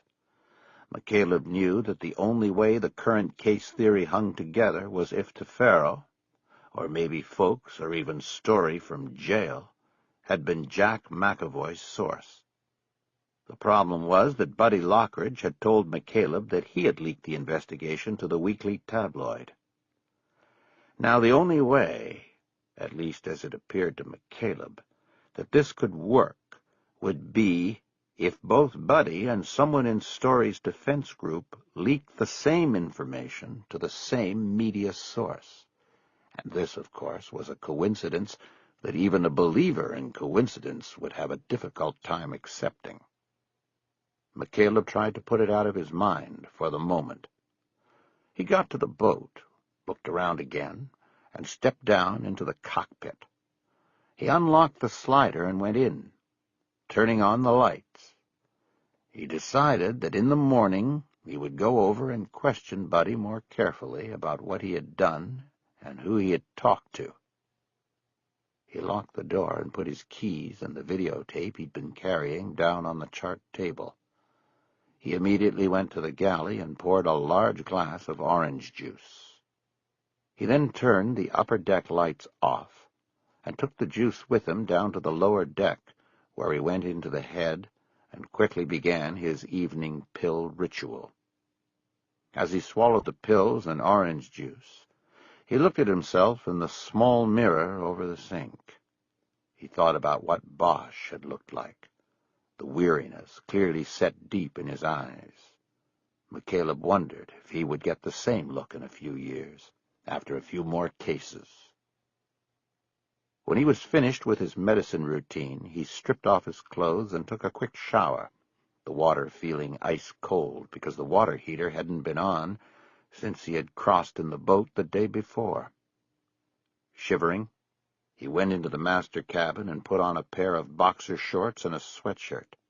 He was dead tired, but once he got into the bed, he decided he should write a few notes about his thoughts on how Jay Winston should run the play with Tefero. He reached down to the nightstand's drawer, where he kept pens and scratch pads.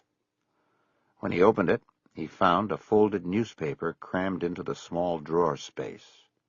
He pulled it out, unfolded it, and found it was the previous week's issue of New Times. The pages had been folded backwards so that the rear advertising section was at the front. McCaleb was looking at a page full of matchbox-sized ads under a heading that said, Out-Call Massage. McCaleb suddenly realized something. He got up quickly and went to his windbreaker, which he had tossed onto a chair. He pulled the cell phone out of the pocket and went back to the bed with it. Though McCaleb had been carrying the phone with him in recent days, it usually stayed in its charger on the boat. It was paid for out of charter funds and was carried as a business expense. It was used by clients during the charter trips and by Buddy Lockridge while confirming reservations and running credit card authorizations. The phone had a small digital screen with a menu he scrolled through. He opened the call log program and began scrolling through the last 100 numbers the phone had been used to call. Most of the numbers he quickly identified and eliminated. But every time he didn't recognize a number, he compared it to the phone numbers at the bottom of the ads on the massage page. The fourth unrecognized number he compared to the ads was a match. The number was for a woman who advertised herself as an exotic Japanese-Hawaiian beauty named Leilani. Her ad said she specialized in full-service relaxation and was not associated with any massage agency. McCaleb closed the phone and got off the bed again. He started pulling on a pair of sweatpants as he tried to recall exactly what had been said when he'd accused Buddy Lockridge of leaking the case information to the New Times. By the time he was dressed, McCaleb realized he'd never specifically accused Buddy of leaking information to the newspaper. He'd only mentioned the New Times, and Buddy had immediately begun to apologize. McCaleb now understood that Buddy's apology and embarrassment could have been over his using the following sea the week before, when it was in the marina as a rendezvous point with the full-service massage woman. It explained why he had asked if McCaleb was going to tell Graciela what he had done. McCaleb looked at his watch. It was 10 after 11. He grabbed the newspaper and went topside. He didn't want to wait until the morning to confirm this. He guessed that Buddy had used the following sea to meet the woman because his own boat was so small and cramped and looked like a forbidding floating rat trap. There was no master cabin, just one open space that was as crowded with junk as the deck above. If Buddy had the following sea available to him, he would have used it. In the salon, he didn't bother turning on the lights. He leaned over the couch and looked out the window to the boat's left. Buddy's boat, the Double Down, was 4 slips away, and he could see the cabin lights were still on. Buddy was still awake, unless he'd passed out with the lights on. McCaleb went to the slider and unlocked it. He'd just pulled the door open and was stepping through when he was suddenly grabbed from behind. Before he understood what was happening, an arm came over his right shoulder and in front of him. It bent at the elbow, and his neck was shoved into the V it formed by his attacker's other forearm. The triangle this created closed like a vice on both sides of his neck, compressing the carotid arteries that carried oxygenated blood to his brain. McCaleb had an almost clinical understanding of what was happening. He began to struggle. He brought his arms up and tried to dig his fingers under the forearm and biceps on either side of his neck, but it was no use. He was already weakening. He was dragged back away from the door and into the darkness of the salon. He reached his left hand back to the point where his attacker's right hand gripped his left forearm, the weak point of the triangle. But he had no leverage and was losing power quickly. He tried to yell. Maybe Buddy would hear. But his voice was gone, and nothing came out. He remembered another defensive measure. He raised his right foot up and drove it down, heel first, toward his attacker's foot with the last strength he could muster. But he missed. His heel hit the floor ineffectively, and his attacker took another step backward, violently pulling McCaleb off balance and unable to attempt the kick release again. McCaleb was quickly losing consciousness. His vision of the marina lights through the salon door was being crowded by closing blackness with a reddish outline. His last thoughts were that he was in the grip of a classic chokehold, the kind taught at police departments across the country until too many deaths resulted from its use. Soon even that thought drifted away, and he saw no lights. The darkness moved in and took him. Chapter 42. McCaleb came awake to tremendous muscular pain in his shoulders and upper legs. When he opened his eyes, he realized he was lying chest down across the master cabin's bed. His head was lying flat on the mattress, his left cheek down, and he was staring at the headboard. It took him a moment before he remembered that he had been on his way to visit Buddy Lockridge when he'd been attacked from behind. He became completely conscious and tried to relax his aching muscles, but realized he couldn't move. His wrists were bound behind his back, and his legs were bent backward at the knees and were being held in that position by someone's hand. He lifted his head off the mattress and tried to turn. He couldn't get the angle. He dropped back to the mattress and turned his head to the left. He lifted up once again and turned to see Rudy Tafero standing next to the bed, smiling at him. With one gloved hand he was holding McCaleb's feet, which were bound at the ankles and folded back toward his thighs. Comprehension rushed over him. McCaleb realized he was naked, and that he was bound and held in the same posture as he had seen the body of Edward Gunn. The reverse fetal pose from the painting by Hieronymus Bosch. A cold chill of terror exploded in his chest. He instinctively flexed his leg muscles. Tafero was ready for it. His feet barely moved. but he heard 3 clicks behind his head and became aware of the ligature around his neck. "Easy," Tefero said. "Easy now. Not yet." McCaleb stopped his movement. Tefero continued to press his ankles down toward the back of his thighs. "You've seen the setup before," Tefero said matter-of-factly. "This one's a little different. I strung together a bunch of snap cuffs, like every L.A. cop carries around in the trunk of his car." McCaleb understood the message. The plastic strips first invented to bundle cables together, but found to be useful by police agencies faced with occasional social unrest and the need to make mass arrests. A cop can carry 1 set of handcuffs, but hundreds of snap cuffs. String them around the wrists, slide the end through the lock. Tiny grooves in the plastic strip click and lock as the tie gets tighter. The only way to remove it is to cut it off. McCaleb realized that the clicking sound he'd just heard had been a snap cuff tightening around his neck. "So you be careful now," Tefero said. "Hold real steady." McCaleb put his face down into the mattress. His mind was racing, looking for the way out. He thought if he could engage Tefero, he might buy some time. But time for what?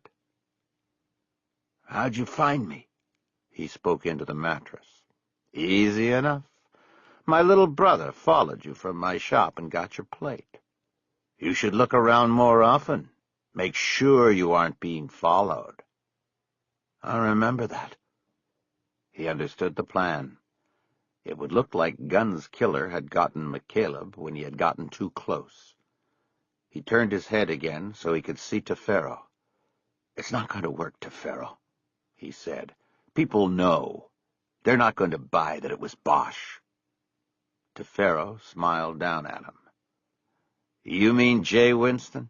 Don't worry about her. I'm going to go pay her a visit when I'm done here with you. 8801 Willoughby, Apartment 6, West Hollywood. She was easy to find, too." He raised his free hand and waved the fingers as though he were playing the piano or typing. "Let your fingers do the walking through the voter's registration. I've got it on a CD-ROM. She's a registered Democrat, if you can believe it. A homicide cop who votes Democrat. Wonders never cease. There are others. The FBI's on this. They're on Bosch, not me. I saw them today at the courthouse." He reached down and ticked one of the snap cuffs strung from McCaleb's legs to his neck. "And these, I'm sure, will help bring them directly to Detective Bosch." He smiled at the genius of his own plan, and McCaleb knew his thinking was sound. Twilly and Friedman would go after Bosch like a pair of dogs chasing either side of a car. "Hold steady now." Tefero let go of his feet and moved out of his sight. McCaleb strained to keep his legs from unfolding. Almost immediately he felt the muscles in his legs start to burn. He knew he didn't have the strength to hold them for long. "Please." Tefero returned to view. He was holding a plastic owl in both hands, a delighted smile on his face. "Took this one off one of the boats down the dock. A little weathered, but it'll work out nice. Gonna get another one for Winston." He looked around the room as if looking for a place for the owl. He settled on a shelf above the built-in bureau. He placed the owl there, looked back at McCaleb once, and then adjusted it so the plastic bird's gaze was upon him. "Perfect," he said. McCaleb closed his eyes. He could feel his muscles vibrating with the strain. An image of his daughter appeared in his mind. She was in his arms. Her eyes were watching him over the bottle, and telling him not to worry or be afraid. It soothed him. He concentrated on her face and somehow thought he could even smell her hair. He felt tears going down his face, and his legs started to give way. He heard the clicking of the cuffs, and Tefero grabbed his legs and held them. Not yet. Something hard banged off McCaleb's head and thudded on the mattress next to him. He turned his face and opened his eyes, and saw it was the videotape he had gone back to borrow from Lucas, the post office security officer. He looked at the post office emblem of the flying eagle on the sticker Lucas had put on the tape for him. "I hope you don't mind, but while you were sleeping off the chokehold, I took a look at the tape on your VCR. I couldn't find anything on it. It's blank. Why is that?" McCaleb felt a pang of hope. He realized that the only reason he wasn't already dead was because of the tape. Tefero had found it, and it raised too many questions. It was a break. McCaleb tried to think of a way to turn it further to his advantage. The tape was supposed to be blank. They were going to use it as a prop when they brought Tefero in and tried to play him. It would have been part of a bluff. They would hold it up and tell him they had him on tape sending the money order, but they actually wouldn't play it. Now McCaleb thought he might be able to still use it, but in reverse. Tefero shoved down hard on his ankles, so hard they came close to touching McCaleb's buttocks. McCaleb groaned from the stress on his muscles. Tefero eased back. "I asked you a question, motherfucker. Now you fucking answer it." "It's nothing. It's supposed to be blank." "Bullshit. The label says December 22nd. It says Wilcox Surveillance. Why is it blank?" He increased the pressure on McCaleb's legs, but not to the point of a few moments before. "Okay, I'll tell you the truth. I'll tell you." McCaleb took a deep breath and tried to relax. In the moment his body was still, when the air was held in his lungs, he thought he detected a movement of the boat that was out of rhythm with the gentle rise and fall cycle of the marina's wake. Somebody had stepped onto the boat. He could only think of Buddy Lockridge. And if it was him, then he was most likely walking into his own doom. McCaleb started to speak quickly and loudly, hoping his voice would warn Lockridge off. "It's just a prop, that's all. We were going to bluff you, tell you we had you on tape buying the money order that bought the owl. The plan was to get you to turn on Story. We know it was his plan from the jail. You just followed orders. They want Story more than they want you. I was going to—" "All right, shut up." McCaleb was quiet. He wondered if Tefero had felt the boat move unusually, or if he had heard something. But then McCaleb watched as the tape was lifted off the bed. He realized he had Tefero thinking. After a long moment of silence, Tefero finally spoke. "I think you're full of shit, McCaleb. I think this tape is out of one of those multiplex surveillance systems they use. It won't read on a regular VCR." If it didn't seem that every muscle in his body was screaming in pain, McCaleb might have smiled. He had Tefero. He was helplessly hog-tied on the bed, but he was playing his captor. Tefero was second-guessing his own plan. "Who else has copies?"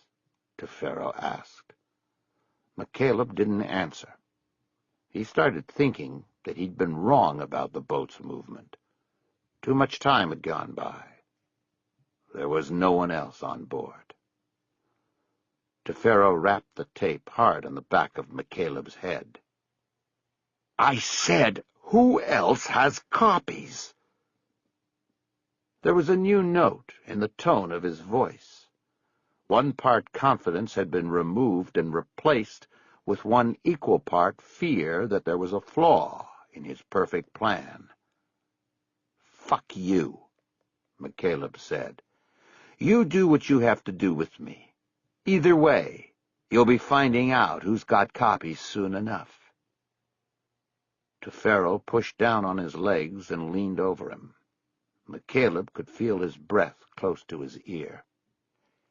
"Listen to me, you fucking—" There was a sudden, loud crash from behind McCaleb. "Don't fucking move!" a voice called. In the same instant, Tefero stood up and let go of McCaleb's legs. The sudden release of pressure, coupled with the jarring noise, made McCaleb startle and involuntarily flex his muscles at once. He heard the zipping sound of snap cuffs clicking in several places of his bindings. In chain reaction, the cuff around his neck pulled tight and locked. He tried to raise his legs, but it was too late. The cuff was set. It was biting into his neck. He had no air. He opened his mouth, but not a sound came out. Chapter 43. Harry Bosch stood in the doorway of the boat's downstairs cabin and pointed his gun at Rudy Tefero. His eyes widened as he took in the whole room. Terry McCaleb was naked on the bed, his arms and legs bound behind him. Bosch saw that several snap cuffs had been linked together and used to bind his wrists and ankles, while a leader ran from his ankles and under his wrists to a loop around his neck. He couldn't see McCaleb's face, but saw the plastic was digging tightly into his neck and the skin was a dark rouge. He was strangling. "Turn around!" he yelled at Tefero. "Get back against the wall." "He needs help, Bosch. I said get back against the fucking wall, now!" He raised the gun to Tefero's chest level to drive home the order. Tefero raised his hands and started turning to the wall. Okay, I'm turning around." As soon as Tefero had turned, Bosch moved quickly into the room and shoved the big man up against the wall. He glanced at McCaleb. He could see his face now. It was getting redder. His eyes were opened and bugged. His mouth was opened in a desperate but fruitless bid for air.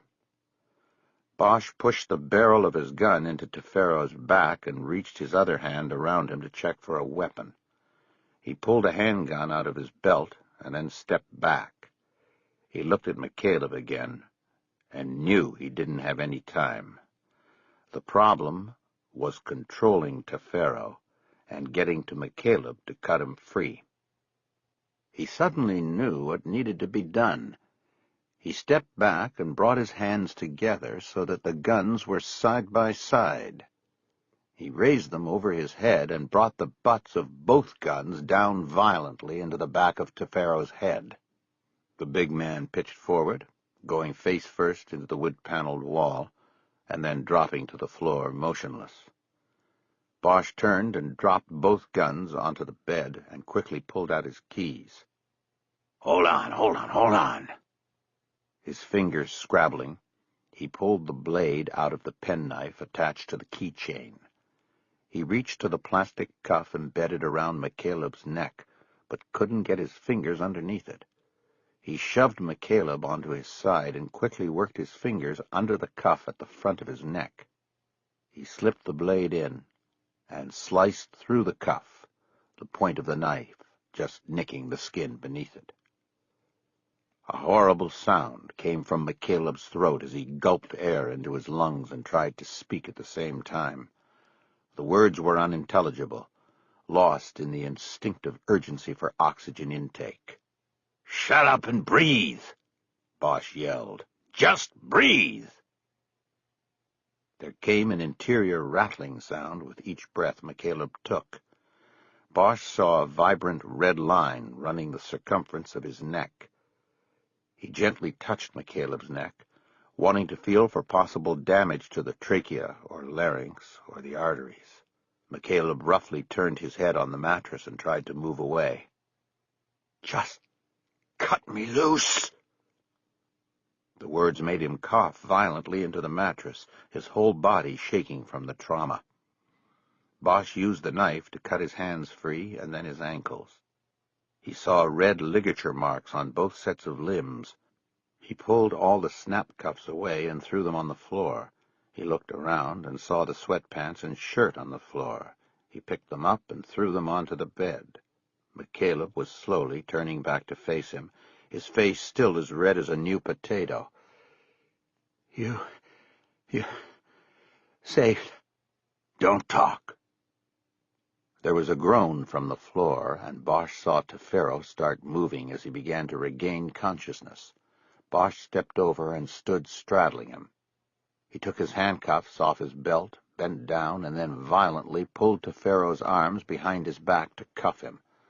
While he worked, he talked to McCaleb. Hey, you want to take this guy out? Tie him to the anchor and drop him over the side. It'd be fine by me.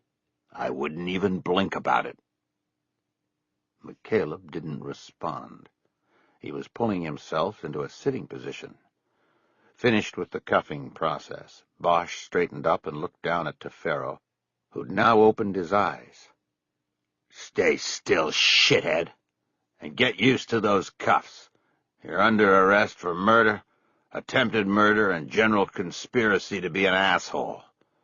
I think you know your rights, but do yourself a favor and don't say a word until I get the card out and read it to you. The moment he was done speaking, Bosch became aware of a creaking sound coming from the hallway. In that second, he realized someone had used his words as cover to get close to the doorway. Things seemed to drop into a slow-motion sense of clarity. Bosch instinctively brought his left hand up to his hip, but realized his gun was not there. He'd left it on the bed. He started to turn to the bed, but saw McCaleb sitting up, still naked, and already pointing one of the guns at the doorway. Bosch's eyes followed the aim of the gun to the door. A man was swinging into the opening in a crouched position, 2 hands on a pistol. He was taking aim at Bosch. There was a shot, and wood splintered from the door jamb. The gunman flinched and squinted his eyes. He recovered and started to level the aim of his gun. There was another shot, and another, and then another. The noise was deafening in the confines of the wood-paneled room. Bosch watched 1 bullet hit the wall, and 2 hit the gunman in the chest, throwing him backward into the hallway wall. He sank to the floor, but was still visible from the bedroom. "No!" Tefero shouted from the floor. "Jesse, no!" The wounded gunman was still moving, but having difficulty with motor controls. With one hand, he awkwardly raised the gun again and made a pathetic attempt to aim it once more at Bosch. There was another shot, and Bosch saw the gunman's cheek explode with blood. His head snapped back against the wall behind him, and he became still. "No!" Tefero cried out again. And then there was silence. Bosch looked at the bed. McCaleb still held the gun aimed at the door. A cloud of blue gunpowder smoke was rising into the center of the room. The air smelled acrid and burned. Bosch picked his gun up off the bed and went out to the hallway. He squatted down next to the gunman, but didn't need to touch him to know he was dead. During the shooting, he thought he recognized him as Tefero's younger brother who worked in the bail bonds office. Now most of his face was gone. Bosch got up and went into the head to grab a tissue. He then used it to take the gun out of the dead man's grip. He carried it back into the master cabin and put it down on the nightstand. The gun McCaleb had used was now lying on the bed. McCaleb stood on the other side of the bed. He had the sweatpants on and was pulling the shirt over his head. Once his head came through, he looked at Bosch. Bosch nodded. "Looks like we're even," he said. Tefero worked his way up into a sitting position against the wall. Blood had run out of his nose and down around both sides of his mouth. It looked like a grotesque Fu Manchu. Bosch guessed that his nose had been broken when he'd gone face first into the wall. He sat slumped against the wall, his eyes staring in horror through the doorway to the body in the hallway. Bosch used the tissue to pick the gun up off the bed and put it next to the other one on the nightstand. He then took a cell phone out of his pocket and punched in a number. While he waited for the call to connect, he looked at Tefero. "You got your little brother killed, Rudy," he said. "That's too bad." Tefero lowered his eyes and started crying. Bosch's call was answered at Central Dispatch. He gave the address of the marina and said he was going to need a homicide team from the officer-involved shooting unit. He would need a coroner's crew and techs from Scientific Investigation Division to respond as well. He told the dispatcher to make all notifications by landline. He didn't want the media to get wind of the incident off a police scanner until the time was right. He closed the phone and held it up for McCaleb to see. "You want an ambulance? You should get checked out." "I'm fine." "Your neck looks like it could—" "I said I'm fine." Bosch nodded. "Suit yourself." He came around the bed and stood in front of Tefero. "I'm going to get him out of here. Put him in the car." He dragged Tefero to his feet and pushed him to the door. As he passed his brother's body in the hallway, Tefero let out a loud, animal-like wail, a kind of sound Bosch was surprised to hear coming from such a big man. "Yeah, it's too bad," Bosch said without a note of sympathy in his voice. "The kid had a bright future helping you kill people and getting people out of jail." He shoved Tefero toward the steps up to the salon. On the way up the gangway to the parking lot, Bosch saw a man standing on the deck of a sailboat cluttered with rafts and surfboards and other junk. The man looked at Bosch, and then Tefero, and then back to Bosch. His eyes were wide, and it was clear he recognized them, probably from the trial coverage on TV. "Hey, I heard shots. Is Terry okay?" "He's going to be fine." "Can I go talk to him?" "Better not. The cops are coming. Let them handle it." "Hey, you're Bosch, aren't you? From the trial?" "Yeah, I'm Bosch." The men said nothing else. Bosch kept moving with Tefero. When Bosch came back onto the boat a few minutes later, McCaleb was in the galley drinking a glass of orange juice. Behind him and down the steps, the splayed legs of a dead man were visible. "A neighbor of yours out there asked about you." McCaleb nodded. "Buddy." That's all he said. Bosch looked out the window and back up at the parking lot. He thought he could hear sirens in the distance, but thought it might just be the wind playing sound games. "They're going to be here any minute," he said. "How's the throat? I hope you can talk, because we're going to have a lot of explaining to do." "It's fine." "Why were you here, Harry?" Bosch put his car keys down on the countertop. He didn't answer for a long moment. "I just sort of guessed you might be drawing a bead, that's all." "How so?" "You busting in on his brother at the office this morning. I figured that if he followed you, he might have gotten a plate or something they could trace to you here." McCaleb looked pointedly at him. "And what? You were hanging out in the marina and saw Rudy, but not little brother?" "No, I just drove down and cruised around a little. I saw Rudy's old Lincoln parked up there in the lot and figured something was going on. I never saw the little brother. He must have been hiding somewhere and watching." I'm thinking he was on the docks, looking for an owl he could take off a boat to use at Winston's. They were improvising tonight. Bosch nodded. Anyway, I was looking around and saw the door open on your boat and decided to check it out. I thought it was too cold a night, and you were too careful a guy to sleep with the door open like that. McCaleb nodded.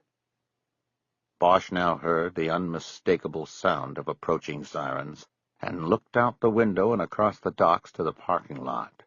He saw 2 patrol cars glide in and stop near his slickback, where Tefero was locked in the back. They killed the sirens, but left the blue lights flashing. "I'd better go meet the boys in blue," he said. Chapter 44. For most of the night they were separated and then questioned again. Then the interrogators switched rooms, and they heard the same questions once more from different mouths. 5 hours after the shooting on the following sea, the doors were opened, and McCaleb and Bosch stepped out into a hallway at Parker Center. Bosch came up to him then. "You okay?" "Tired, yeah." McCaleb watched him put a cigarette in his mouth, but not light it. "I'm heading out to the sheriff's," Bosch said. "I want to be there." McCaleb nodded. "I'll see you there." They stood side by side behind the one-way glass, squeezed in next to the videographer. McCaleb was close enough to smell Bosch's menthol cigarette breath and the glove-box cologne he had seen him put on in his car while driving behind him out to Whittier. He could see the faint reflection of Bosch's face in the glass, and he realized he was looking through it into what was happening in the next room. On the other side of the glass was a conference table with Rudy Tefero seated next to a public defender named Arnold Prince. Tefero had white tape spread across his nose and cotton in both nostrils. He had 6 stitches in the crown of his head, which couldn't be seen because of his full head of hair. Paramedics had treated him for a broken nose and the head laceration at Cabrillo Marina. Across from Tefero sat Jay Winston. To her right was Alice Short from the DA's office. To her left was Deputy Chief Irvin Irving of the LAPD and Donald Twilley of the FBI. The early morning hours had been spent with all law enforcement agencies remotely involved in the investigation, jockeying for the best position to take advantage of what all players knew to be a major case. It was now 6:30 in the morning, and time to question the suspect. It had been decided that Winston would handle the questioning, it being her case from the beginning, while the other 3 looked on and were available to her for advice. She began the interview by stating the date, time, and identities of those in the room. She then read Tefero his constitutional rights and had him sign an acknowledgment form. His attorney then said that Tefero would not be making a statement at the present time.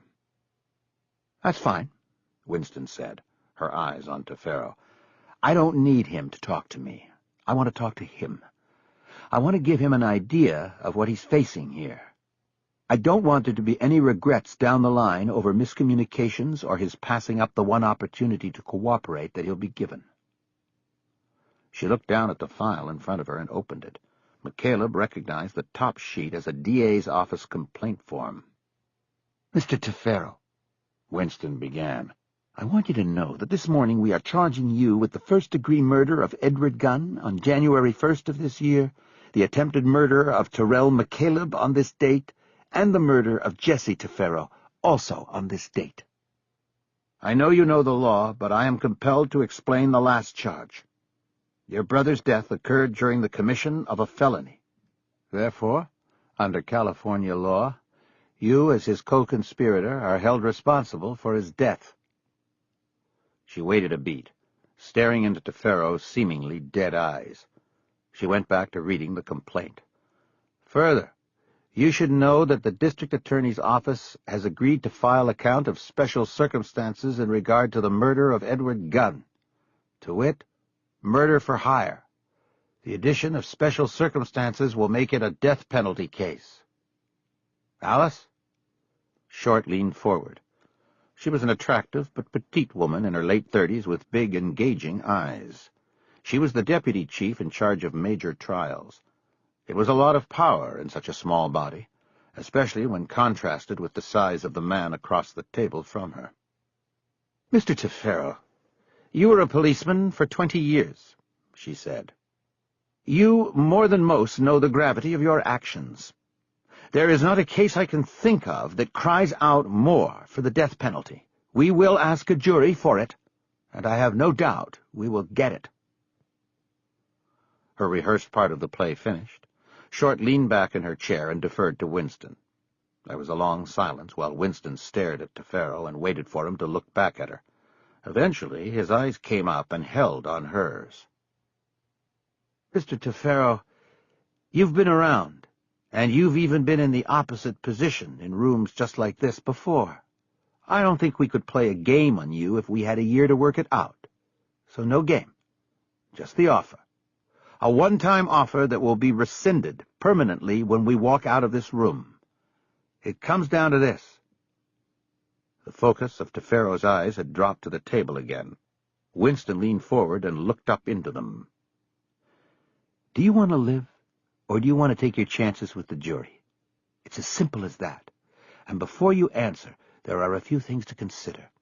Number one, the jurors are going to see photographic evidence of what you did to Edward Gunn. 2, they're going to hear Terry McCaleb describe what it was like to be so helpless and to feel his own life being choked away by your design. You know, I don't usually bet on such things, but I'd give it less than an hour. My bet is that it will be one of the quickest death verdicts ever returned in the state of California." Winston pulled back and closed the file in front of her. McCaleb found himself nodding. She was doing very well. "We want your employer," Winston said. "We want physical evidence that will link him to the gun case. I have a feeling that someone like you would take precautions before carrying out such a scheme. Whatever it is, we want what you have." She looked at Short, and the prosecutor nodded, her way of saying well done. Almost half a minute went by. Finally, Tefero turned to his attorney and was about to whisper a question. Then he turned back to Winston. "Fuck it, I'll ask myself. Without acknowledging a fucking thing here. What if you drop the special circumstances? What am I facing?" Winston immediately burst out laughing and shook her head. McCaleb smiled. "Are you kidding?" Winston asked. "What am I facing? Man, you are going to be buried in concrete and steel. That's what you are facing. You are never, ever going to see the light of day again. Deal? No deal. That is a given and non-negotiable." Tefero's attorney cleared his throat. "Ms. Winston, this is hardly a professional manner in which—" "I don't give a shit about my manner. This man is a killer. He's no different from a hitman except— No, he's worse. He used to carry a badge, and that makes it all the more despicable. So this is what we'll do for your client, Mr. Prince. We'll take guilty pleas to the murder of Edward Gunn and the attempted on Terry McCaleb. Life without on both counts. Non-negotiable. We'll no-bill the charge on his brother. Maybe it will help him live with it better if he doesn't carry the charge. I don't really care. What I care about is that he understands that his life, as he knows it, is over. He's gone, and he can either go to death row or supermax, but he's going to one of them and not coming back." She looked at her watch. "You've got about 5 minutes, and then we're out of here. You don't want the deal? Fine. We'll take both of them to trial. Story might be a long shot, but there's no question about Mr. Tefero here. Alice is going to have prosecutors knocking down her door, sending her flowers and chocolates. Every day is going to be Valentine's Day, or Valentino's Day, as the case may be. This one's a ticket to Prosecutor of the Year." Prince brought a slim briefcase up onto the table and slid his legal pad into it. He hadn't written a word on it. "Thank you for your time," he said. "I think what we'll do is proceed to a bail hearing and go from there with discovery and other matters." He pushed his chair back and stood up. Tefero slowly raised his head and looked at Winston, his eyes badly bloodshot from the hemorrhaging of his nose. It was his idea to make it look like a painting, he said. David Story's idea. There was a moment of stunned silence, and then the defense attorney sat down heavily and closed his eyes in pain. Mr. Tefero, Prince said, I am strongly advising— Shut up, Tefero barked. You little pissant. You're not the one facing the needle. He looked back at Winston. I'll take the deal, as long as I don't get charged with my brother. Winston nodded. Tefero turned to Short and pointed his finger and waited. She nodded. Deal, she said. One thing, Winston said quickly. We're not going into this with your word against his. What else have you got? Tefero looked at her, and a thin, dead smile cracked across his face. In the viewing room, Bosch stepped closer to the glass. McCaleb saw his reflection more clearly on the glass. His eyes stared unblinking. I've got pictures, Tefero said. Winston hooked her hair behind her ear and narrowed her eyes. She leaned across the table. Pictures? What do you mean? Photographs? Photographs of what? Tefero shook his head. No, pictures. He drew pictures for me while we were in the attorney visiting room in jail, drawings of what he wanted the scene to look like, so it would look like the painting. McCaleb gripped his hands into fists at his sides. Where are the drawings? Winston said. Tefero smiled again. Safe deposit box, City National Bank, Sunset and Doheny. The keys on the ring that was in my pocket. Bosch brought his hands up and slapped them together. Bang! He exclaimed, loud enough that Tefero turned and looked toward the glass. Please, the videographer whispered. We're taping. Bosch went to the door of the little room and stepped out. McCaleb followed. Bosch turned and looked at him. He nodded. Story goes down, he said. The monster goes back into the darkness from which it came. They looked at each other silently for a moment, and then Bosch broke it away. I gotta go, he said. Where? Get ready for court. He turned and started walking through the deserted bullpen of the Sheriff's Department Homicide Squad. McCaleb saw him bang a fist on a desk and then punch it into the air above him. McCaleb went back into the viewing room and watched the interview continue. Tefero was telling the assemblage in the interview room that David Story had demanded that the killing of Edward Gunn take place on the first morning of the new year. McCaleb listened for a while and then thought of something. He stepped out of the observation room and into the bullpen. Detectives were now filtering in to start the day of work. He went to an empty desk and tore a page off of a notepad on top. He wrote, "Ask about the Lincoln" on it. He folded it and took it to the door to the interview room. He knocked, and after a moment Alice Short opened the door. He handed her the folded note. "Give this to Jay before the interview is over," he whispered. She nodded and closed the door. McCaleb went back into the observation room to watch. Chapter 45. Freshly showered and shaved, Bosch stepped off the elevator and headed toward the doors to the Division N courtroom. He walked with purpose. He felt like he was a true prince of the city. He'd taken only a few strides when he was accosted by McAvoy, who stepped out of an alcove like a coyote that had been waiting in a cave for his unsuspecting prey. But nothing could dent Bosch's demeanor. He smiled as the reporter fell into stride with him. "Detective Bosch, have you thought any more about what we talked about? I've got to start writing my story today." Bosch didn't slow his pace. He knew that once he got into the courtroom, he wouldn't have a lot of time. "Rudy Tefero," he said. "Excuse me?" "He was your source. Rudy Tefero. I figured it out this morning." "Detective, I told you that I can't reveal—" "Yeah, I know. But see, I'm the one who's revealing it. Anyway, it doesn't matter." "Why not?" Bosch suddenly stopped. McAvoy walked a few steps past and then came back. Why not? He asked again. Today's your lucky day, Jack. I've got 2 good tips for you. Okay. What? McAvoy started pulling a notebook from his back pocket.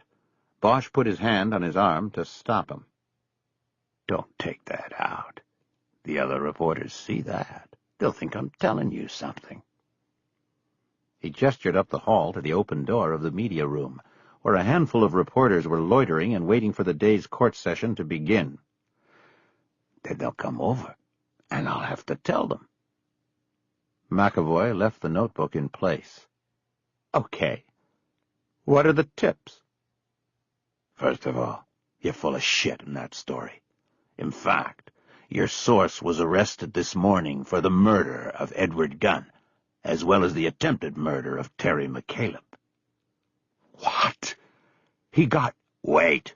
Let me talk. I don't have a lot of time. He waited, and McAvoy nodded.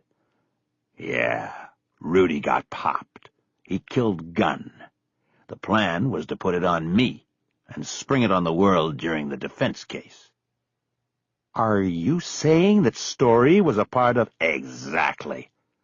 Which brings me to tip number 2, and that is, if I were you, I would be in that courtroom today long before the judge comes in and starts things. You see those guys standing down there? They're going to miss it, Jack. You don't want to be like them. Bosch left him there. He nodded to the deputy on the courtroom door and was allowed in. 2 deputies were walking David Story to his place at the defense table as Bosch came into the courtroom. Folks was already there, and Langweiser and Kretzler were seated at the prosecution table. Bosch looked at his watch as he came through the gate. He had about 15 minutes before the judge would take the bench and call for the jury. He went to the prosecution table but remained standing. He leaned down and put both palms on the table and looked at the 2 prosecutors. Harry, you ready? Langweiser began. Today's the day. Today's the day. But not because of what you think. You 2 would take a plea on this, wouldn't you? If he copped to Jody Cremens and Alicia Lopez, you wouldn't go for the needle, right? They both looked at him with blank stares of confusion. Come on, we don't have a lot of time before the judge comes out. What if I could go over there and in 5 minutes get you 2 murder ones? Alicia Lopez's family would love you for it. You told them you didn't have a case. Harry, what are you talking about? Langweiser said. We floated a plea twice. Folks shot it down both times. And we don't have the evidence on Lopez, Kretzler added. You know that. The grand jury passed. Nobody. No, listen. You want the plea or not? I think I can go over there and get it. I arrested Rudy Tefero for murder this morning. It was a setup orchestrated by Story to get to me. It backfired, and Tefero's taking a deal. He's talking. Jesus Christ, Kretzler said. He said it too loud. Bosch turned and looked over at the defense table. Both Folks and Story were looking at them. Just past the defense table, he saw McAvoy take a seat in the media gallery that was closest to the defense table. No other reporters had come in and sat down yet. Harry, what are you talking about? Langweiser said. What murder? Bosch ignored the questions. Let me go over there, Bosch said. I want to look in Story's eyes when I tell him. Kretzler and Langweiser looked at each other. Langweiser shook her shoulders and waved her hands in exasperation. Worth a try. We were only holding death as an ace in the hole. Okay, then, Bosch said. See if you can get the clerk to buy me some time with the judge. Bosch stepped around the defense table and stood in front of it, so he could look equally at Folks and Story. Folks was writing something on a legal pad. Bosch cleared his throat, and after a few moments the defense attorney slowly looked up. Yes, detective? Shouldn't you be at your table preparing for... Where's Rudy Tefero? Bosch looked at Story as he asked it. Folks looked behind him to the seat against the rail where Tefero normally sat during court sessions. "I'm sure he's on his way," he said. "We have a few minutes." Bosch smiled. On his way? Yeah, he's on his way. Up to Supermax at Corcoran. Maybe Pelican Cove if he's lucky. I really wouldn't want to be a former cop doing my time in Corcoran. Folks seemed unimpressed. Detective, I don't know what you're talking about. I am trying to prepare a defense strategy here because I think the prosecution is going to fold its tent today, so if you don't mind. Bosch looked at Story when he responded. There is no strategy. There is no defense. Rudy Tefero was arrested this morning. He's been charged with murder and attempted murder. I'm sure your client can tell you all about it, Counselor. That is, if you didn't know already. Folks stood up abruptly, as though he were making an objection. Sir, it is highly irregular for you to come to the defense table and— He cut a deal about 2 hours ago. He's laying it all out. Again, Bosch ignored Folks and looked at Story. So here's the deal. You've got about 5 minutes to go over there to Langweiser and Kretzler and agree to plead to murder one on Kremens and Lopez. This is preposterous. I'm going to complain to the judge about this. Bosch now looked at Folks. You do that, but it doesn't change things. 5 minutes. Bosch stepped away but went to the clerk's desk in front of the judge's bench. The exhibits were lying stacked on a side table. Bosch looked through them until he found the poster he wanted. He slid it out and carried it with him back to the defense table. Folks was still standing, but bending down so Story could whisper in his ear. Bosch dropped the poster, containing the blow-up photo of the bookcase in Story's house, on the table. He tapped his finger on 2 of the books on an upper shelf. The titles on the spines were clearly readable. One title was The Art of Darkness, and the other book was merely titled Bosch. There's your prior knowledge, right there. He left the exhibit on the defense table and started to walk back to the prosecution table. But after 2 steps he came back and put his palms down flat on the defense table. He looked directly at Story. He spoke in a voice that he knew would be loud enough for McAvoy to hear in the media gallery.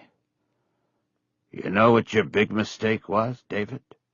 No, Story said, a sneer in his voice.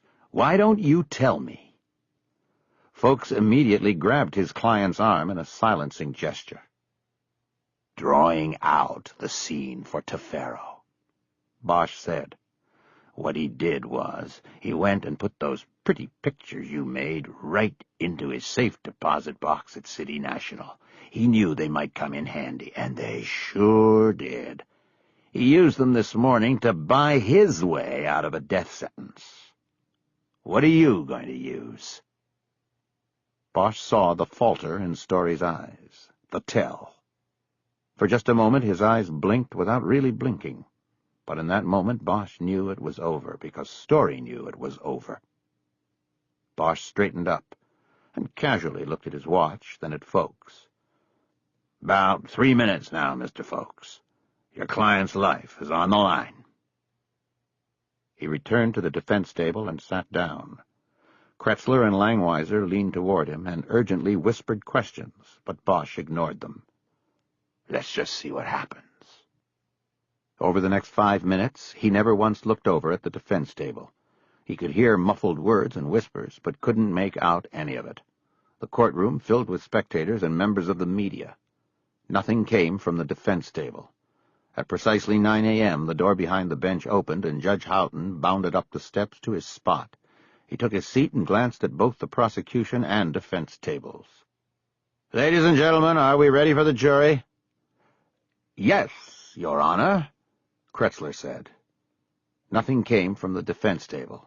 Houghton looked over, a curious smile on his face. "Mr. Folks, can I bring in our jury?" Now Bosch leaned back, so he could look past Langweiser and Kretzler at the defense table. Folks sat slouched in his chair, a posture he'd never exhibited in the courtroom before. He had an elbow on the arm of the chair and his hand up. He was wagging a pen in his fingers and seemed to be lost in a deep, depressing thought. His client sat rigid next to him, face forward. "Mr. Folks, I'm waiting for an answer." Folks finally looked up at the judge. Very slowly he rose from the seat and went to the lectern. Your Honor, may we approach at sidebar for a moment? The judge looked both curious and annoyed. It had been the routine of the trial to submit all non-public conference requests by 8:30 a.m., so that they could be considered and argued in chambers without cutting into court time. This can't be handled in open court, Mr. Folks? No, Your Honor, not at this time. Very well, come on up. Houghton signaled the lawyers forward with both hands, as though he was giving signals to a truck backing up. The attorneys approached the side of the bench and huddled with the judge. From his angle, Bosch could see all of their faces, and he didn't need to hear what was being whispered. Folks looked ashen, and after a few words, Kretzler and Langweiser seemed to grow in stature. Langweiser even glanced over at Bosch, and he could read the victory message in her eyes. He turned and looked over at the defendant. He waited, and David's Story slowly turned, and their eyes locked one final time. Bosch didn't smile. He didn't blink. He didn't do anything but hold the stare. Eventually it was Story who looked away and down at his hands lying in his lap. Bosch felt a trilling sensation move over his scalp. He'd felt it before, times when he had glimpsed the normally hidden face of the monster. The sidebar conference broke up, and the two prosecutors came back quickly to the table, excitement clearly showing in their strides and on their faces. By contrast, J. Reason Folks moved slowly to the defense table. "That's all, Folks," Bosch said under his breath. Langweiser grabbed Bosch by the shoulder as she sat down. He's going to plead, she whispered excitedly. Cremens and Lopez.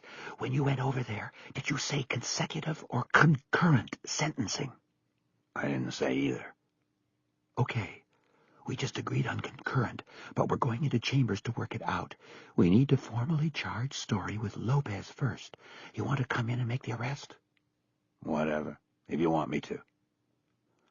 Bosch knew it was just a legal formality. Story was already in custody. You deserve it, Harry. We want you to be there. Fine. The judge tapped his gavel once and drew the courtroom's attention. The reporters in the media gallery were all leaning forward in their seats. They knew something big was going on. "We'll stand in recess until 10 o'clock, the judge announced. "I'll see all parties in chambers now." He stood up and quickly went down the 3 stairs to the rear door before the deputy had time to call, "All rise." Chapter 46. McCaleb stayed away from the following sea, even after the last detective and forensic technician had finished with it. From early afternoon until dark, the boat was staked out by reporters and television news crews.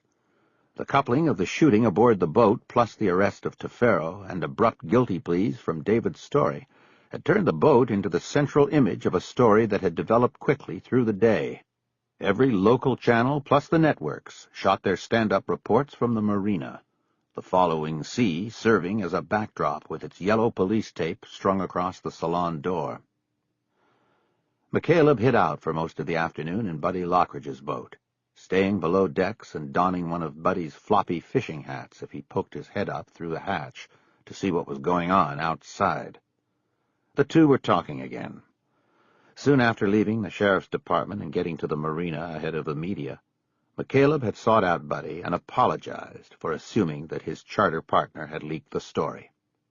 Buddy, in turn, apologized for using the following sea and McCaleb's cabin as a rendezvous point for encounters with erotic masseuses. McCaleb agreed to tell Graciela he'd been wrong about Buddy being the leak. He also agreed not to tell her about the masseuses. Buddy had explained that he didn't want Graciela thinking less of him than she probably already did.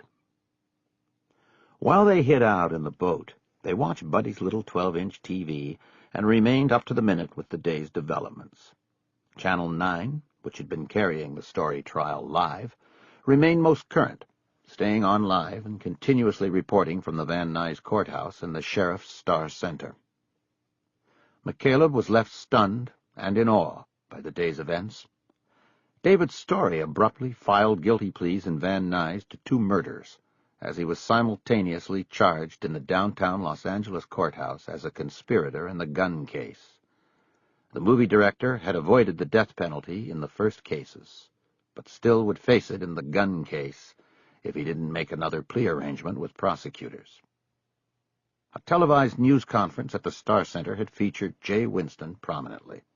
She answered questions from reporters after the sheriff, flanked by LAPD and FBI brass, read a statement announcing the day's events from an investigative standpoint.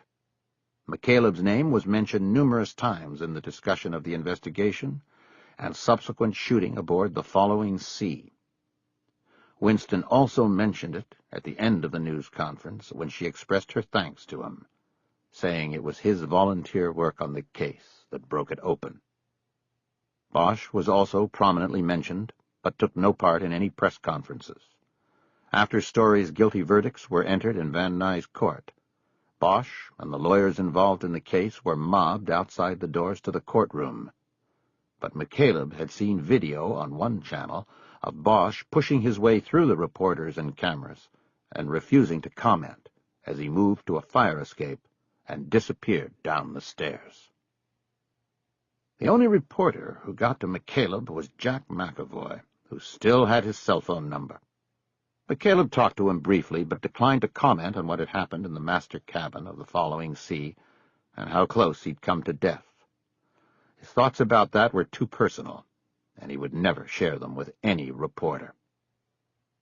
McCaleb also talked to Graciela, calling her and filling her in on the events before she saw them on the news. He told her he probably wouldn't get home until the next day, because he was sure the media pack would be watching the boat until well after dark. She said she was glad it was over, and that he'd be coming home.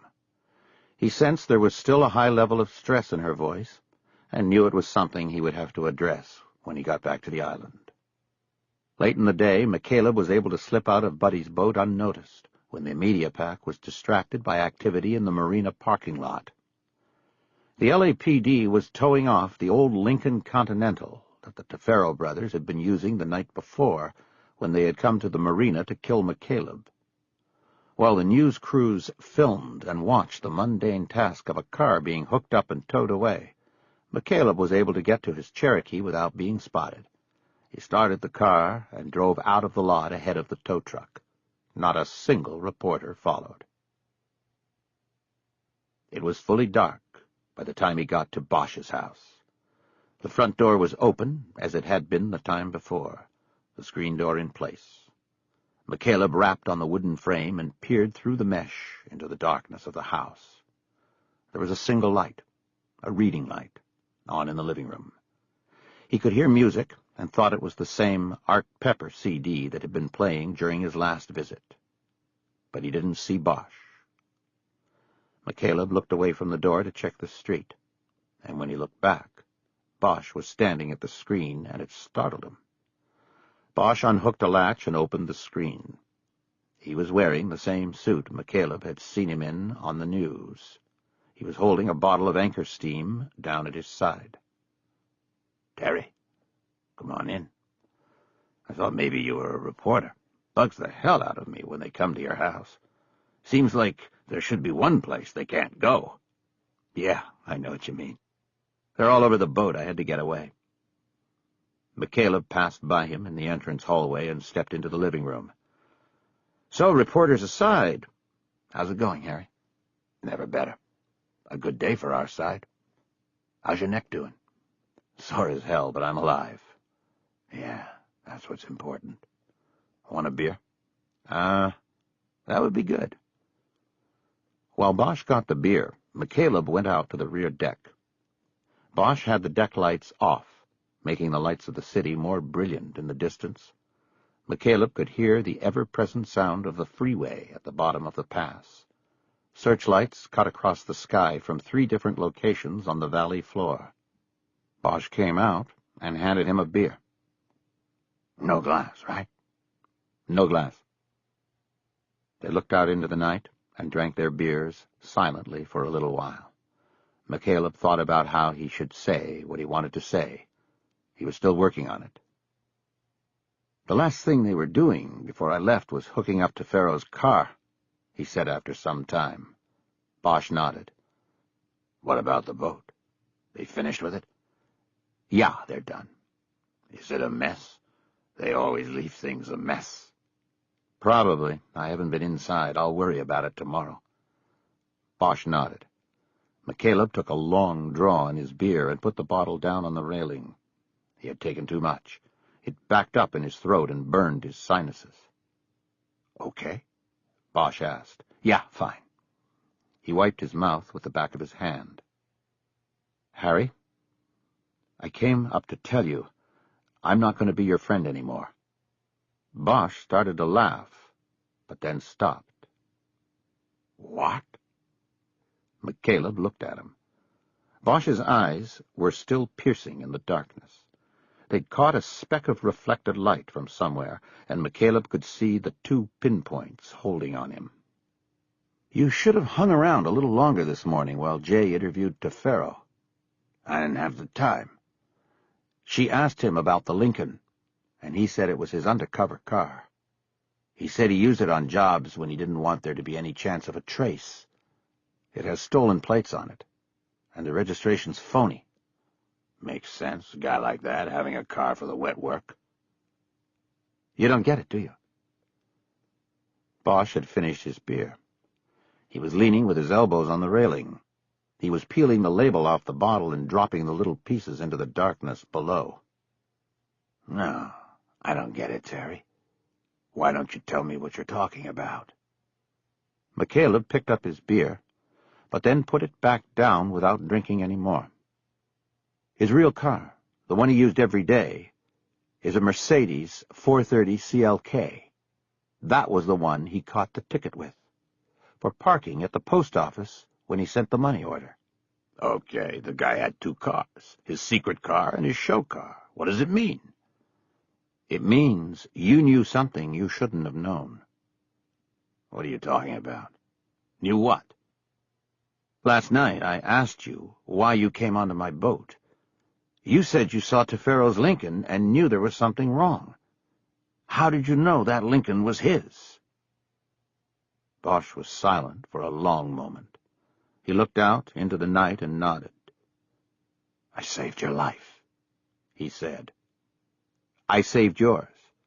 "I said we were even. Leave it at that, Terry." McCaleb shook his head. It felt like there was a fist in his stomach pushing up into his chest, trying to get to his new heart. "I think you knew that Lincoln, and knew it meant trouble for me because you had watched Tefero before. Maybe on a night he was using the Lincoln. Maybe on a night he was watching Gunn and setting up the hit. Maybe on the night he made the hit. You saved my life because you knew something, Harry." McCaleb was quiet for a moment, giving Bosch an opportunity to say something in his defense. "That's a lot of maybes, Terry." "Yeah, a lot of maybes and one guess. My guess is that somehow you knew, or you figured out back when Tefero hooked up with Story, that they would have to come after you in court. So you watched Tefero, and you saw him draw the bead on Gunn. You knew what was going to happen, and you let it happen." McCaleb took another long drink of beer and put the bottle back down on the railing. "A dangerous game, Harry. I almost pulled it off. But I guess if I hadn't come along, you would have figured out some way of pointing it back at them." Bosch continued to stare out into the darkness and say nothing. "The one thing I hope is that you weren't the one who tipped Tefero that Gunn was in the tank that night. Tell me you didn't make that call, Harry. Tell me you didn't help get him out so they could kill him like that." Again, Bosch said nothing. McCaleb nodded. "You want to shake somebody's hand, Harry? Shake your own." Bosch dropped his gaze and looked down into the darkness below the deck. McCaleb watched him closely and saw him slowly shake his head. We do what we have to do, Bosch said quietly. Sometimes you have choices. Sometimes there's no choice, only necessity. You see things happening, and you know they're wrong, but somehow they're also right. He was silent for a long moment, and McCaleb waited. I didn't make that call, Bosch said. He turned and looked at McCaleb. Again, McCaleb could see the shining points of light in the blackness of his eyes. 3 people, 3 monsters, are gone. But not that way. We don't do it that way. Bosch nodded. What about your play, Terry? Pushing past the little brother into the office, like you didn't think that would start some shit? You pushed the action with that little move, and you know it. McCaleb felt his face growing hot under Bosch's stare. He didn't answer. He didn't know what to say. You had your own plan, Terry. So what's the difference? The difference? If you don't see it, then you've completely fallen. You are lost. Yeah, well, maybe I'm lost, and maybe I've been found. I'll have to think about it. Meantime, why don't you just go home now? Go back to your little island and your little girl. Hide behind what you think you see in her eyes. Pretend the world is not what you know it to be. McCaleb nodded. He'd said what he wanted to say. He stepped away from the railing, leaving his beer, and walked toward the door to the house. But Bosch hit him with more words as he entered the house. You think naming her after a girl nobody cared about or loved can make up for that lost girl? Well, you're wrong, man. Just go home and keep dreaming. McCaleb hesitated in the doorway and looked back. Goodbye, Harry. Yeah. Goodbye. McCaleb walked through the house. When he passed the reading chair where the light was on, he saw the printout of his profile of Bosch sitting on the arm of the chair. He kept going. When he got to the front door, he pulled it closed behind him. Chapter 47. Bosch stood with his arms folded on the deck railing and his head down. He thought about McCaleb's words, both spoken and printed. They were pieces of hot shrapnel ripping through him. He felt a deep tearing of his interior lining. It felt as though something within had seized him and was pulling him into a black hole, that he was imploding into nothingness. What did I do? He whispered. What did I do? He straightened up and saw the bottle on the railing, its label gone. He grabbed it and threw it as far as he could out into the darkness. He watched its trajectory. He could follow its flight because of moonlight reflecting on the brown glass. He heard the glass explode when the bottle impacted in the brush on the rocky hillside below. He saw McCaleb's half-finished beer and grabbed it. He pulled his arm back, wanting to throw this one all the way to the freeway. Then he stopped. He put the bottle back on the railing and went inside. He grabbed the printed profile off the arm of the chair and started ripping the 2 pages apart. He went to the kitchen, turned the water on, and put the pieces into the sink. He flicked on the garbage disposal and pushed the pieces of paper into the drain. He waited until he could tell by the sound that the paper had been chewed into nothing and was gone. He turned off the disposal and just watched the water running into the drain. Slowly, his eyes came up, and he looked through the kitchen window and out through the Cahuenga Pass. The lights of Hollywood glimmered in the cut, a mirror reflection of the stars of all galaxies everywhere. He thought about all that was bad out there. A city with more things wrong than right. A place where the earth could open up beneath you and suck you into the blackness. A city of lost light. His city. It was all of that, and still, always still, a place to begin again. His city. The city of the second chance. Bosch nodded and bent down. He closed his eyes, put his hands under the water and brought them up to his face. The water was cold and bracing, as he thought any baptism, the start of any second chance, should be. Chapter 48. He could still smell burned gunpowder. McCaleb stood in the master cabin and looked around. There were rubber gloves and other debris scattered on the floor. Black fingerprint dust was everywhere, on everything. The door to the room was gone, and so was the door jamb, cut right out of the wall. In the hallway, an entire panel of walling had been removed as well. McCaleb walked over and looked down at the floor where the little brother had died from the bullets he had fired. The blood had dried brown and would permanently stain the alternating light and dark wood stripping in the floor. It would always be there to remind him. Staring at the blood, he replayed the shots he had fired at the man, the images in his mind moving much slower than real time. He thought about what Bosch had said to him out on the deck, about letting the little brother follow him. He considered his own culpability. Could his guilt be any less than Bosch's? They had both set things in motion. For every action, there is an equal and opposite reaction. You don't go into the darkness without the darkness going into you. We do what we have to do, he said out loud. He went up into the salon and looked out the door at the parking lot. The reporters were still up there with their vans. He had snuck in, parked at the far end of the marina, and then borrowed a skiff off of somebody's boat to get to the following sea. He then climbed aboard and slipped in without anyone seeing him.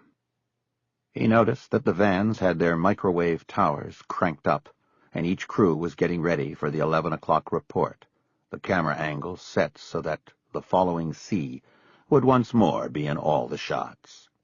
McCaleb smiled and opened his phone. He hit a number on speed dial, and Buddy Lockridge answered. "Buddy, it's me. Listen, I'm on the boat and I gotta go home. I want you to do me a favor." "You gotta go tonight? Are you sure?" "Yeah. This is what I want you to do. When you hear me turn the pentas over, you come over and untie me. Do it fast. I'll do the rest." "You want me to go with you?" "No, I'll be fine.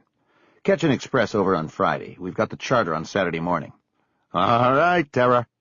I heard on the radio it's pretty flat out there tonight and no fog, but be careful." McCaleb closed the phone and went to the salon door. Most of the reporters and their crews were preoccupied and not looking at the boat, because they'd already assured themselves it was empty. He slid open the door and stepped out. He shut the door and then quickly climbed the ladder to the bridge. He unzipped the plastic curtain that enclosed the bridge and slipped in. Quickly made sure both throttles were in neutral, engaged the choke, and slid his key into the ignition. He turned the key, and the starters began to whine loudly. He looked back through the plastic curtain and saw the reporters had all turned to the boat. The engines finally turned over, and he worked the throttles, revving the engines into a quick start warm-up. He glanced back again and saw Buddy coming down the dock to the boat's stern. A couple of the reporters were hurrying down the gangway to the dock behind him. Buddy quickly uncleated the two stern lines and threw them into the cockpit. He then moved down the side pier to get the bow line. McCaleb lost sight of him, but then heard his call. "Clear!" McCaleb took the throttles out of neutral and moved the boat out of the slip. As he made the turn into the fairway, he looked back and saw Buddy standing on the side pier, and the reporters behind him on the dock. Once he was away from the cameras, he unzipped the curtains and took them down. The cool air swept into the bridge and braced him. He sighted the flashing red lights of the channel markers and put the boat on course. He looked ahead, past the markers, into the darkness, but saw nothing. He turned on the Lauren and saw that which he could not see ahead. The island was there on the radar screen. 10 minutes later, after he'd cleared the harbor brake line, McCaleb pulled the phone out of his jacket and speed-dialed home. He knew it was too late to call and that he was risking waking the children. Graciela answered in a whispered urgency. "Sorry, it's just me." "Terry, are you all right?" "I am now. I'm coming home." "You're crossing in the dark?" McCaleb thought a moment about the question. "I'll be all right. I can see in the dark." Graciela didn't say anything. She had an ability to know when he was saying one thing and talking about something else. "Put the porch light on," he said. "I'll look for it when I get close." He closed the phone and pushed the throttles up. The bow started to rise and then leveled off. He passed the last channel marker 20 yards to his left. He was right on course. A three-quarter moon was high in the sky ahead and laying down a shimmering path of liquid silver for him to follow home. He held on tightly to the wheel and thought about the moment when he had truly thought he was going to die. He remembered the image of his daughter that had come to him and had comforted him. Tears started to roll down his cheeks. Soon the wind off the water dried them on his face. This has been a Time Warner Audiobooks production of A Darkness More Than Night, written by Michael Connelly and read by Richard M. Davidson.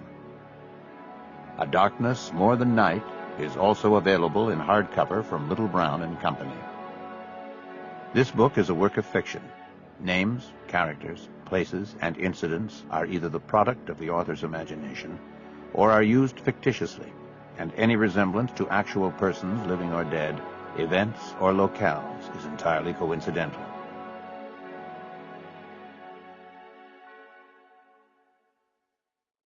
Audible hopes you have enjoyed this program. This is Audible. Time Warner Audiobooks presents A Darkness More Than Night by Michael Connelly, narrated by Richard M. Davidson.